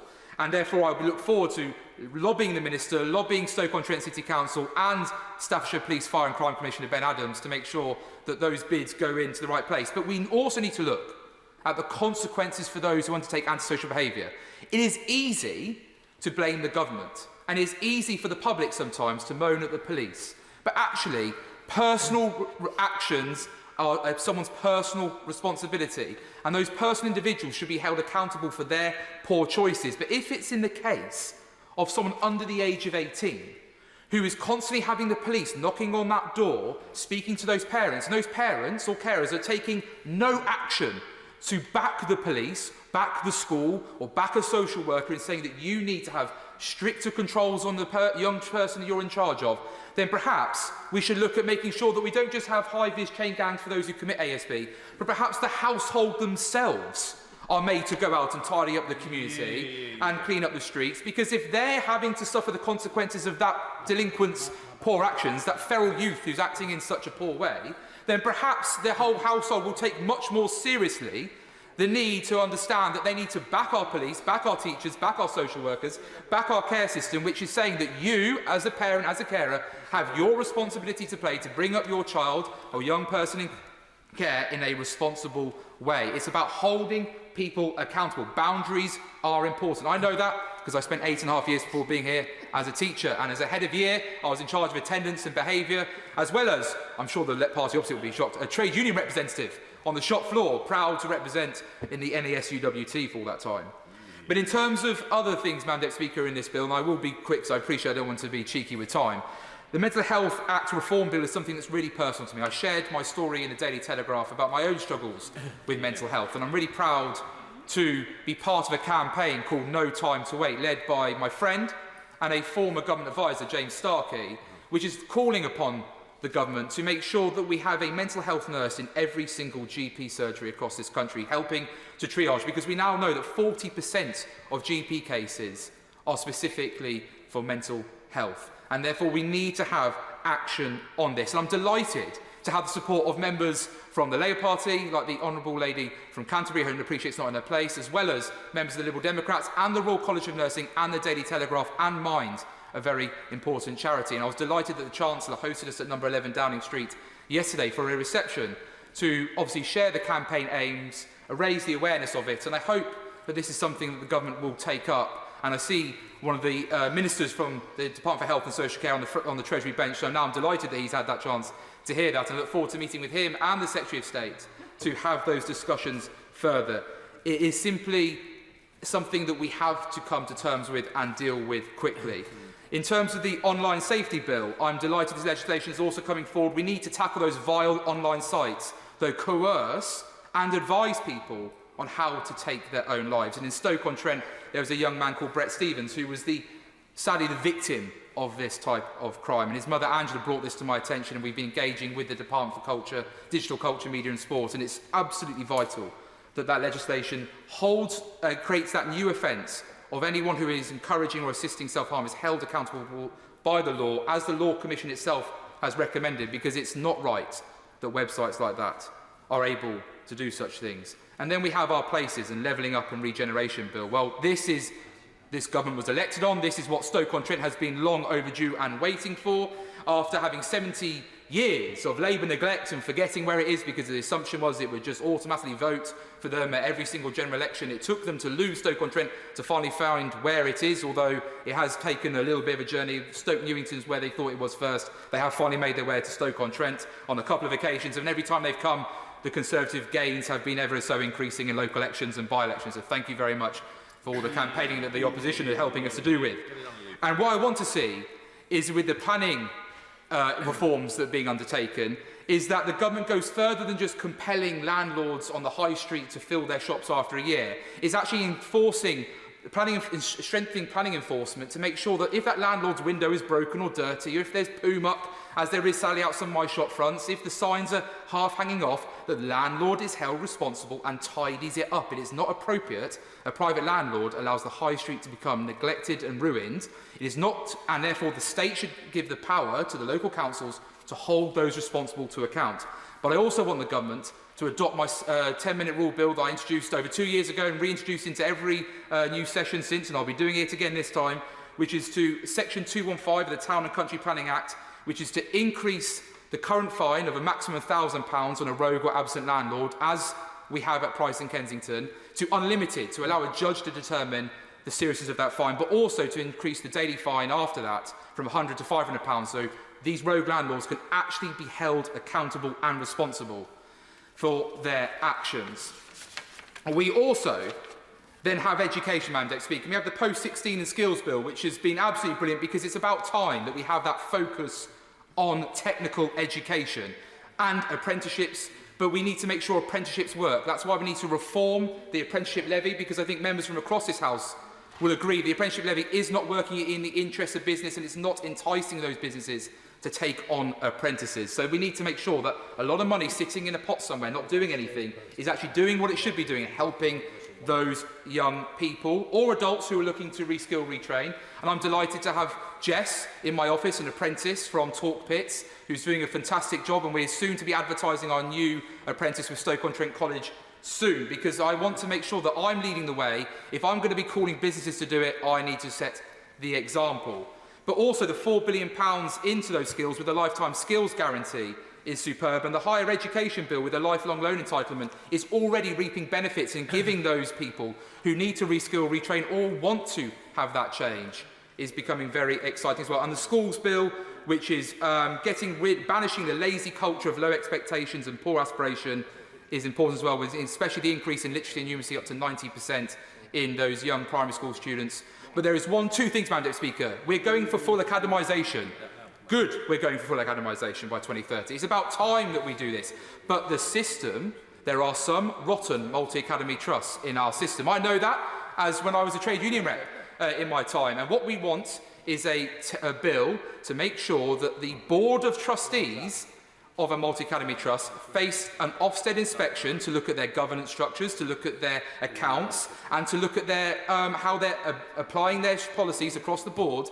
Because if we want to make, I want these to work, and if they don't work, the party opposite are going to say these are just more unaccountable and less transparent local education authorities. And I don't want the party opposite to be right. So that's why I want to make sure that we get this policy right. And I hope, therefore, the government will adopt my 10-minute rule bill. I will be relaying it in this session. I will be seeking the cross-party support as I got on the previous parliamentary session for it, because it's about time that the Board of Trustees are held to the same standards as the teachers who work within their profession. But, Madam Deputy Speaker, I also wrote not long ago about grammar schools as well. And I know that there'll be people on my benches who will say you're just dragging up an old-age Tory argument, and the parties opposite will be going, oh, here we go, a bit of blue on blue maybe. Well, I think grammar schools are fantastic, and I believe they're fantastic because I saw with my own mother, who was the beneficiary of one, my own brother, who's the beneficiary of one, and those who I've met within Stoke-on-Trent who were able to attend one, said it transformed their lives for the better. And I think it's so important that we remember that whilst grammar schools,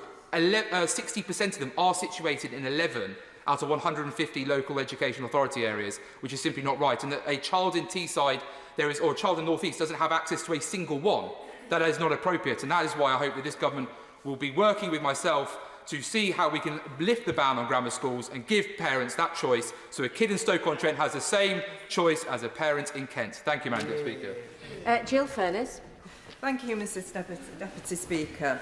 After 12 years of a Conservative government, they now promise that this will be the Queen's speech to fix regional inequalities.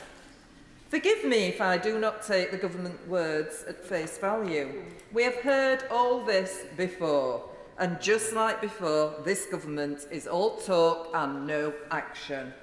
First, it was the long-term economic plan. Remember that?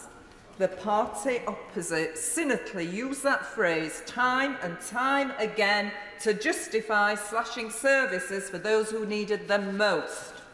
Then it was the Northern Powerhouse. Let's check in on how that's going.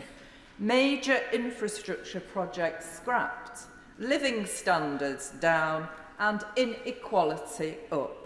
And when I say inequality, that's quite a word that you can sort of, knock about with a bit, isn't it? But it means people and families and children living in abject poverty and having no way out of it. Let us be clear about that.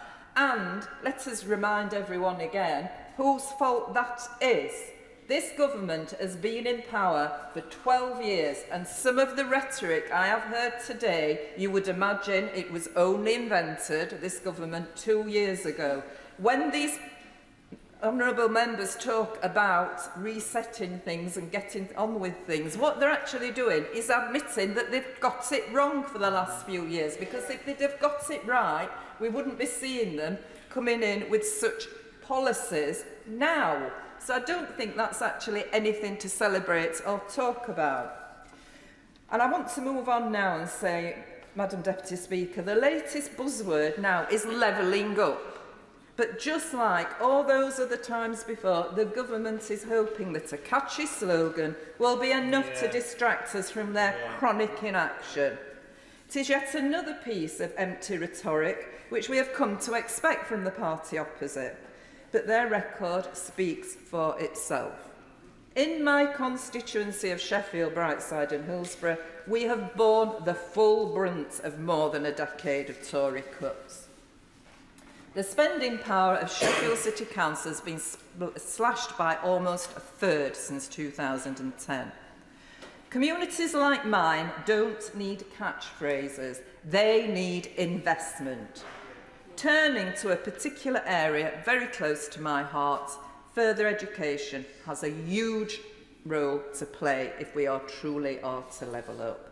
We are sadly seeing worrying trends in skills and in education. In a recent survey, a third of British businesses said their workforce is lacking basic literacy and numeracy skills. Our further education institutions go above and beyond to upscale their students. Having worked in colleges for most of my life, I know that education is one of the most powerful tools in lifting people out of poverty. I have seen this in action in my own constituency. Sheffield College and Longley Sixth Form College do fantastic work to ensure that their students leave with the skills they need to succeed. But this commitment is not being matched by the support they need from government. The Prime Minister speaks about the importance of getting people into high-paid jobs, but refuses to take the action needed to get them there. More investment in further education and post-16 education and careers is needed, and it is needed now. The government's further education and post-16 reforms risk leaving students who need the most help at risk of being left behind completely. T-levels are an important addition to our education system. However, they should not come at the expense of existing qualifications which have proven to be successful. BTECs are taken by almost a third of 16 to 18-year-old students. They help to ensure that young people enter adulthood with a level 3 qualification, which is vitally important when entering the workforce. Rolling them back will undermine this work. It cuts back on student choice and degrades the variety of qualifications employers can look for.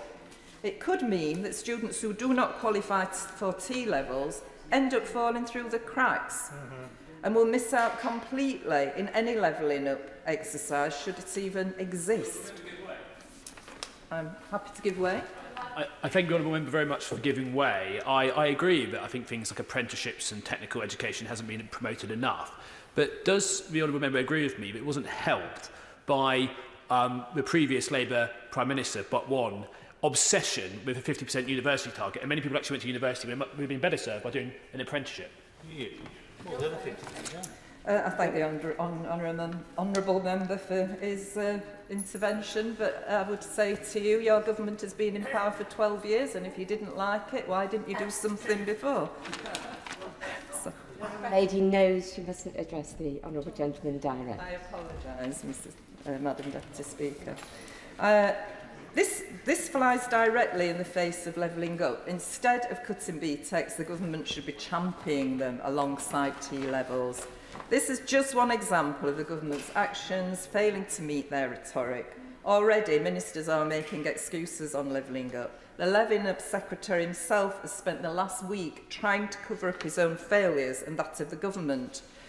He is trying to lead us to believe that deepening inequality is purely a result of external events like COVID and the war in Ukraine.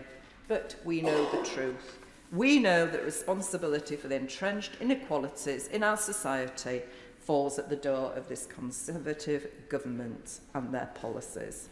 Pensioners are having to ride buses all day to keep warm, and families are struggling to afford the basic essentials. But instead of stepping in, this government is stepping aside. They are too busy trying to cover their own shortfalls to provide the support people are crying out for.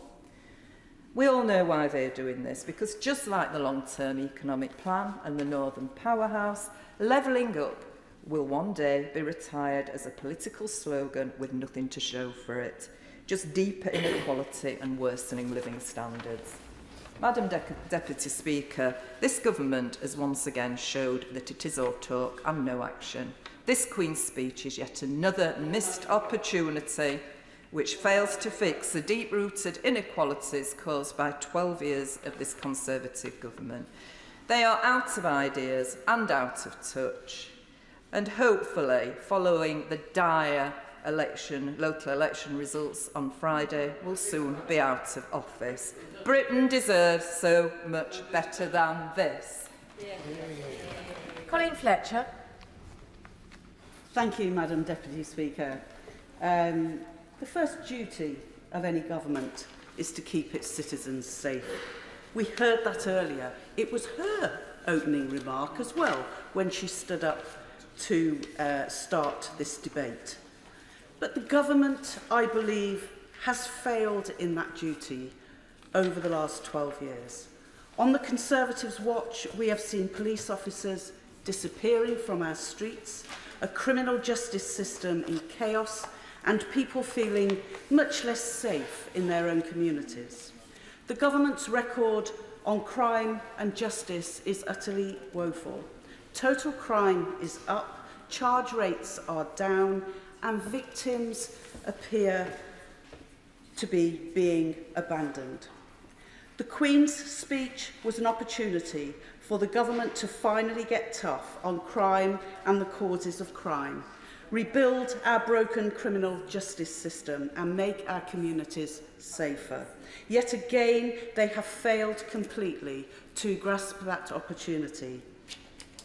Once more, the government is chasing the wrong priorities while ignoring the criminality that people face daily.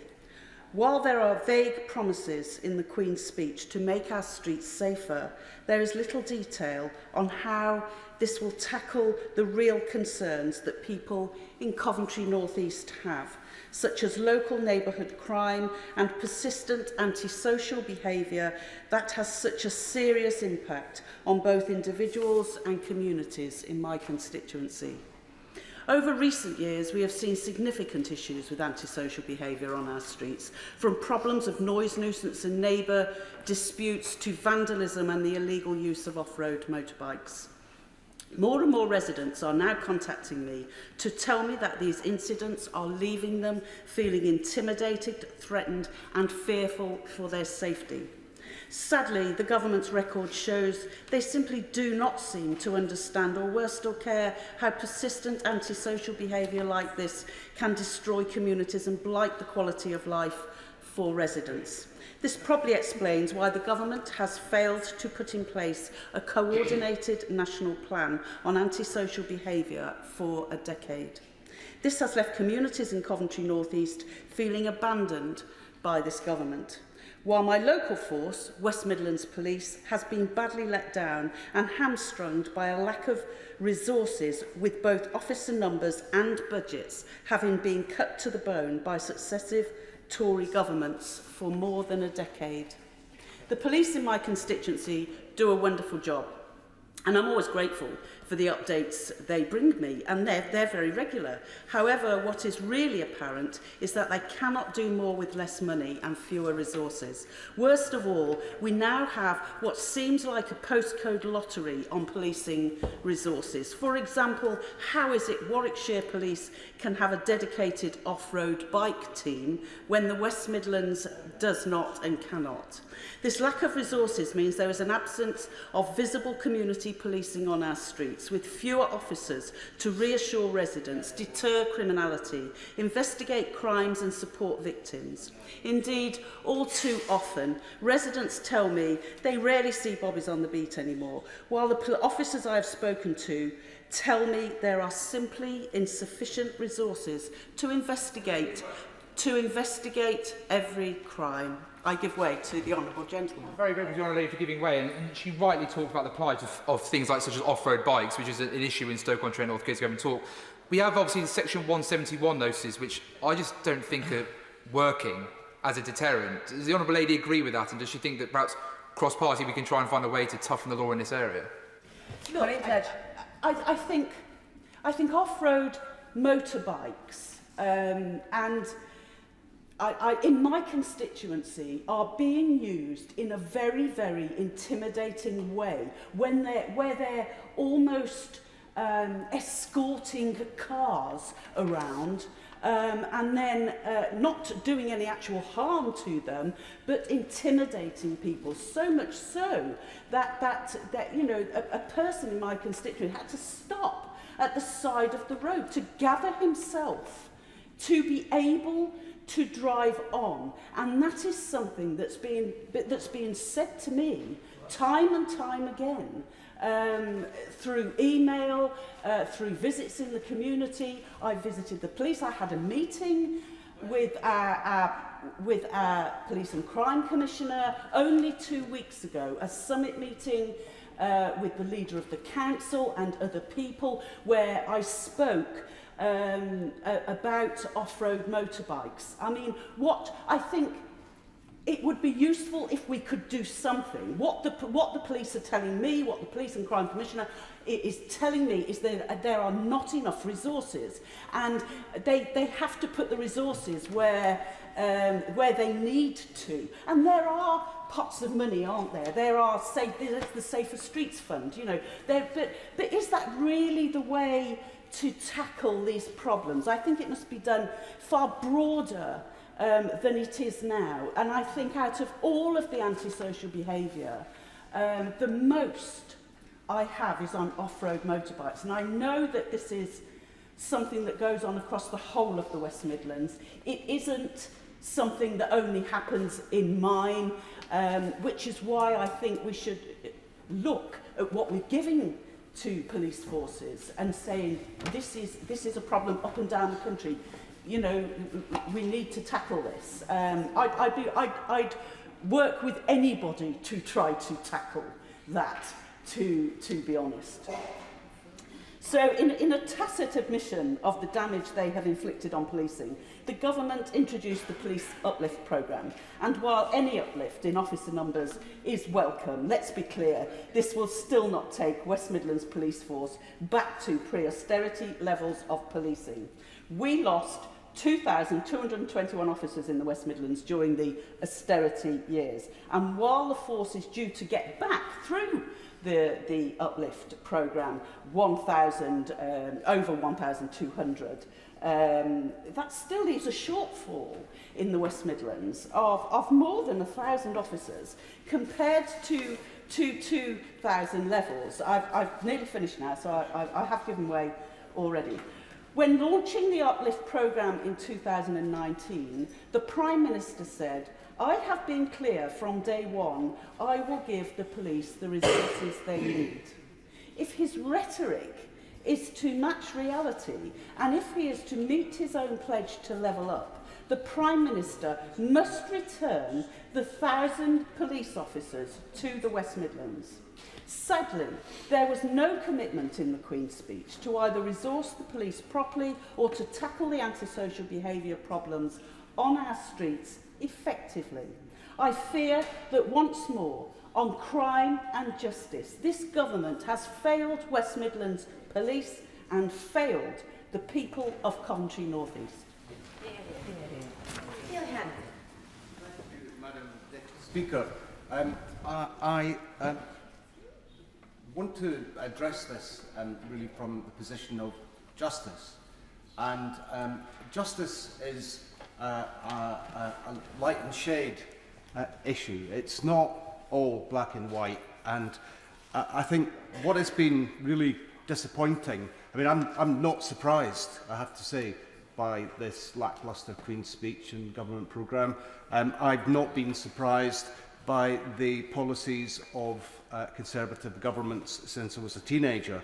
So I'm disappointed that we are yet again facing the same challenges that were visited on Scotland when I was younger. But the tone from the government benches today is one of a punitive government that's focused on punishment, not justice.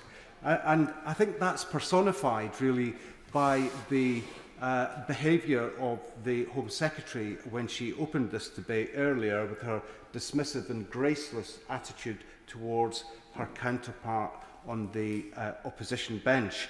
And it's really, I think, from my perspective, this needs to be addressed from that position of understanding light and shade of justice. Many of the drivers of criminality are social in nature. They are things like poverty, destitution, grinding hopelessness. It cast my mind back to my teenage years when Thatcherism stalked the streets of Scotland and destroyed many of the communities in Scotland, proud mining communities, industrial communities, as the cuts and closures were visited on them. I used to be a Labour voter. I was a Labour voter when I lived in London, but when I returned to Scotland, I was absolutely gripped by the progress that had been made with devolution and the team record and vision, as it was known, of Alex Salmond's early SNP government. And they made really significant advances in improving the quality of life for the Scottish people. And that is what seduced me and encouraged me to believe in Scottish independence. But of course, the other factor that drove me to that conclusion was the re-election with the enablement of the Liberal Democrats of a Conservative government in 2010. And that motivated me sufficiently to move out of the health service into frontline politics. The UK government's legislation doesn't fit the aspirations of Scots. Their immigration policies drive down inward migration, and in Scotland we need more, not less people. In terms of policing the streets, I mean, you know, largely crime and justice is devolved in Scotland, but the causes, those drivers of criminality, they are the responsibility of this place, and it is this place that has legislated to drive people into deprivation and destitution. And the job of the police is made all the harder in Scotland because we don't have the normal powers of an independent country. So a couple of key issues. So drug deaths. We have a serious problem with drug-related deaths in Scotland. People don't wake up one day and say, I'm going to become a drug addict. That is the result of grinding poverty, of hopelessness, of lack of opportunity, and that is controlled by this place. And if we are to improve the quality of life for those people, then we must have the full economic powers of an independent country, but we also must make progress on moving drug-related problems from the criminal justice system and make them a public health issue. I will give way. Minister. I'm grateful to the honourable gentleman, and I do recognise that the nationalist imperative is that all that is good in Scotland is down to the nationalists, and all that is bad is down to the UK government. But in terms of what he cited about drug deaths, I mean, it would be interesting, wouldn't it, to try and understand why the problem is so much more severe in Scotland than it is, say, for example, in England or in Wales. Given that I don't think necessarily the UK government over the last 30 or 40 years has discriminated particularly between the two. And it's certainly the case that for the last 10 or so years, over a decade, all the tools required to get on top of that drug death problem, which I acknowledge is very severe in Scotland, have been in the hands of a nationalist government.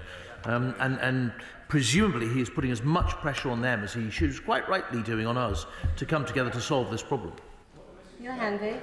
Thank you, Madam Deputy Speaker. Thank the gentleman for, or the Minister for that intervention. I think the point that I would make is that drug deaths are not an isolated issue that exists in a bubble.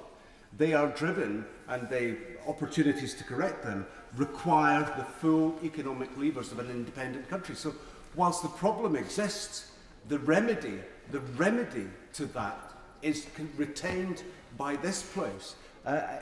You cannot isolate those kinds of issues, and I certainly don't say that all is rosy in Scotland and an independent country would just flourish, spontaneously.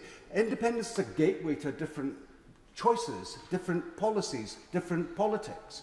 It's not a panacea. That's not the argument that I'm making. I'll go on to cover some of the other points that he's made as I progress.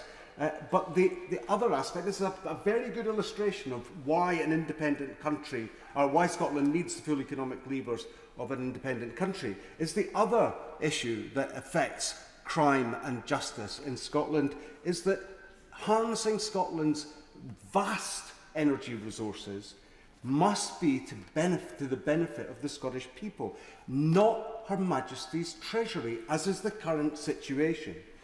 It leads me to ask a question. How can it be that in an energy-rich country like Scotland, our people are fuel poor and hungry, and our pensioners survive on the lowest pension in the developed world?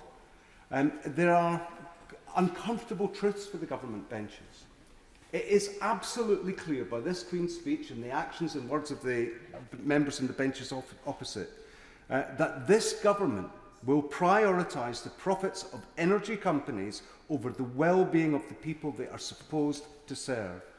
The Chancellor's economic policies is making inflation worse, not better. There are alternative choices, and I will set some of them out for you now. The Chancellor could reduce council tax by a quarter at the cost of £10 billion a year. That would reduce the retail price index by 1%. He could halt skyrocketing energy bills by 50%, and that would cost another £10 billion. But that would be another 1% off the RPI. Every time the RPI goes up, so does the interest payments to global financiers on index-linked gilt debt. 1% RPI increase puts £5 billion onto those interest payments, but equally 1% off the RPI saves £5 billion. So the Chancellor, if he had a conscience and a government with the political will, could reduce energy costs and cut council tax immediately. Her Majesty's Treasury could finance the additional £10 billion with a windfall tax on energy companies and the profits that I mentioned a moment ago. So saving £10 billion to the financial markets and £10 billion from a windfall tax could fix much of the problems that we are facing immediately. All it takes is the political will and the determination to improve the lives of the people you are supposed to serve. Or, I apologise, the government are supposed to serve. What it makes clear, and what has not been said, I don't think, by anybody today, but has been said many times outside this place, poverty is a deliberate political choice. Scotland is replete with energy, far more than we could ever possibly need, and our people see absolutely no benefit. There are particular issues that are in place still, contracts for difference and the asymmetric and uncompetitive transmission costs that impede any inward investment into Scotland. And we should be at the vanguard of the renewable sector manufacturing industry, and unfortunately there is precious little manufacturing happening in Scotland. But it's not just Westminster, so go back to the point that the Minister made a moment ago. It's not just Westminster that's at fault. The Scottish Government shamefully sold off ScotWind licences for relative pennies. They set a ceiling on the bids, a ceiling for a much smaller licence in the States. They realised, I think it was £4.37 billion, $4.37 billion, £700 million. On that point, will you give way? I will give way. I thank the honourable gentleman for giving way. I'm sure he wouldn't want to inadvertently mislead the House, but the £700 million to which he refers is for options to develop, and it completely ignores any future revenue streams or indeed any royalties that might come. I'm sure he'd wish to correct the record. Neil Hanby. I thank the honourable gentleman for his intervention. I think he's made his point clearly. I don't wish to go back over what I've said. I think using up enough time. But there are real people in need. In my constituency, Kirkcaldy and Cowdenbeath constituency, my local food bank, the Kirkcaldy Food Bank, their operating costs monthly have gone from £3,000 to £23,000. The notion that this is some kind of squeeze is an absolute fantasy. This is a cost of living catastrophe. People are in absolute desperation. There was a caller into LBC, a working poor gentleman who phoned in. He can't afford to feed himself for days on end. He prioritises feeding his children, and he has been thinking about stealing clothes for his children. He is so desperate. It was absolutely horrendous. And it cast my mind back to my university days and the Heinz dilemma, which is when a man who has a sick wife is forced to consider stealing the cure for her, her illness because the pharmacist will not cut the price or allow him to pay it over time. And that is where we are. People are in absolute desperation, and that is the misery that the greed of the markets drive. I knew that when David Cameron was elected as Prime Minister, things would be bad. But I have to say, I didn't anticipate it would be quite the horror show that we are witnessing. And I don't regret or apologise for my sense of urgency over Scottish independence. The Prime Minister talks about compassion. Well, people need governments to deeds to match their rhetoric. And I hope and pray that Scotland's First Minister comes good on our promise for an independence referendum next year. Prevarication will not do. People are desperate and they need action. If you want to prevent crime, then you need to lift people out of deprivation, and that is the only true way to deliver justice. Thank you, Madam Deputy Speaker. Mr. Stone, are you still standing? Yes. Jamie Stone. Thank you, Madam Deputy Speaker. No debate of this nature would be complete if I didn't make a reference to space launch in Sutherland. So it's not all bad on the benches opposite. We are profoundly grateful for the government's assistance in bringing this to the point where it is today. And it's been a great pleasure to have Mr. Roy Kirk of Highland Science Enterprise sitting up in the gallery for much of this debate. He's had to go home now, but me being me, I'll make sure he gets a copy of Hansard on the fact that I've name-checked him.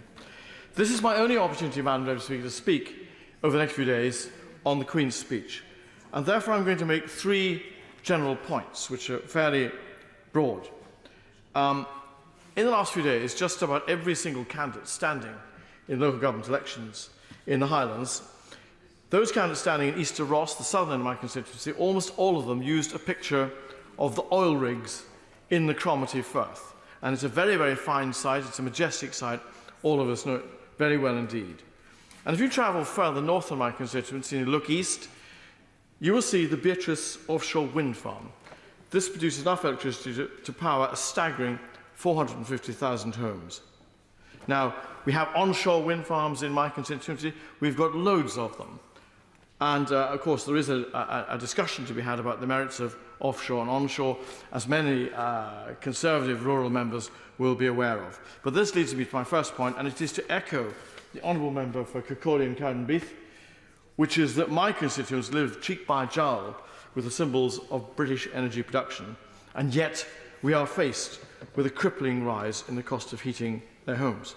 And I hope this image, Madam Deputy Speaker, brings home to this House the irony of where I live. We produce so much energy, but we have to pay through the nose for it.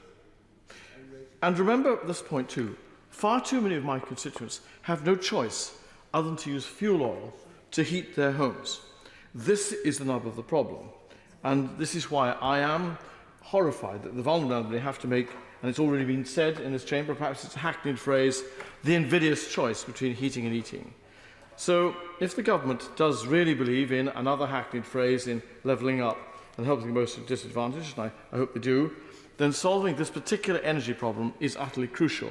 And I personally intend to pursue it in the most dogged fashion possible.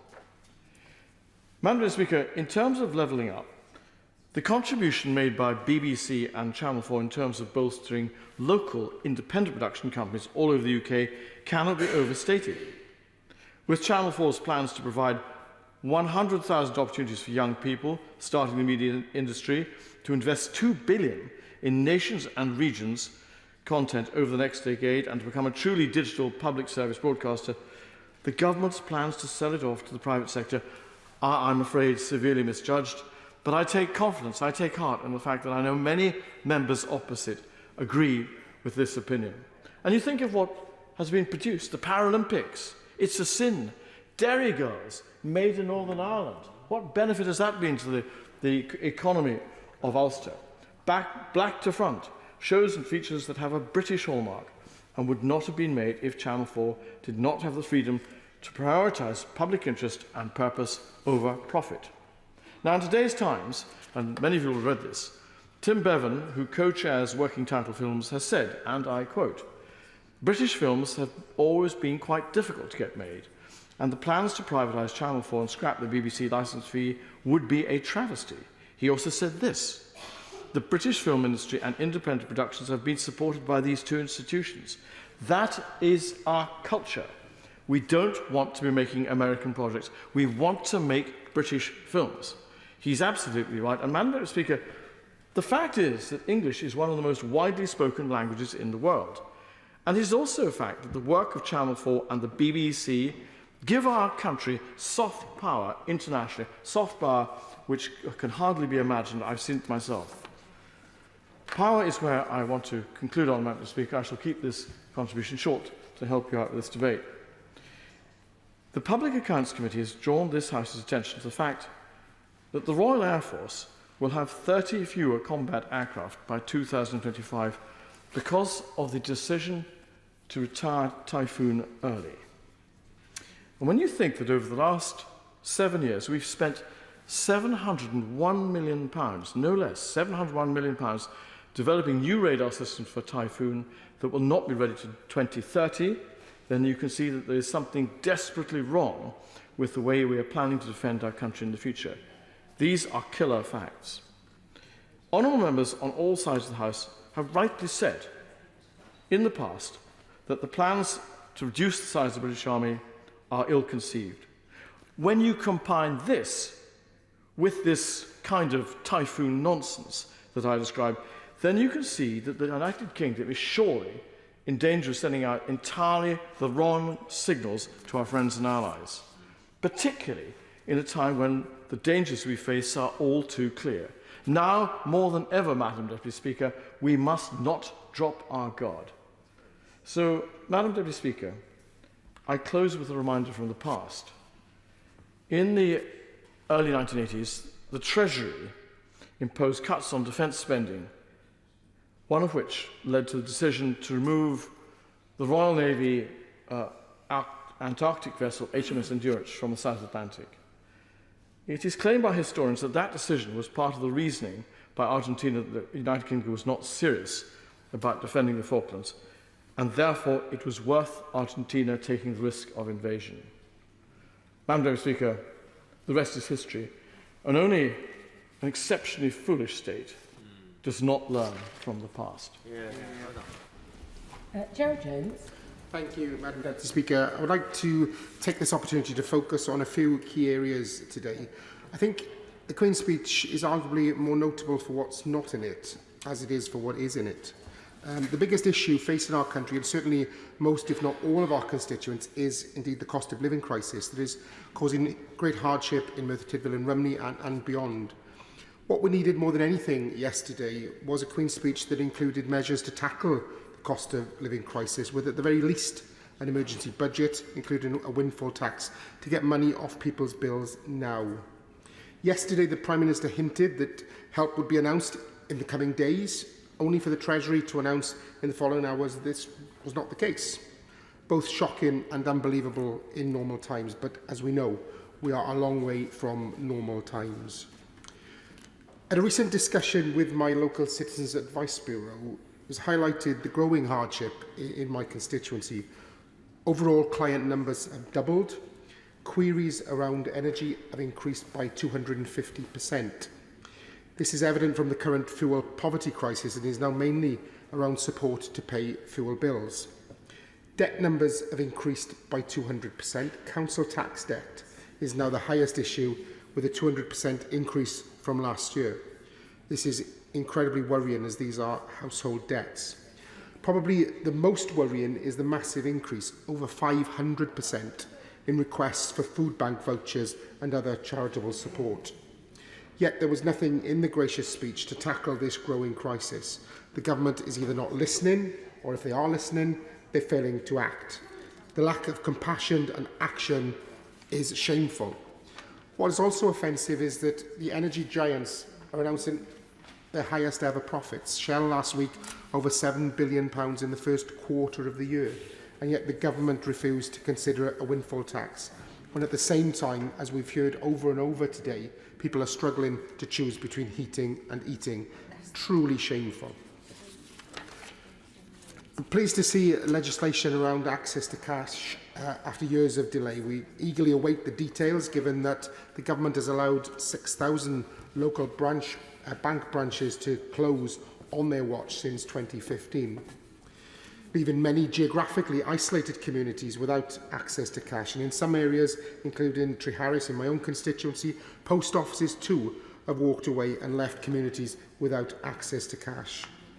Pleased to see that the ban on conversion therapy is in the speech. It's long overdue, but it should be a complete ban with no fudging or vague approach which will leave loopholes which will no doubt be exploited. Madam Speaker, I thank the Honourable Gentleman for giving way. On the issue of access to cash, does the Honourable Gentleman agree with me that the government should take proper, firm action to make the banks work together to produce some sort of common access, some sort of real face behind the counter?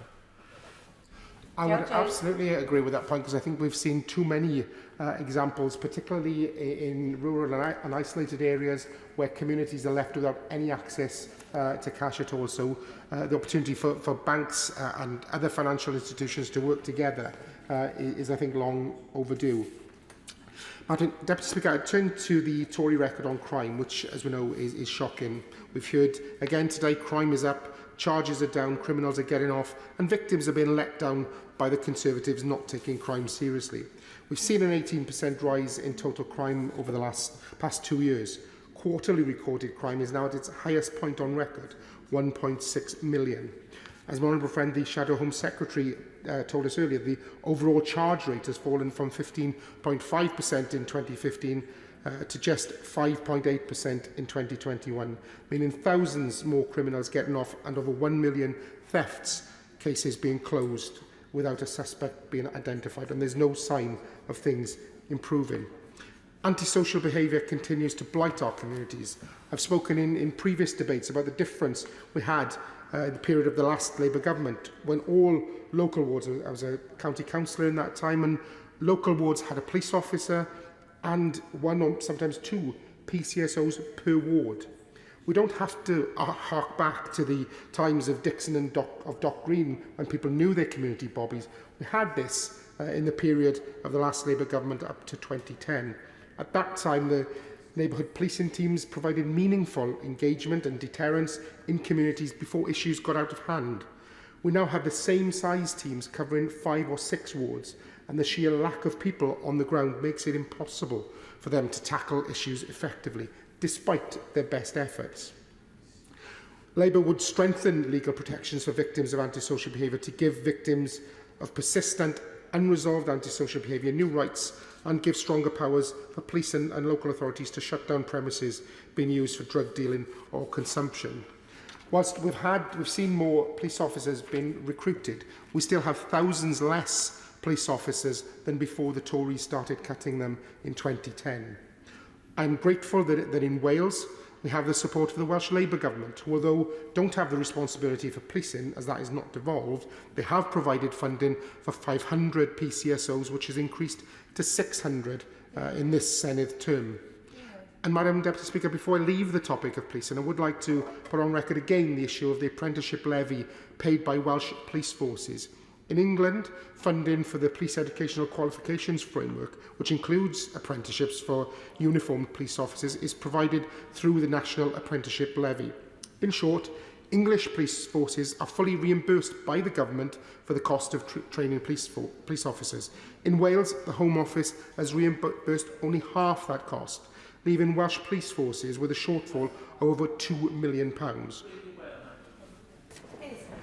I'm grateful to the Honourable, and I do acknowledge the issue that he's raising, but I'm sure he would want to acknowledge that while the English or the UK government does collect the apprenticeship levy, as he rightly points out, the money is passed to the Welsh government, who then have declined so far to pass it on to the police forces who are affected. And he is right that the Home Office has stepped in to fund it this year and in the past. But I would urge him to speak to his Labour colleagues in Wales and to get them to pass on the money which has been given to them after being taken from the police forces in the form of the levy. Yeah, I think the Minister really should go away and do his homework. This issue was taken up by his colleagues in the Wales office team, and correspondence has been exchanged.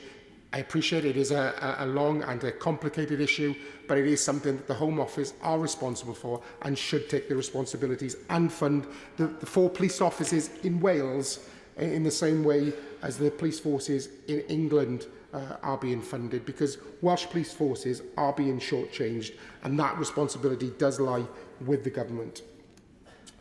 Madam Deputy Speaker, I return to the cost of living crisis. I would urge the government to listen to the concerns. We've heard them today over and over again.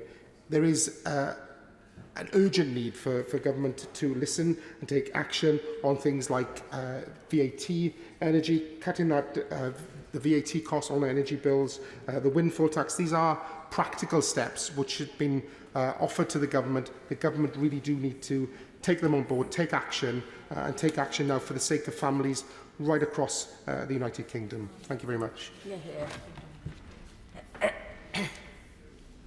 Anne McLaughlin. Thank you very much, Madam Deputy Speaker. It seems like only a matter of weeks since we were in this place fighting against the UK Government's now successful attempts to restrict some of our most precious and long-held fundamental rights. It seems like only a matter of weeks because it is only a matter of weeks. In the last session, we battled against the Police Crime Sentencing and Courts Act that will strip people of the rights to protest, amongst other terrifying measures. The Judicial Review and Courts Act that has serious implications for access to justice and accountability of public bodies, and finally the Nationality and Borders Act, set to treat asylum seekers and refugees in ways which I can only describe as nightmarish. It is exhausting to be standing here today, facing an almost identical set of challenges in this legislative programme. Rather than see this Queen's speech as a unique opportunity to help people tackle the cost of living crisis and put some compassion back into the system, the UK Government is just adding to its attacks on people's rights. A constituent and friend of mine is called Joanna, and she's a cleaner. On Monday she said this: "So wages have gone up and my company added a wee bit extra, so not too bad. But today I got my wage slip and my national insurance contribution is now more than my income tax contribution, and it's taken me back to exactly where I was, exactly what I was earning before." What in this Queen's speech will tackle the issues everyone out there is worrying about? Energy bills spiralling out of control, the cost of the weekly shop absolutely skyrocketing, and the ever-present and impending climate crisis. Well, there's nothing in this that tackles it. It's being left to the likes of one of my constituents, Mandy Morgan, who dreamt up the Scottish Pantry Network and in the last year has opened 9 shops. And what that does is it charges people £2.50 membership for £15 worth of food, and it's fresh fruit and vegetables and fresh meat and fish. And it's not just for poor people, it's for environmental reasons as well. It's tackling food waste so that you don't have to worry when you go into these beautiful shops that somebody's going to know that you are on your uppers. And I want to pay tribute to Mandy Morgan for everything that she's done, and everybody and all the volunteers and staff who work there. There are troubles ahead for them, however, because they are struggling to access the food that we need to food, and they're struggling with increasing numbers of people needing their help. But instead of tackling these, the government is just attacking people's rights. And you know the old saying that about dividing and conquering. So who do they want people out there to blame for all of this? As usual, it's the already least powerful, often completely voiceless. This government thought it was perfectly acceptable to mention those poor, desperate refugees forced across the Channel in the most perilous of conditions, alongside what they say are plans to help the police make the streets safer in the same paragraph of the Queen's speech. It's a consciously cynical ploy to conflate the two in people's minds. It's a deliberate attack on asylum seekers and refugees. It's this Tory government's shameless propaganda that says anyone fleeing persecution and trying to get to safety on these islands is a criminal. And it's working, because whilst there are many people on these islands doing everything they can to welcome and support refugees, and I thank them, and I pay tribute to them, and I thank God for them, there are also many who repeat these tropes that the government has so cynically created. It is cynical, it is deliberate, and it is strategic. You only have to listen back to some of the very similarly worded interventions in the last debate on the Nationality and Borders Bill from some of the backbenchers opposite who had never shown an interest previously to know that. But today the attacks have moved to those of us who support refugees. I was disgusted to hear the Home Secretary refer to those of us on this side of the House as defenders of murderers and paedophiles. Now, I understand that it's apparently okay to do that in this place as long as it's not directed at an individual. So I am going to be writing to her and I'm going to be asking her, does she believe me to be a defender of murderers and paedophiles? And I would encourage everybody in here to do that, because I think we deserve an answer. Now, this was also a Queen's speech primed to reinvigorate the Brexit vote, but perpetuating the myth that Brexit is somehow reclaiming our sovereignty is just ridiculous. Doing it at the cost of trashing our rights is plain scary. I want to talk briefly on three of the many bills that I feel I'm most concerned about in this Queen's speech. And the first is the Bill of Rights. It's no secret that the Justice Secretary has a long-held disdain for human rights, or to put it another way, people having rights. His book, The Assault on Liberty, What Went Wrong with Human Rights, is illuminating, if not wholly depressing. And I'll give you one quote from it. The spread of rights has become contagious. Well, we can't have that. That's my quote, not his. The spread of rights has become contagious, and since the Human Rights Act has opened the door to vast new categories of claims which can be judicially enforced against the government through the courts. And let's not forget the footage from the same year, 13 years ago, which saw him look into the camera and say, I don't support the Human Rights Act, and I don't believe in economic and social rights. Well, I do, as does my party, which is why human rights are entrenched in Scots law. I thank my lucky stars that we have them, more so now than ever, because they make sure that we can all, to some extent, stand shoulder to shoulder in society, that we share some of the same rights of access to justice, that we can all call out the government, whether it be this one, the Welsh Government, the Scottish Government, past Labour governments, future Labour governments, or any public body when they act in a way which undermines our rights. Who on earth would not want to? Who on earth would want to do away with that? These are not some legal concepts out of reach for most. They're entrenched in our modern psyche, and people know that they can rely on them to protect them at their most vulnerable moments, or when they need to face the might of the state. And that is what the Tories don't like. They don't want people to know that they can be held to account in the courts. They don't want to be scrutinised. And I predict when they are out of office, they will perform a complete U-turn on this. Exactly. I do love the positive spin, though. The Bill of Rights will defend our freedom of speech. Really? Well, just as long as you're not outside this place with a megaphone or stood at the gates of a fracking site. Your freedom of speech will end right there if the members opposite get their way. And it's nonsense to imply that the perfectly functioning Human Rights Act has somehow stifled our freedom of speech, when it has in fact codified protections for freedom of both speech and assembly under Article 10 and 11 of the ECHR. As with so many pieces of legislation forced through this place, reform of the Human Rights Act has got little evidence to support much of what the government claims. There is an agenda, there are facts, and then there are government ministers determined to bend, manipulate and skew the evidence to fit. Why should the government be allowed to dictate who can access justice. That's completely at odds with the rule of law and our international obligations to anyone who's seeking refuge on these islands, for example. And when will the government realise this is not what people want? People are lying under immigration control vans to stop deportations. People are physically running to gather together to protect others from border force officers. We all know about Ken Muir Street and Pollock Shields. But last week, on the day of the council elections, SNP council candidates Marianne Mawicki and now councillor Samita Kumar stopped campaigning for themselves and staged their own Ken Muir Street protest along with activists from Edinburgh SNP and hundreds of their fellow citizens from all parties and none when border force vans came looking for someone. And you just have to look at the number of emails absolutely flooding into our inboxes on the Rwanda plan, and you know this is not what our constituents want. And of obvious concern to anyone in Scotland is the adverse effect this bill will have on the devolution settlement. The rights enshrined in the Human Rights Act are at the very core of this devolution settlement, and as Scotland's Equalities Minister, Christina McKelvey MSP, said this morning, changes must not be made without the explicit consent of the Scottish Parliament. The Scottish Government wants to enhance and extend rights protection. The UK Government wants the opposite. What could the solution to that possibly be? Now, we'll no doubt be debating all of this for many months, and we may be exhausted with it, but we're very much up for that debate. But what I don't understand is why anyone would believe that this is somehow going to cut our ties with the European courts. Rather than our rights being brought home, we'll be forced to go to Strasbourg to enforce them.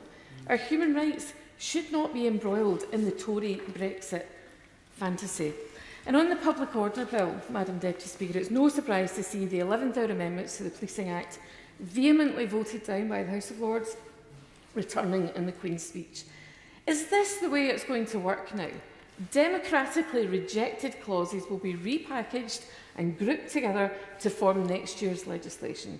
And if they can do that after just a few weeks of being told no, what on earth is their argument against Scotland's right to go to the people to revisit the question on Scotland's independence after 9 long years? They are leaving themselves with no arguments for refusing a Section 30 order. That will not stop them refusing, of course, but they have no valid arguments. It's one rule for this Tory government and another for everyone else. It's a brazen thing for the Home Secretary to do.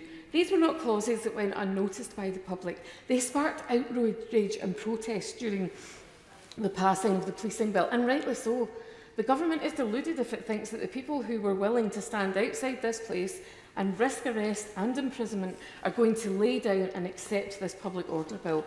They are also deluded if they think that the same people on this side of the House and the members in that other place are going to roll over and accept defeat.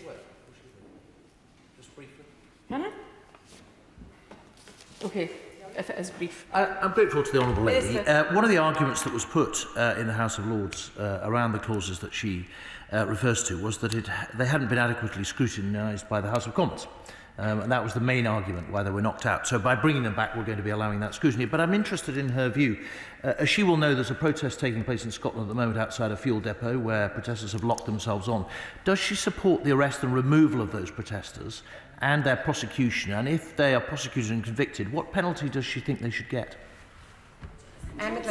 They're constantly doing this. They're constantly trying to suggest that because we don't like these draconian laws that they want to bring in, that we somehow support everybody's right to do whatever they want without any penalty. So I'm not going to get dragged into it. Because actually, what I wanted to do was tell him that we will continue to fight this because what they're doing is wrong. And no matter how dispiriting it gets, we will continue to fight them. And today, on the 41st anniversary of the death of the late, great Bob Marley, I'd like to use one of his quotes to tell you why. He said, "People who were trying to make the world worse are not taking the day off. Why should I?" Well, we shouldn't, and we absolutely will not. If the Policing Act was a step too far, this bill is a leap into the realms of a dystopian nightmare. Can I take a moment, Madam Deputy Speaker, to say how pleased I was to see my friend and colleague, the Honourable Member for East Dunbartonshire, back making her speech yesterday. And I mean, it was quite emotional for all of us, not least for our parents and her partner, her fiancé, who were sitting up there watching it. And I was particularly pleased to hear her express her support for a fully inclusive ban on conversion therapy for all LGBT people. And I absolutely concur with her. Nobody should be subjected to conversion, so-called therapy. Absolutely nobody. And Madam Deputy Speaker, I'll finish my remarks by saying that I am disappointed. Of course, much of this was predictable, but much of it is manifesto pledges. These are not manifesto pledges becoming reality. They're personal agendas and attacks on the most vulnerable people on these islands. And as I asked earlier, where is the compassion? Where is the helping hand or the reassuring support from a government which is at least partly responsible for the cost of living crisis? Scotland wants to do things differently, and I do appreciate there are many members on this side of the House who also want to do things differently. But we do want to offer that helping hand. We do want to act with care and compassion, and we do want to welcome people in need, not throw up the shutters and turn them away. And the Scottish Government does do all of those things, but they do it with one hand tied behind their backs. I'm ready for this year's challenges, but I'm raring for our independence referendum because, Madam Deputy Speaker, when the people of Scotland recognise that the only way we can stop tinkering around the edges of dreadful Tory policies, the only way we can stop having to spend millions mitigating the effect of those policies, thus leaving the Scottish Government with a lot less money to do the things we as a country want to do, when they reach the conclusion that the only way to have full control over the kind of country we are is to vote yes to independence, then that is exactly what I predict they will do. Adult Lauren. Thank you, Madam Deputy Speaker.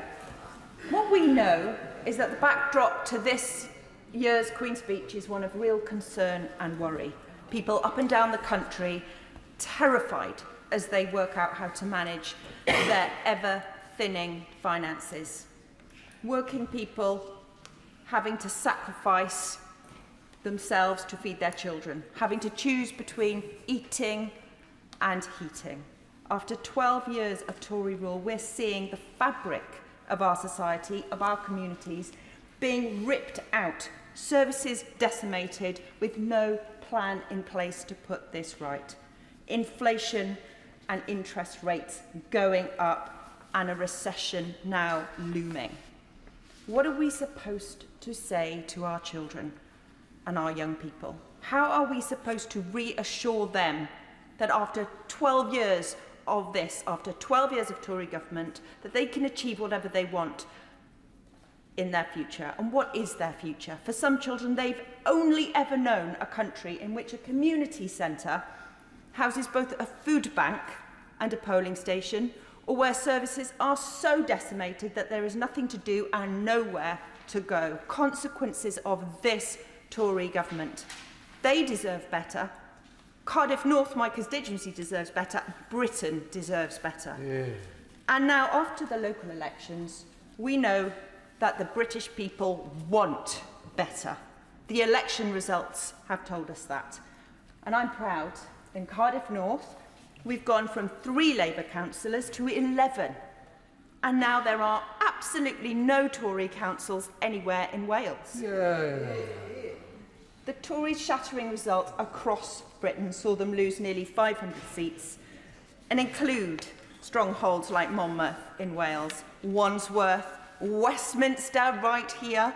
And I want to give a special shout out to Cardiff North's own Paul Fisher, who did win a seat right here in Westminster against the odds. Labour is a renewed, confident party, but the Conservatives are tired, mired in scandal with their own candidates, I'm afraid even refusing to put the party logo on their election materials.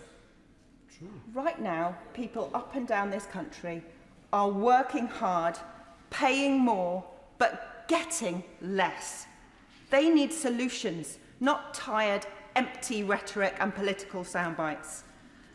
And I am inundated with emails, stopped on the street in Cardiff North, and asked again and again what I can do to get this Tory government to help hard-working families, families seeing bills escalate and having to make those huge sacrifices. Madam Deputy Speaker, one of my constituents, Linda, an elderly pensioner who is struggling to make ends meet, told me what the government is doing is torturous and will slowly kill people. Grave and sinister words to be hearing in 2022. But the government's announcements yesterday do absolutely nothing to help curb the crisis that is crippling her and others in our communities. Here, the Prime Minister is more concerned with saving his own skin than tackling the real issues that families are facing. Prices and taxes rising, wages stagnating, opportunity. This government has failed to step up and support struggling families at every opportunity. Where is a windfall tax on oil and gas producers to save households up to £600 or the much needed emergency budget? But perhaps the cost of living crisis is simply a joke to this government. We saw the Housing Secretary take to the airwaves this morning, mimicking and laughing at calls for an emergency budget. This isn't a laughing matter. People need real help right now. Yep. And meanwhile, oil and gas producers announce seismic growth, billions in their profits propped up by this government. And they themselves have welcomed our suggestion of a windfall tax to help those hard-working families. But the Tories aren't on the side of working families. 15 Tory tax rises in just 2 years is evidence of that. And, Madam Deputy Speaker, what of the way ministers run their departments? Creating chaos and confusion, many of them too busy focusing on the chaos of their own internal affairs.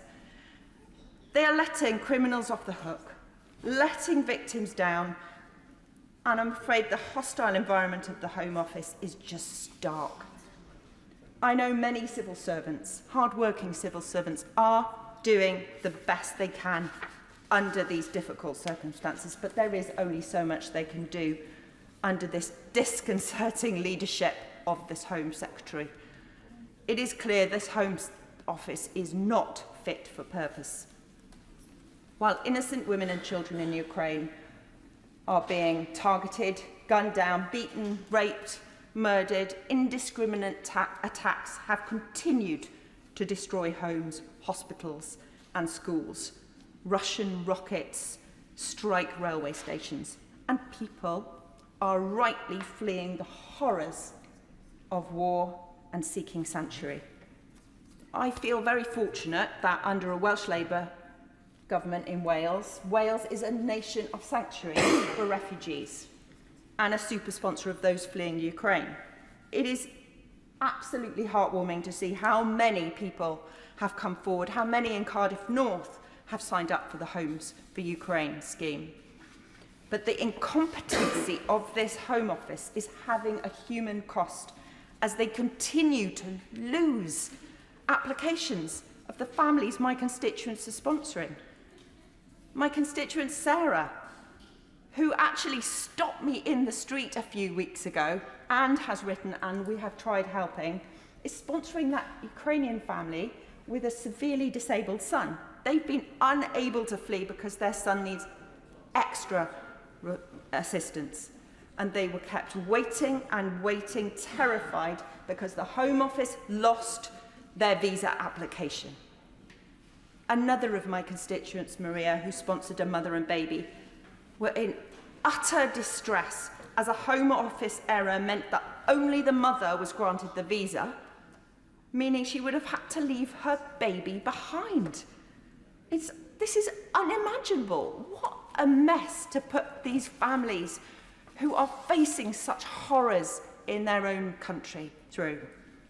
And this chaos is not only impacting refugees trying to enter the country, but our own citizens here because of the Tories levelling down our communities. Crime blighting our neighbourhoods because of the 12 years of chronic underfunding to our police forces, to our local communities, to our services. Victims of crime are being let down, criminals let off the hook. When crime is up 18% under this Home Secretary, prosecutions are down. Criminals getting off, and the Conservative clearly not taking crime seriously. And the bills announced in this Queen's speech do absolutely nothing to change that. And after 6 years of waiting for a victims bill, a victims law, we've seen time and time again 6 Justice Secretaries and still no bill. Under the Tories, hundreds of thousands of more criminals being let off the hook. Victims being let down, but losing faith in this criminal justice system. This Tory government playing with people's lives. And out of 300 women across England and Wales who are sadly raped, only around 170 are reported. But it's just 3 that make it to the court of law. And that's before we even look at the failure of prosecution, which has gone down from 8.5% in 2015 to just 1.3%. This just demonstrates that victims are nothing more than an afterthought from this Tory government. Lastly, Madam Deputy Speaker, what of the climate crisis, the biggest challenge we're facing, and based on the Queen's speech yesterday, one which this government are hell-bent in ignoring? Just a few hours ago, The Guardian published an investigation which has found that oil giants are secretly planning 195 carbon bombs. These are short-term oil and coal projects that will produce greenhouse gases equivalent to a decade of CO2 emissions from China, the world's biggest polluter. They would each result in at least 1 billion tonnes of CO2 emissions over the lifetime and have catastrophic global impacts. And yet nothing announced yesterday by this government will help avert climate catastrophe. We have a government who is so caught up in their own mess, they're sending us along a path to our own destruction. We need leadership on this. And the gap between the government's empty promises and real climate action is disturbing.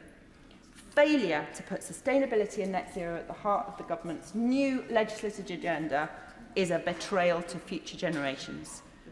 Delivering net zero and nature recovery is the only way to protect people and planet and create valuable, well-paid, highly skilled jobs and resilient communities. The energy bill announced in the Queen's speech yesterday is welcome, but will it include those important elements that we do need to see? Will it invest in those crucial green jobs? Prioritising energy efficiency, for example, that is critical to tackle the cost of living crisis. By 2025, energy efficiency, clean heat and renewables alone could replace 4 times the gas we currently import from Russia. The energy bill is a chance to make right the absences from the energy security strategy, prioritising renewables and energy efficiency measures that offer a win-win for consumers, business and the environment. We need a mass retrofit programme, slashing household bills, cutting emissions and investing in skills. And we know that new onshore renewables are 6 times cheaper than the cost of running gas plants. But we have yet to see a single piece of evidence that further licensing in either the North Sea or through fracking would increase UK energy security or lower bills. No more warm words. We are at a once-in-a-lifetime chance to get this right. It is imperative that this government matches deeds with words. This Queen's speech is little more than a vanity project delivered with the intention of winning back favour with the public. Instead of neglecting and decimating our communities, letting victims down, letting criminals off the hook, let's invest in a nation that we can be proud of. And only Labour can do that. Yeah. Speaker, and it is indeed a pleasure and an opportunity to speak on Her Majesty's programme for government for this session. There are, Madam Deputy Speaker, many things to be welcomed, and since I am by and large a positive person, I will start off with those. So I very much welcome the commitment by government to the Modern Slavery Bill. I know it's one that I pursued and supported the Honourable Gentleman and the far side and others in this House. And it's good news that we will see the end of the use of dubious supply chains and labour. And the Uyghur Muslims are, of course, one of those groups of people that we're trying to protect. So when we talk about justice as our topic for today, Madam Deputy Speaker, this is a massive step forward in doing just the right thing, and I fully support it. I also welcome the Minister's commitment on 2 occasions to questions that we have put from this side, from our party, in relation to those who preach the gospel and preachers in the streets. And the Minister has given us that commitment on 2 occasions. Again, I welcome that. I also welcome the Secretary of State's commitment earlier on today when the Honourable Lady referred to the £187 million for victim support. There is some clarification needed in that, but the Secretary of State was very keen that contact should be made both here and the Northern Ireland Assembly to see how we can make things better. And I also and very much welcome the National Security Bill, because this government, our government, has been very clear on how they address the issues of national security. And when it's taken on terrorists, whether it be ISIS, Daesh, IRA, or indeed the terrible atrocities by Russia in Ukraine, this government, our government, stands firm, and I thank them for that. I also welcome the support for nuclear power stations. Again, would ask that Northern Ireland be given consideration as the only part of the United Kingdom of Great Britain and Northern Ireland that doesn't have their own power supply. And I welcome the change in planning, although I do have, at a distance, look at how that will work if someone can object and the problems that there would be there. But there is a planning commitment to providing affordable houses, and I'm really hoping that some of that will trickle down towards us in Northern Ireland, where the planners appear to have a refusal as a standard unless there is an exceptional case made to prove why they can't legislatively prevent. And however, my note of caution in that must be that it cannot be permitted to prevent agricultural growth and our food sustainability goals. And I see the Right Honourable Minister sitting beside, and I know that her commitment, the Honourable Lady's commitment, is for agricultural growth and food sustainability as well. I also very much welcome the commitment to addressing the issues, and I spoke to the Secretary of State earlier on today about it, the issue of those who block the roads, super glue their hands, lie on top of tube trains, and basically are obstructive. Now, I've protested on many occasions, all legally, but I was born in a decade whenever protesting was a norm, as my honourable friend Ferry Santom referred to earlier on. So I understand the importance of it, but I also understand this, that you can't stop people getting to work, you can't stop nurses turning up for their jobs, you can't stop a man earning his money, and you can't stop either. And I do express some concern where I read it in the press last week, where a lady was fined and jailed for taking her child to school. I've spoken to the Minister. I do really hope that matter can be reviewed and satisfactory as well. The Honourable Member for Bracknell referred to the review of cold cases. I think that was quite an interesting point. I'm a great believer in that. Coming from Northern Ireland, I like to see those who the cold cases where nobody's been made amenable can be investigated. I now come, Madam Deputy Speaker, to this debate is about delivering justice. We need to deliver justice for the Northern Ireland Protocol. It should be made a priority. There's no other way of putting it. Government has repeated time again that the Good Friday Agreement is at the heart of negotiations, and I support that, but have repeatedly failed to prioritise Northern Ireland's constitutional place within the United Kingdom. Accountability in relation to the protocol lies with Westminster, and is crucial to the political stability of Northern Ireland that the Prime Minister and the Secretary of State listen to the concerns of the people. The cost increase of an increasing number of goods in Northern Ireland is a clear result of the protocol. It should be prioritised by the Brexit Freedoms Bill in order to remove these restrictions forced upon us by the EU. So I remain disappointed that we didn't see it, but I remain encouraged by the fact that the Prime Minister has had meetings and also the Secretary of State for the Foreign Office has also said in the papers in the last 2 days that they intend to take action. Now, I've heard it before, Madam Deputy Speaker, about the action, about the words of action. I believe in actions of action, so I look forward very much to seeing what's going to happen in the next period of time in relation to that. And I know it's not an easy job to do, but I very much look forward to it. Just to give an example again, Madam Deputy Speaker, a businessman in my constituency who supplies shops in every corner of the province told me he was speaking to some of his nationalist friends, people with a different political opinion, and they are friends of his, and they asked would the DUP, my party, be able to get the protocol sorted. My friend said to him quite rightly, he says, look, go and speak to your own MP. He says, well, my MP is a nationalist MP, and he says he wouldn't like it if I spoke to him. So on behalf of all those people, from whatever religious persuasion and whatever political opinions they may be across the province, I then once again ask that if they've been crippled by the protocol, which they are, then in this chamber, I think the tales that those people have told us in Belfast last week, the elections are quite clearly sent out a message. All unionist candidates oppose the protocol, and the numbers of those vastly outnumber unionists, outnumber those of a nationalist point of view.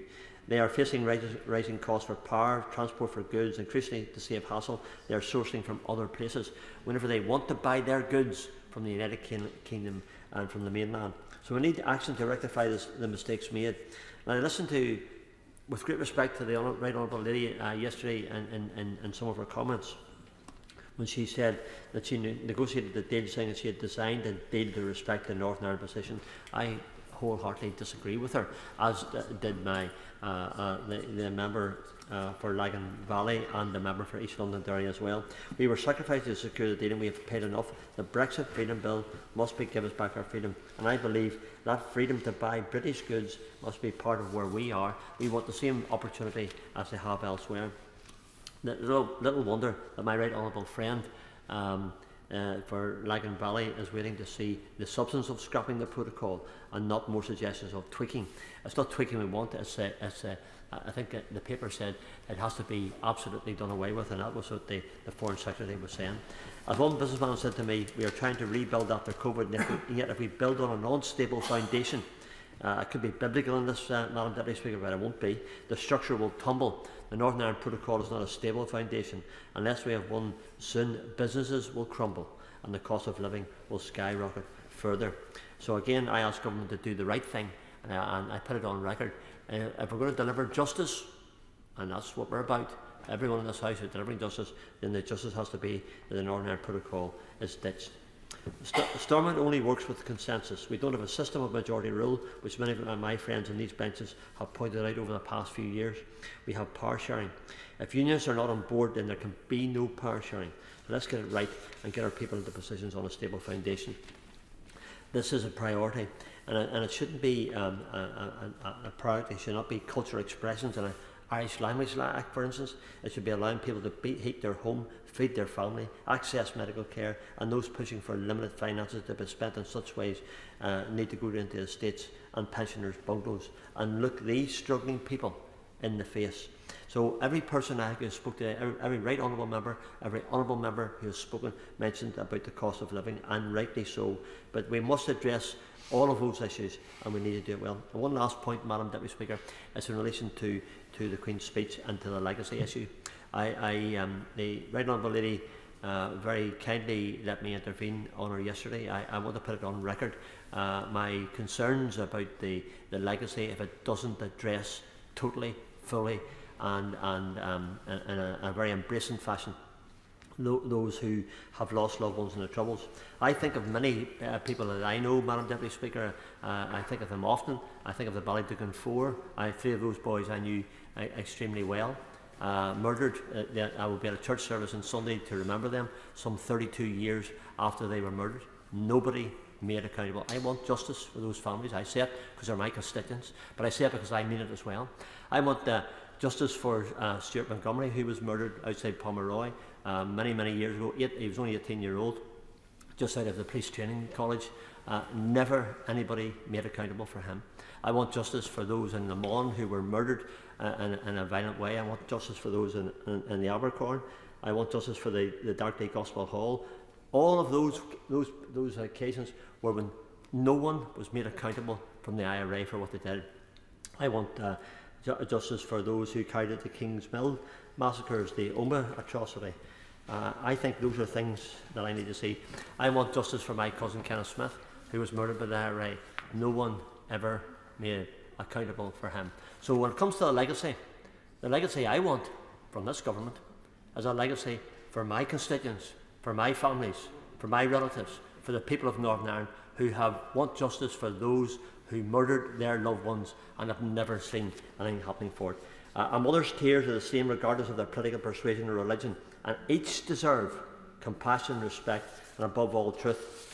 So I feel concerned that this bill will not provide this, and I'll be anxious to see the detail of all the legislation and listen to the views of the victims who do not have law centres behind them or millions of public money, but who simply miss their loved ones and don't want them to be forgotten.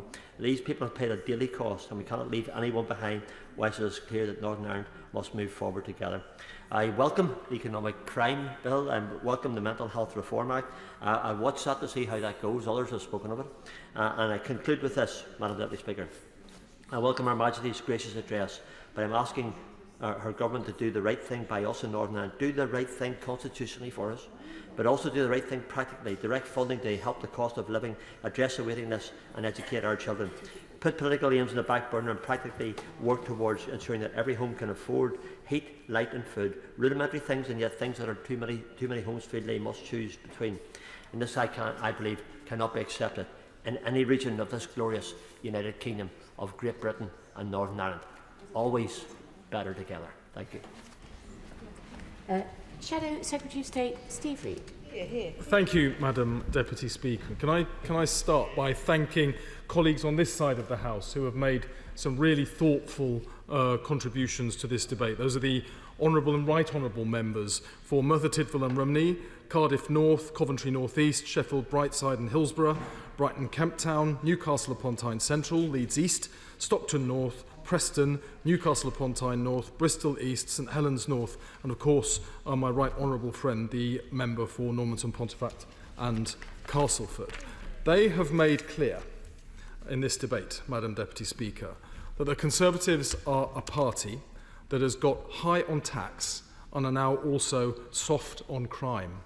What a sorry situation for a party that once proudly stood for the precise opposite of the record they now hold.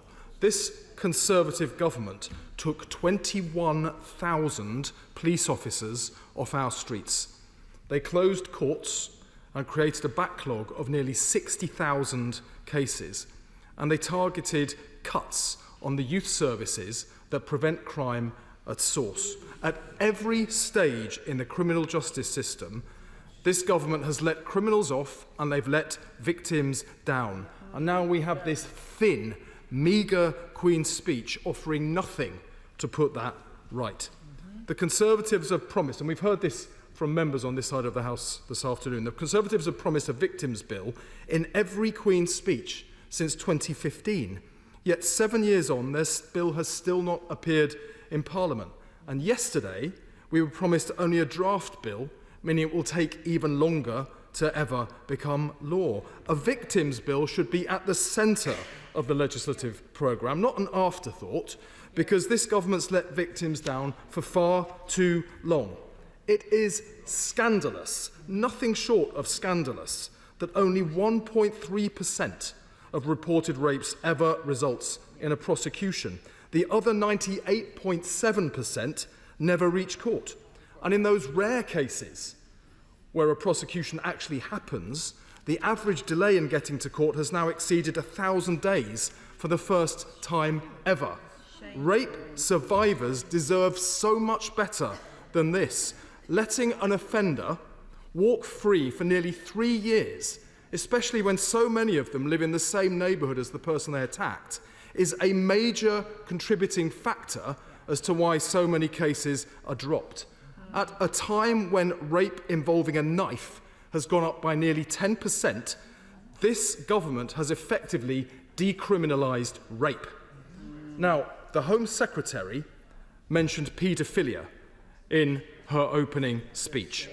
I'm sorry she's not in her place now, but let me respectfully remind her it was her party that ignored the child victim of the predatory former Conservative MP for Wakefield and allowed him to stand as their candidate. She might reflect on that before she debases herself with slurs against other parties ever again.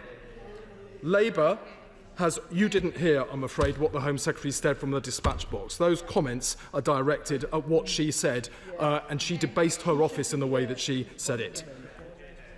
I meant, of course, Madam Speaker, the Honourable Lady.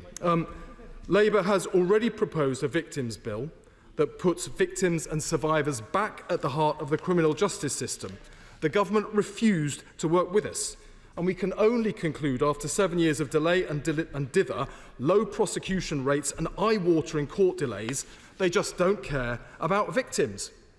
A fundamental part of supporting victims is to make sure you catch the criminals that offended against them in the first place. But this government's police cuts are so extreme that they have effectively decriminalised many of the crimes that worry people the most. They fail to prosecute 93% of reported robberies, 95% of violent assaults, 96% of thefts, 99% of reported rapes, and 99.9% of reported cases of fraud. Shops and supermarket managers say the police don't come anymore to arrest shoplifters, so there's been an explosion of shoplifting to order. The criminals march in and they unload what they like off the shelves. I'd suggest the honourable gentleman goes and speaks to some supermarket managers in a constituency, because the criminals march in and unload what they like off the shelves and there's no one to stop them. If there aren't enough police because the Conservatives took them off the streets, then they can't catch the criminals. It really is as simple and commonsensical as that. Now, fraud is the fastest growing crime of all. Scammers target people's life savings and bank accounts with ever more intricate online schemes. We've recently even seen low-life criminals set up fake funds claiming to be helping Ukrainians when it's just fraudsters helping themselves to decent people's money. Yet the business secretary of this Conservative government tells us fraud isn't a real crime. No wonder their own fraud minister resigned in disgust at the government's failure to take these serious crimes seriously. The government is also letting down the victims of violent crime. Custodial sentences for knife offenders have fallen to the lowest level for 7 years, and almost half of all knife offenders dodged jail because the Conservatives broke their election pledge of 2 strikes and you're out.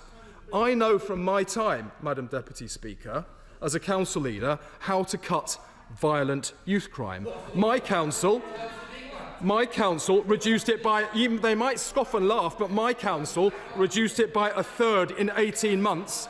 And the way, I'd suggest he listens to this, the way we did it was by investing in better support for parents, more community-led projects that divert young offenders away from crime, and tougher enforcement against lawbreakers. It works, but this government has done the polar opposite.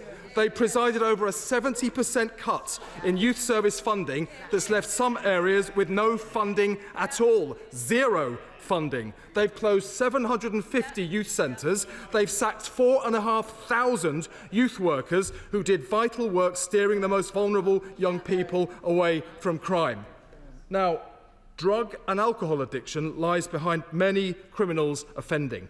They steal to feed their habit, and their habit often makes them more violent. You'd expect any serious government to tackle this, but the Conservatives have done the opposite. The House of Commons Library found that £100 million a year less was spent on tackling drug and alcohol addiction in the 3 years to 2020, thanks to this government, a decision that is right now fuelling crime.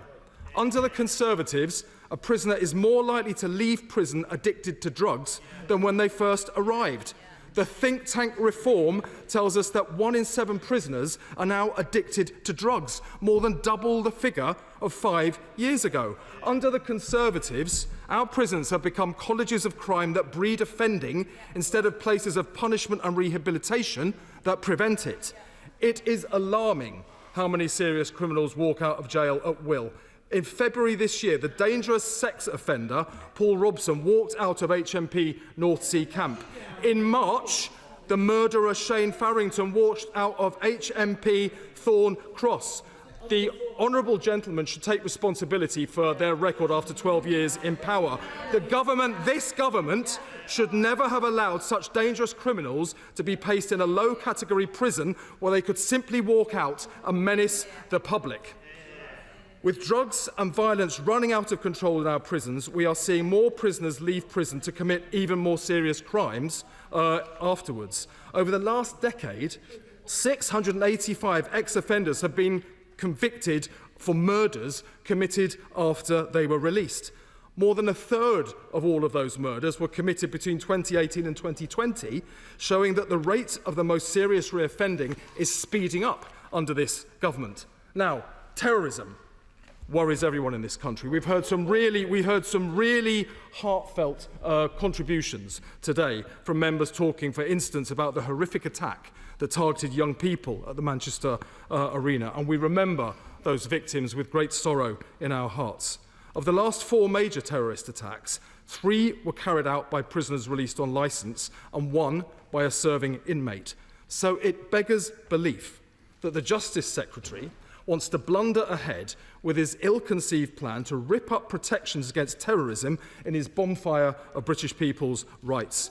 This country's security services have explained in the Times that his plans will make it harder to deport dangerous foreign terrorists, and in some cases, terrorists could get away with their crimes because of the reforms included in this Queen's speech. Our security services give evidence to the British courts in secret for terrorism cases. That's necessary, so their sources and operations are not exposed to the terrorists they're tracking down.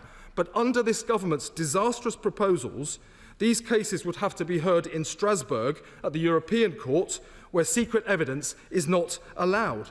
Rather than expose their agents, the security services would be forced to drop cases and let terrorists walk free. This government's warped ideology threatens to put the British people at greater risk of terrorist attacks, and it is our job on this side to stop them doing that. Madam Deputy Speaker, this government has gone soft on crime. They don't prosecute criminals because they cut the police by 21,000. They don't punish criminals because they don't catch them in the first place. Our prisons have become drug-addicted colleges of crime, and the government cut the diversionary programmes that knock low-level offenders off the crime escalator so they then progress onto more serious forms of offending. Labour's approach would be so very different. We would put victims at the heart of the criminal justice system with a strengthened victims bill. We would make offenders pay back communities with new community and victim payback orders that stop young offenders in their tracks, and we would let victims choose the work offenders have to carry out. We'd crack down on drugs in prison and keep dangerous prisons in high-security prisons they can't walk out of. And we would set up new neighbourhood crime prevention teams in every community, bringing together police, youth workers, mental health services, and importantly, victims' representatives to tackle the causes of crime and antisocial behaviour. While the Conservatives sack the police, we back the police, and we'd put more of them back on the streets catching criminals. Under this Prime Minister, crime is up 18% and prosecutions are down 18%. Perhaps it's no surprise this government has gone soft on crime when it's led by people who break the law themselves. The Leader of the Opposition has promised to resign if he is issued with a fine for breaking the COVID lockdown rules. The Prime Minister broke those laws repeatedly and shamelessly, yet he hopes to cling on to office. This sends criminals a very dangerous message. If the Prime Minister doesn't obey the law, why should they? This government is led by lawbreakers who believe that laws are for the little people. No wonder they've gone soft on crime. No wonder they are letting criminals off and letting victims down. Minister Kit Mulhouse. Madam Deputy Speaker, it's my pleasure and great honour to close this day of debate on the gracious speech with a particular focus on preventing crime and delivering justice. Now, the last 2 years, Madam Deputy Speaker, have been immensely challenging, but thanks to the effort of public servants across our criminal justice system, the public have been protected and justice has continued to be served. As Minister for Crime and Policing, I did want to start by paying tribute to our brave police officers for their tireless commitment to keeping the public safe, which has remained steadfast throughout the immense challenges of the pandemic and as we continue our COVID-19 recovery.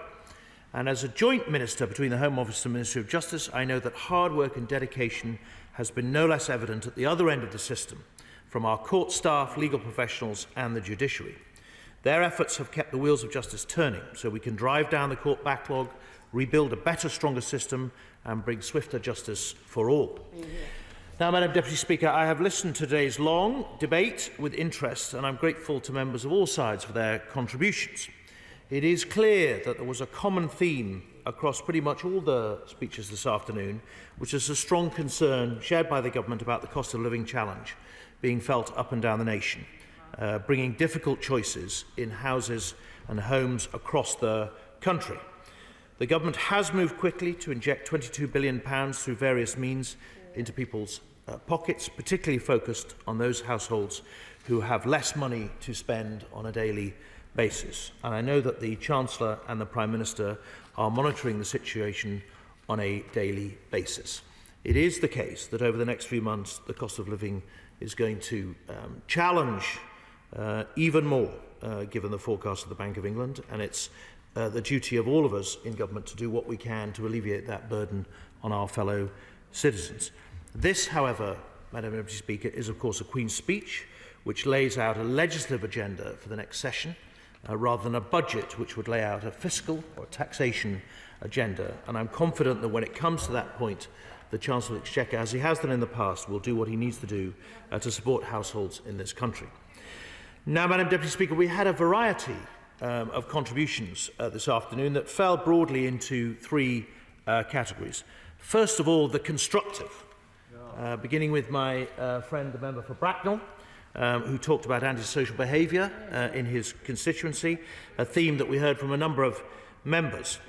We had the three Graces from Ashfield, Peterborough and Dudley North, who expressed strong support for the public order bill that will be coming forward very shortly, and in particular for the general theme expressed pithily by my friend for Peterborough, who said that criminals should be scared of the law, not citizens scared of the criminals. That's a sentiment with which we heartily agree.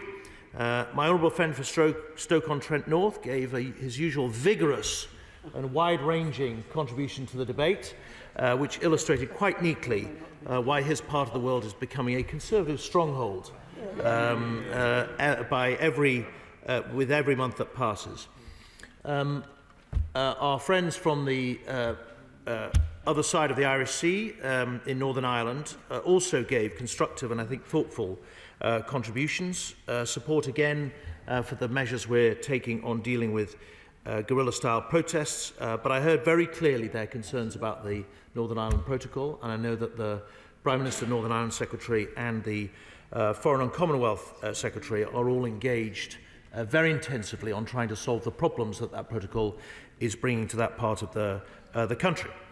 Happily, from the opposition benches, the member for St Helens North took us through the very welcome renaissance in St Helens Fortunes, a town I know well from my upbringing in the northwest, although he seemed to miss the bit in his speech where he was grateful for the government contribution to that particular renaissance, not least the £360,000 that the council received to help with rough sleeping in the town, with which they've been remarkably successful.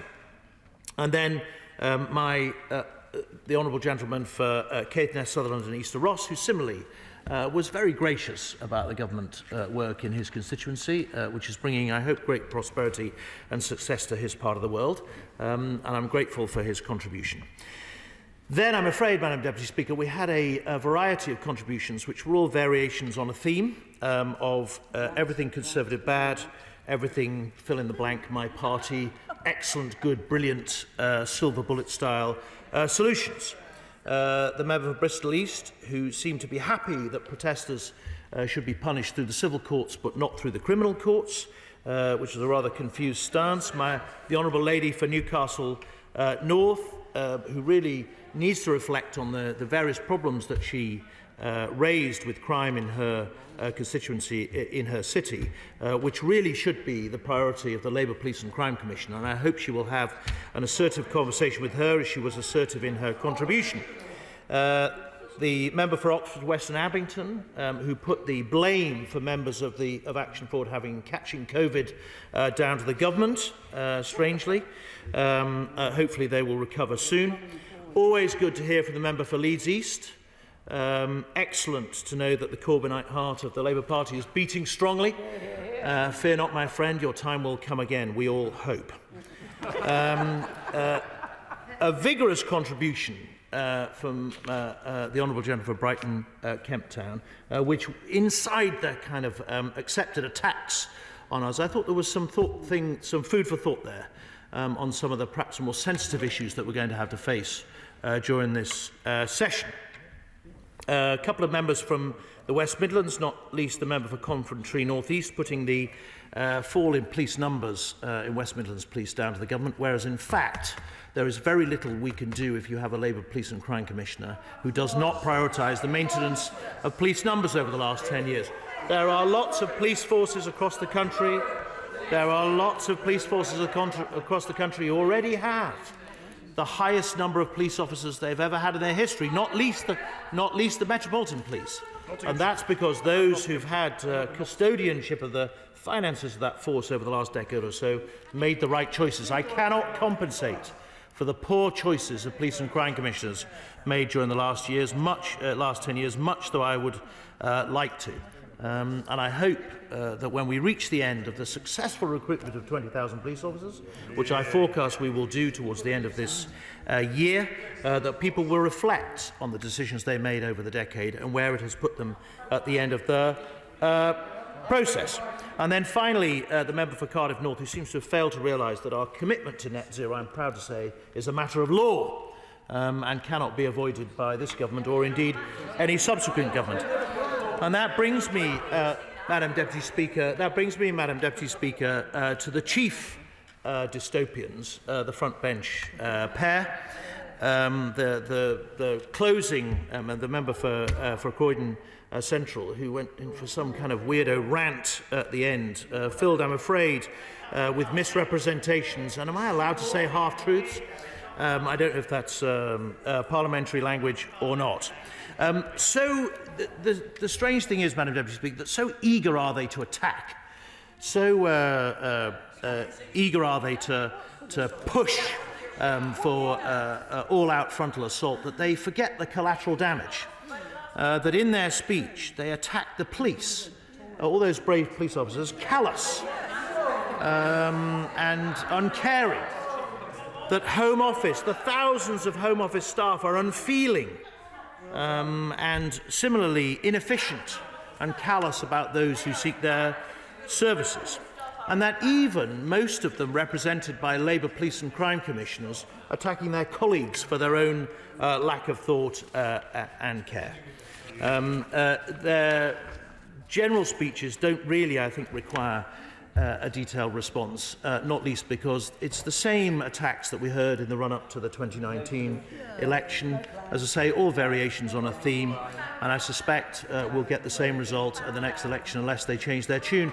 And finally, Madam Deputy Speaker, we did have three, I thought, very thoughtful contributions, which struck me in particular. First, the member for Poole, who not just on crime and justice issues, but raised the old-fashioned issue of monetarism as a key part of our economic approach, something of which I have a strong sympathy, and no doubt that will come to the fore as we look towards our cost of living challenge. The member for Don Valley, who I'm very interested in this all-party group on men and boys. I think he has put his finger on a particular issue which has been neglected, and his analogy that if we had 1,000 cars and 3 went wrong, we wouldn't damn all those 1,000 cars. We would try and work out why the 3 had gone wrong, I think is a very strong one. And I hope that he and I can work together in the months to come to solve some of those problems that we are seeing in the criminal justice system, undoubtedly with men and boys. And then the honourable lady from Edinburgh, for whom I have an enormous amount of respect. She obviously had to go through the standard attacks on the Conservative Party to satisfy Central Command in Scotland, but actually, her thoughts on the Bill of Rights, on conversion therapy, and indeed on online rights, I thought were well worth listening to and gave pause for thought. And I will certainly be sending a copy of her contribution to this debate to those various ministers so that they can consider what she said. She's obviously a legal brain to be reckoned with, and so we should do exactly that. Now, Madam Deputy Speaker, it was hard to discern in amongst the fury from the front bench on the other side what they were likely to support in the coming session, but I'm pleased that in our part of the government universe we do have a number of bills which I think will make a significant difference to the British people. A national security bill that will enhance the safety of the public and our vital interests in those who seek to do the UK harm, making good on our manifesto commitment to make sure security services have the power they need. I assume the front bench will support that. Through the Protect Duty Bill, we're going to introduce new legal requirements for public locations and venues to ensure they're prepared for protection from terrorist attack. I assume they will support that. A public order bill.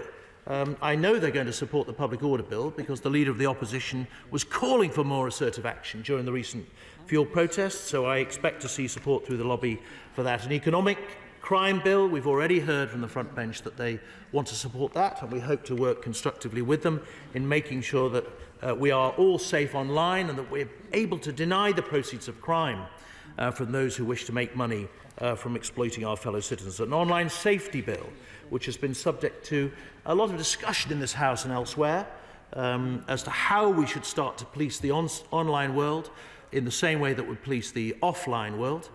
No doubt there will be challenges along the way, but I'm sure we can reach a settled view, and I'm grateful particularly to the honourable member from Newcastle for her contribution on algorithms. She will of course remember that we, I think, are the first government in the world to have a register of algorithms that can be looked at by those who understand them. I'm not saying necessarily would, but who can examine them. And I think there's scope for the House to come together to both protect the vulnerable and in particular children, but also make sure that we deal with offending online. The Modern Slavery Bill, which I know will garner support from across the House. A number of members on all benches mentioned their desire to strengthen protections in that particular area. A Victims Bill, which has been a little bit of time coming, but I'm glad to say will be laid, I hope, shortly in draft form for pre-legislative scrutiny, as it should be. Everybody wants to put victims at the heart of the criminal justice system. We have done enormous amounts to support victims over the last couple of years, spending significant money on support mechanisms for them, but there is always much more we can do. Although, Madam Deputy Speaker, while we do want victims to be supported, our primary aim is that there should be fewer of them. And the work we're doing across the whole of the criminal justice system and policing will achieve that. And then finally, Madam Deputy Speaker, the Bill of Rights, which should ensure that our human rights framework meets the needs of society it serves, commands public confidence, and where perceived and actual abuses of our human rights laws are ended, we can restore a bit more common sense to the justice system.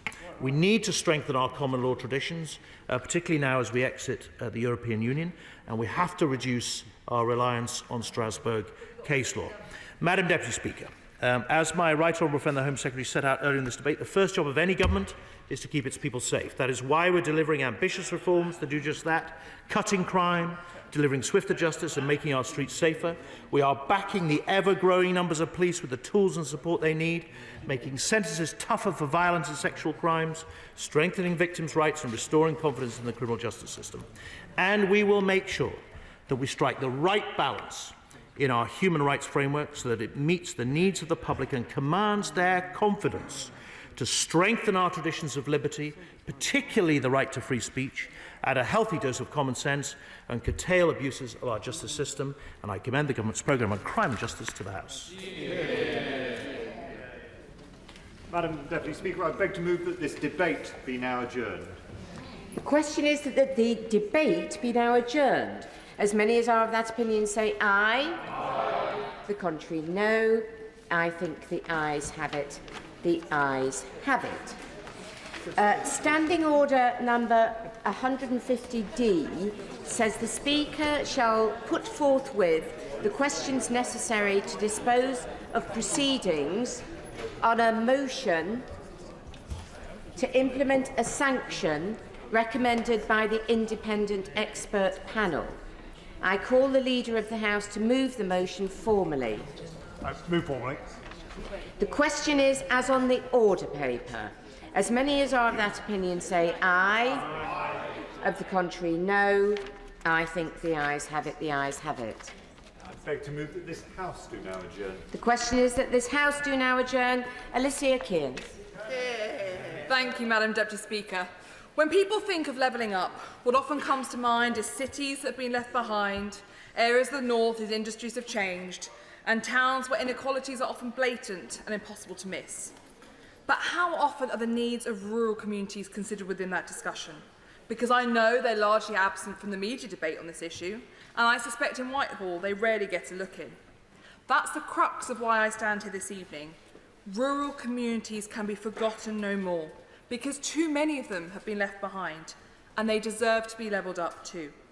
Now, 1/5 of the UK's population live in rural areas, so this debate is of great consequence to so very many, because we too need support to access the opportunities our communities need to succeed. But I recognise it's not straightforward, because in rural areas poverty is often hidden. Barriers to social mobility can be more difficult to observe in rural areas, and it does cost more to deliver services in rural areas. Another key issue is that deprivation is used as a key determinant of funding, but with no recognition to the fact that rural poverty should be considered within this because of the added cost of accessing services in rural areas, which deprives many of access. A focus on policy making on urban and industrial growth has come at the expense of those who do not live in large cities.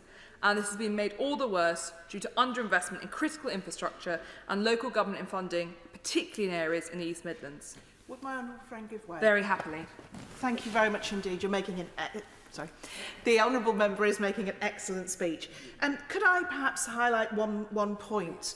That Leicestershire County Council, for example, during this year's funding settlement, nationally they get £128 a person, but in Leicestershire only £85 per person.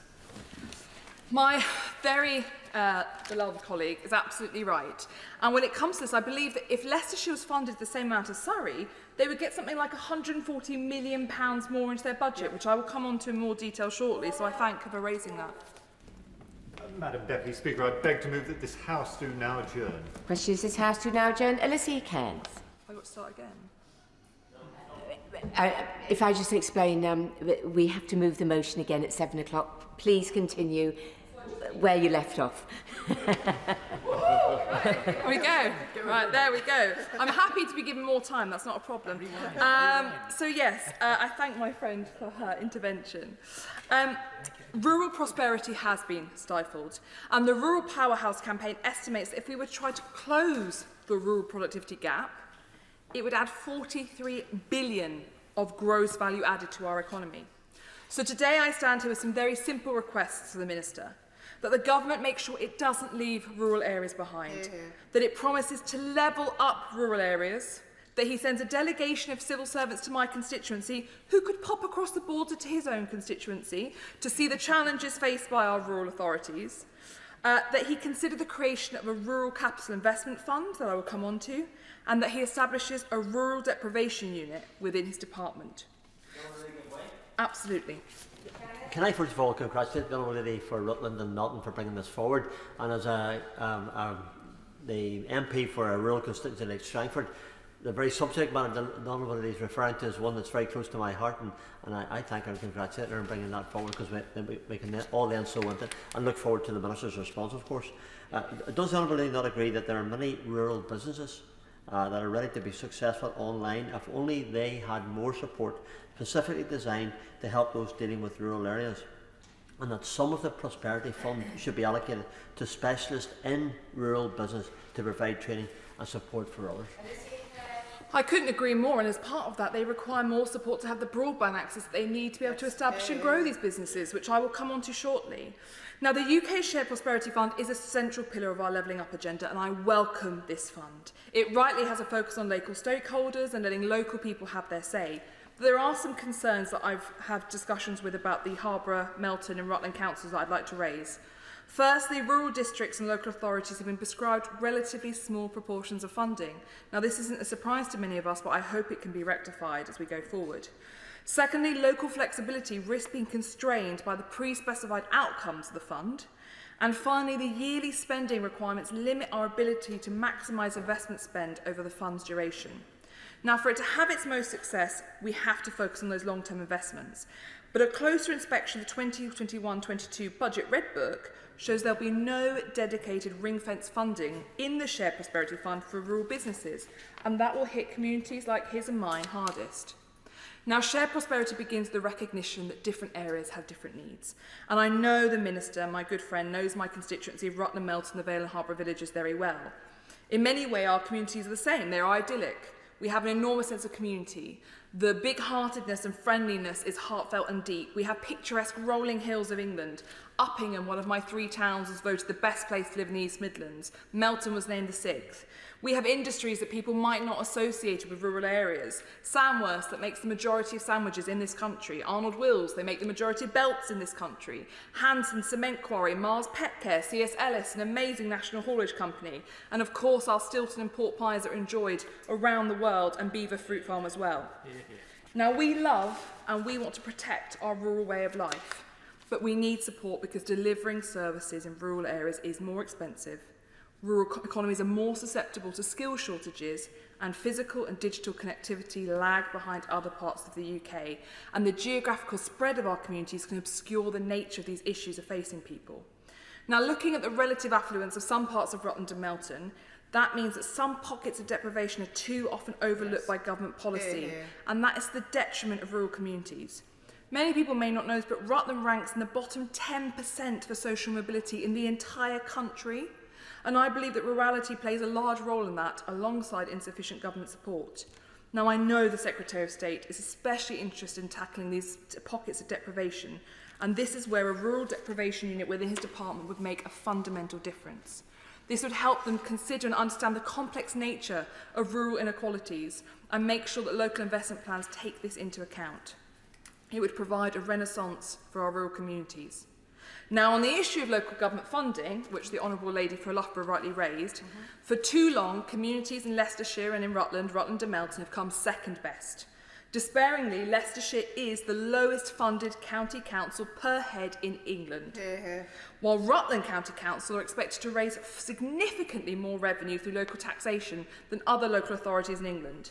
And the East Midlands, as a region, has the lowest level of public investment of any region in England. Now, how can we have shared prosperity when long-term funding resettlements are so unfavourable to rural areas? It's a bold and ambitious agenda, but how can our councils do more with less? We desperately need and deserve the funding we need. Now, looking specifically at Rutland County Council, that has been an effective unitary authority for many years, and we are proud of our independence. We are ranked number 1 on the Empower Index, the highest performing council in adult social care in the country. But we forecast a budget gap for 2023-24 onwards. We are required to raise a shocking 80% of our revenue through taxation. The national average for councils is just 60%. That means that Band D property in Rutland is £2,200 a year, and this is the council in the worst 10% for social mobility in our country. We receive £331 less government funding per household than other councils. We have the highest council tax in the country. That is not good enough, and it is not fair. And then we look to Leicestershire County Council, in which Melton and the Vale and Harborough parts of my constituency sit. As I touched on earlier, if LCC was funded the same amount as Surrey, they would have £104 million more to support people across Leicestershire. That cannot be right. We need fair funding. And I'm pleased to have secured productive meetings between Rutland County Council and the Minister of State for levelling up. And I hear and I hope that future funding settlements will be provided earlier to allow for better local planning, but they also need to be richer. My Leicestershire colleagues and I have worked tirelessly since our elections to try and get the department to pay heed to this unfair imbalance. And I know it's not easy, and I know it's not straightforward, and I know budget would be required, but we have to rectify these injustices. And I have raised them time and time and again, and I hope the department will pay attention to them. Now, moving on to rural transport. Strong transport links are all the more critical in rural settings, and it's fantastic that the Shared Prosperity Fund is taking transport into account.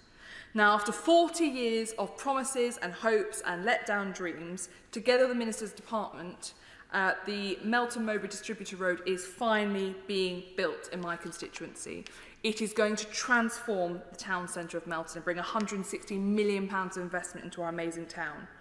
However, we have wider rural transport concerns that continue. Community renewal is highly dependent on good transport services, but we've had recent reductions in all of our transport services which threaten to undermine our rural growth. In Melton, the end of the number 19 bus between Melton and Nottingham has been cut because it was being underused, but also because it wouldn't be financed anymore. Workers and students are no longer able to get from rural Melton to Nottingham for work or for educational opportunities. Businesses are suffering, and particularly those with special educational needs. And in rural areas, those special educational needs suffer so often because it is so difficult to access the services they need.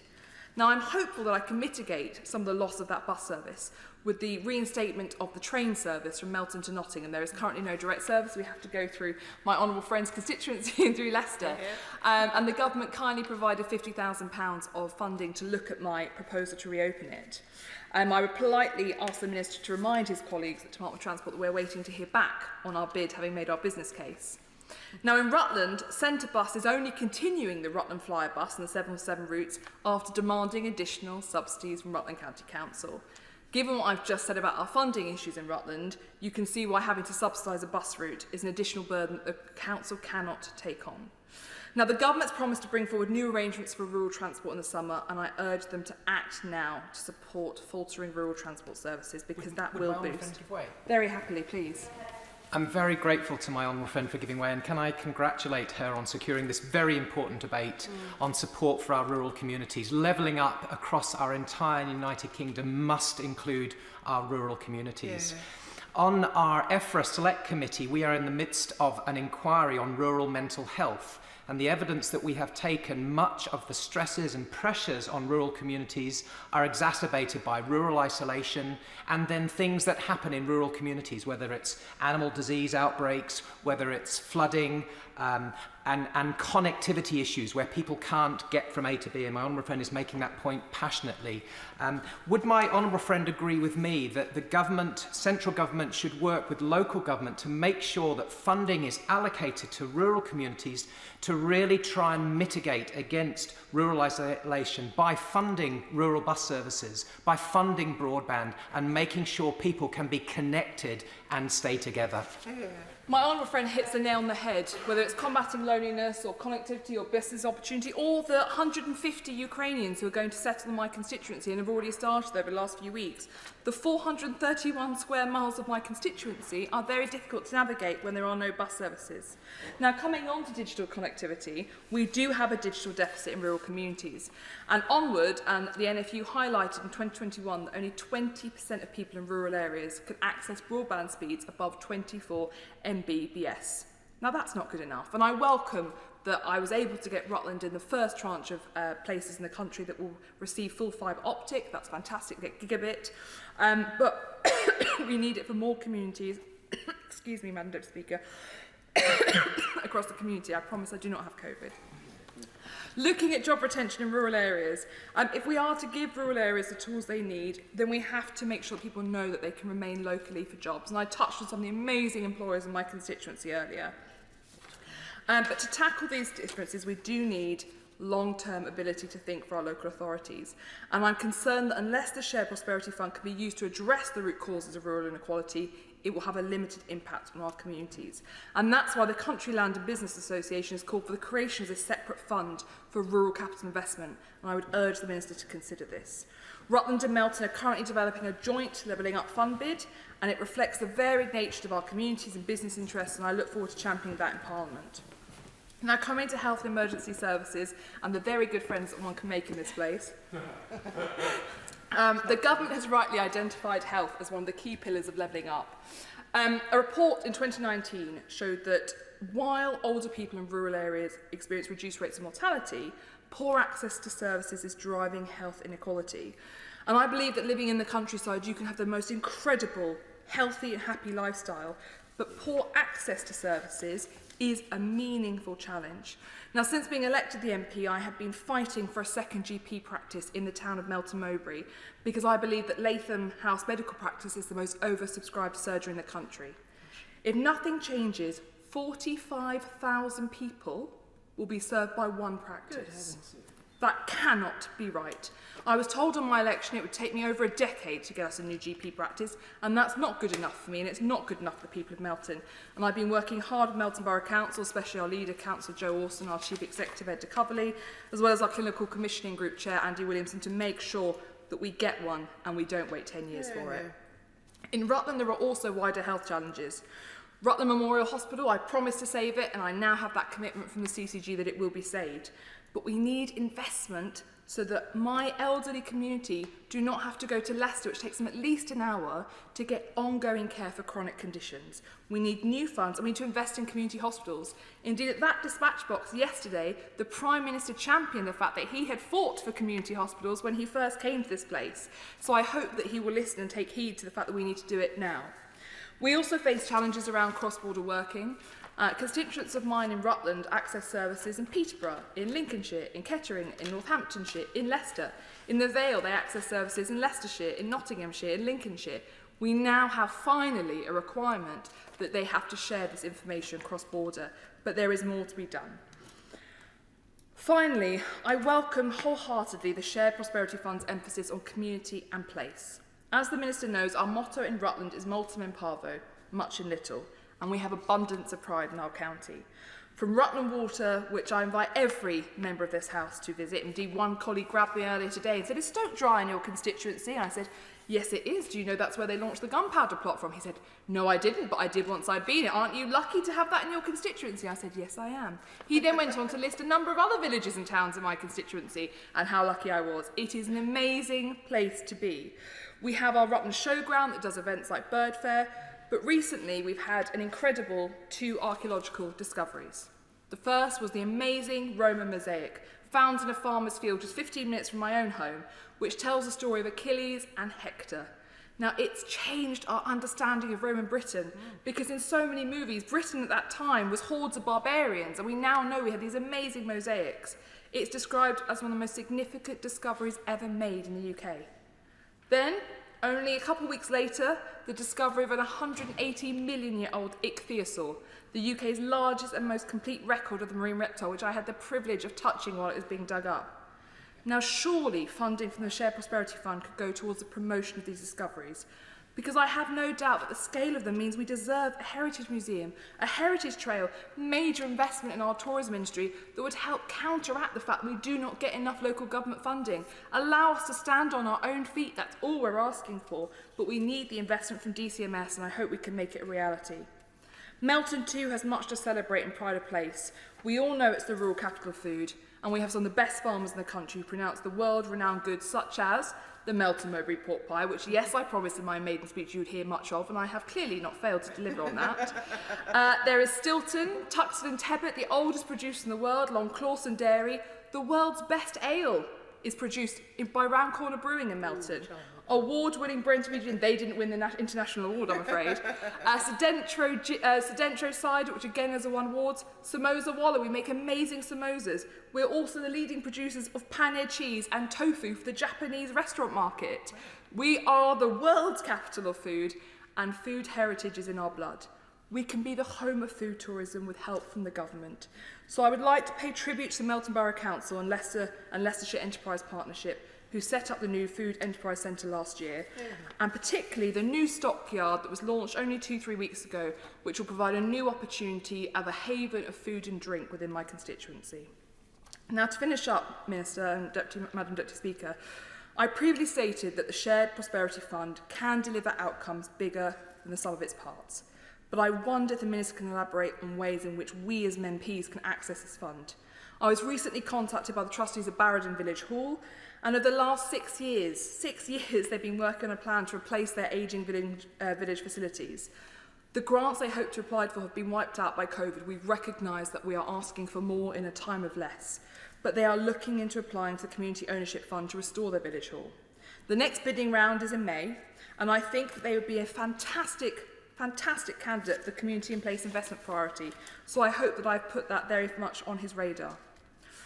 I would also point out to him that I have been fighting now for at least 18 months for DEFRA to open its office outside of London in Melton, because it's not just that Melton needs DEFRA, DEFRA needs Melton. It should not be that our policy officials are reliant on field visits to meet farmers and to understand the rural way of life. We are in the final 3 to home DEFRA. It is Melton Mowbray, Peterborough and York.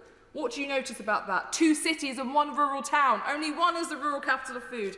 DEFRA should come to Melton and it would get a wonderful home and wonderful support from my colleagues. In conclusion, Madam Deputy Speaker, for far too long, rural areas have been left behind to the detriment of our society. This is grossly unfair to the Minister's constituents and to mine. We have a levelling up agenda that allows us to finally tackle these inequalities. But we have to be honest about the scale of the challenges. We need a fair funding settlement for rural local authorities. We need investment in rural transport and digital infrastructure. We need improved rural health services, improved rural mental health services, and a long-term plan for rural culture. We can do this, and then all of the communities of Rutland, Melton, the Vale and Harbour villages will have the chance to succeed. We are currently, both Rutland and Melton, Tier 2 priority areas in the Levelling Up Fund. So give us the chance to succeed, support us. And in February, the Secretary of State offered to come to Rutland to see firsthand the opportunities that we have, but also the challenges that face our local authorities. So I'd ask the Secretary of State to come. My colleague is always welcome to pop across the border and join me. And I hope that we can recognise that when rural communities prosper, so does the rest of the UK. And I hope that we will not have to have a debate like this again during my time as the proud member for Rutland and Melton. Ms Neil Brown.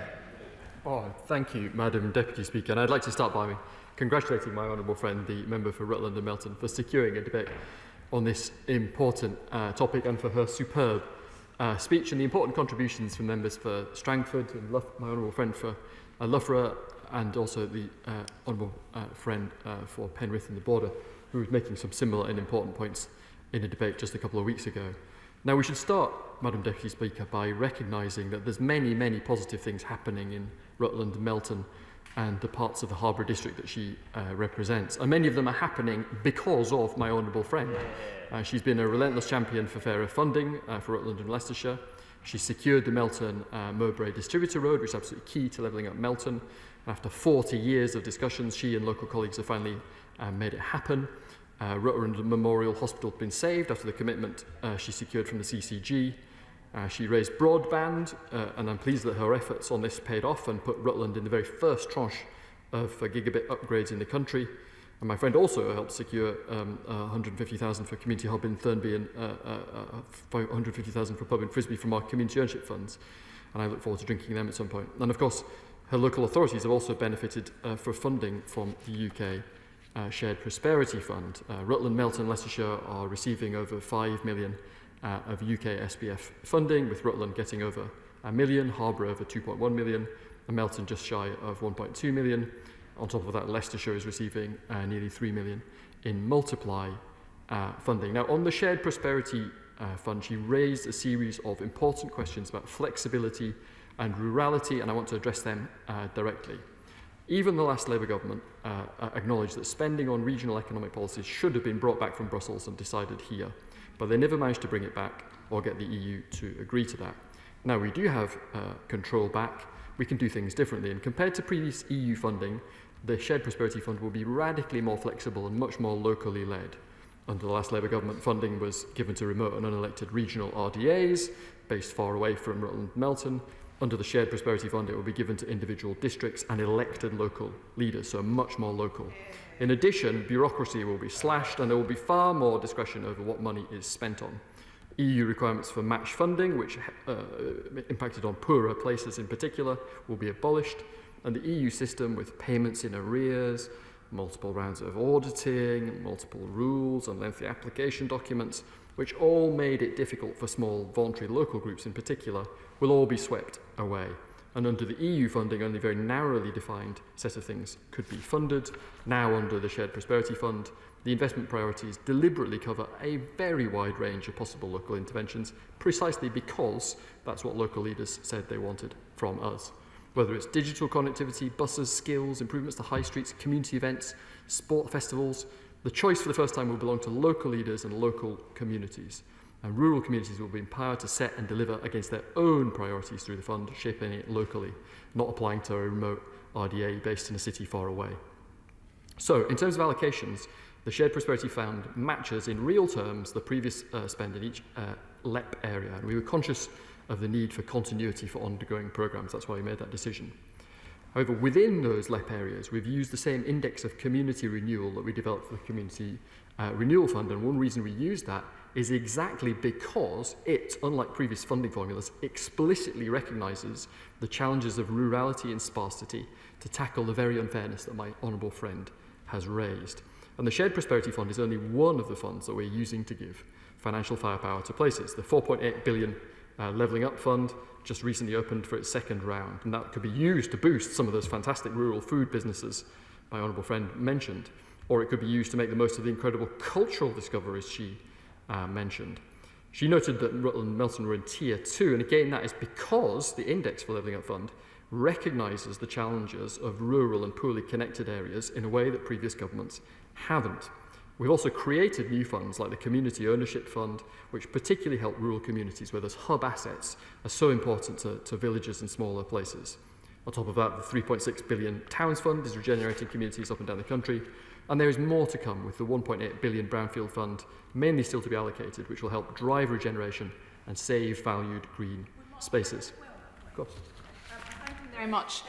He mentioned their community ownership funds. There is a pub in Statham in my constituency who, having seen the success of the Bell in Frisbee, would like to do the same with the Red Lion. Can I ask when the next funding round will be opening? Because I know there's a keenness of the department to learn from previous rounds to help people applying for the next round of that community ownership fund. It will be opening extremely shortly. I will take that offline with my honourable friend, and we have indeed tried to learn some lessons to improve it from the first round.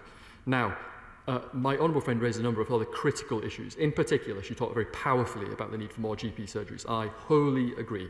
Now, the Levelling Up and Regeneration Bill published today responds to exactly that issue and the campaigning by her and the other MPs here this evening. We must make sure that development always comes with the infrastructure that is needed. Section 106 has seen money handed back to developers, which is intensely frustrating for local communities. Projects become outdated by the time the money is available, money can't be adequately pooled to add up to major projects, it's not a transparent system, it doesn't reflect the cumulative effect of development because you can't pool funds properly. The new infrastructure levy that we are proposing through that bill will change all that. It means more money for local communities, more of the benefit of development for the local communities, not just developers, more local control is what it is spent on as well, and matching that new housing to the infrastructure that is needed. My honourable friend also talked about digital connectivity and the challenges of rural areas, also her success in the early rollout. We're investing £5 billion so that hard-to-reach areas can get gigabit speeds. And over 67% of UK premises can now access gigabit-capable broadband, which is an enormous leap forward from July 2019, when coverage was only 8%, a spectacular transformation. And the £1 billion that we're investing in the shared rural network will particularly help improve mobile signals in rural areas like Rutland and Melton, so that my honourable friend can spend even more time when she's on the A47 lobbying ministers brutally effectively. Now, my honourable friend talked, of course, about the critical issue of local government finance. And the overriding ambition of government is, of course, to keep bills low by giving councils the tools and the firepower to keep taxes low while offering first-rate services to their residents. And, of course, the Russian invasion of Ukraine impacts on that and makes the cost of living even more important. Our local government finance settlement for 22-23 does exactly that by providing an additional £3.7 billion of funding to local authorities, including support for adult social care reform, which is of course critical for rural areas with older populations. In my honourable friend's constituency, that translates into a cash terms increase in core spending power for Harborough of 6% compared to last year, for Melton a 9.3% increase, and for Rutland a 7.4% increase, and for Leicestershire County Council a 6.9% increase compared to the previous year. And that new funding we've made available is the largest cash terms increase in grant funding provided through the settlement in the last 10 years. testament to the support we're affording to councils in every corner of the county, especially those outside our major towns and cities. My honourable friend is quite right to say that these things can always be improved, and she will continue to power forward on this agenda, I'm sure. But I will give way one more time. It's just very brief to touch on.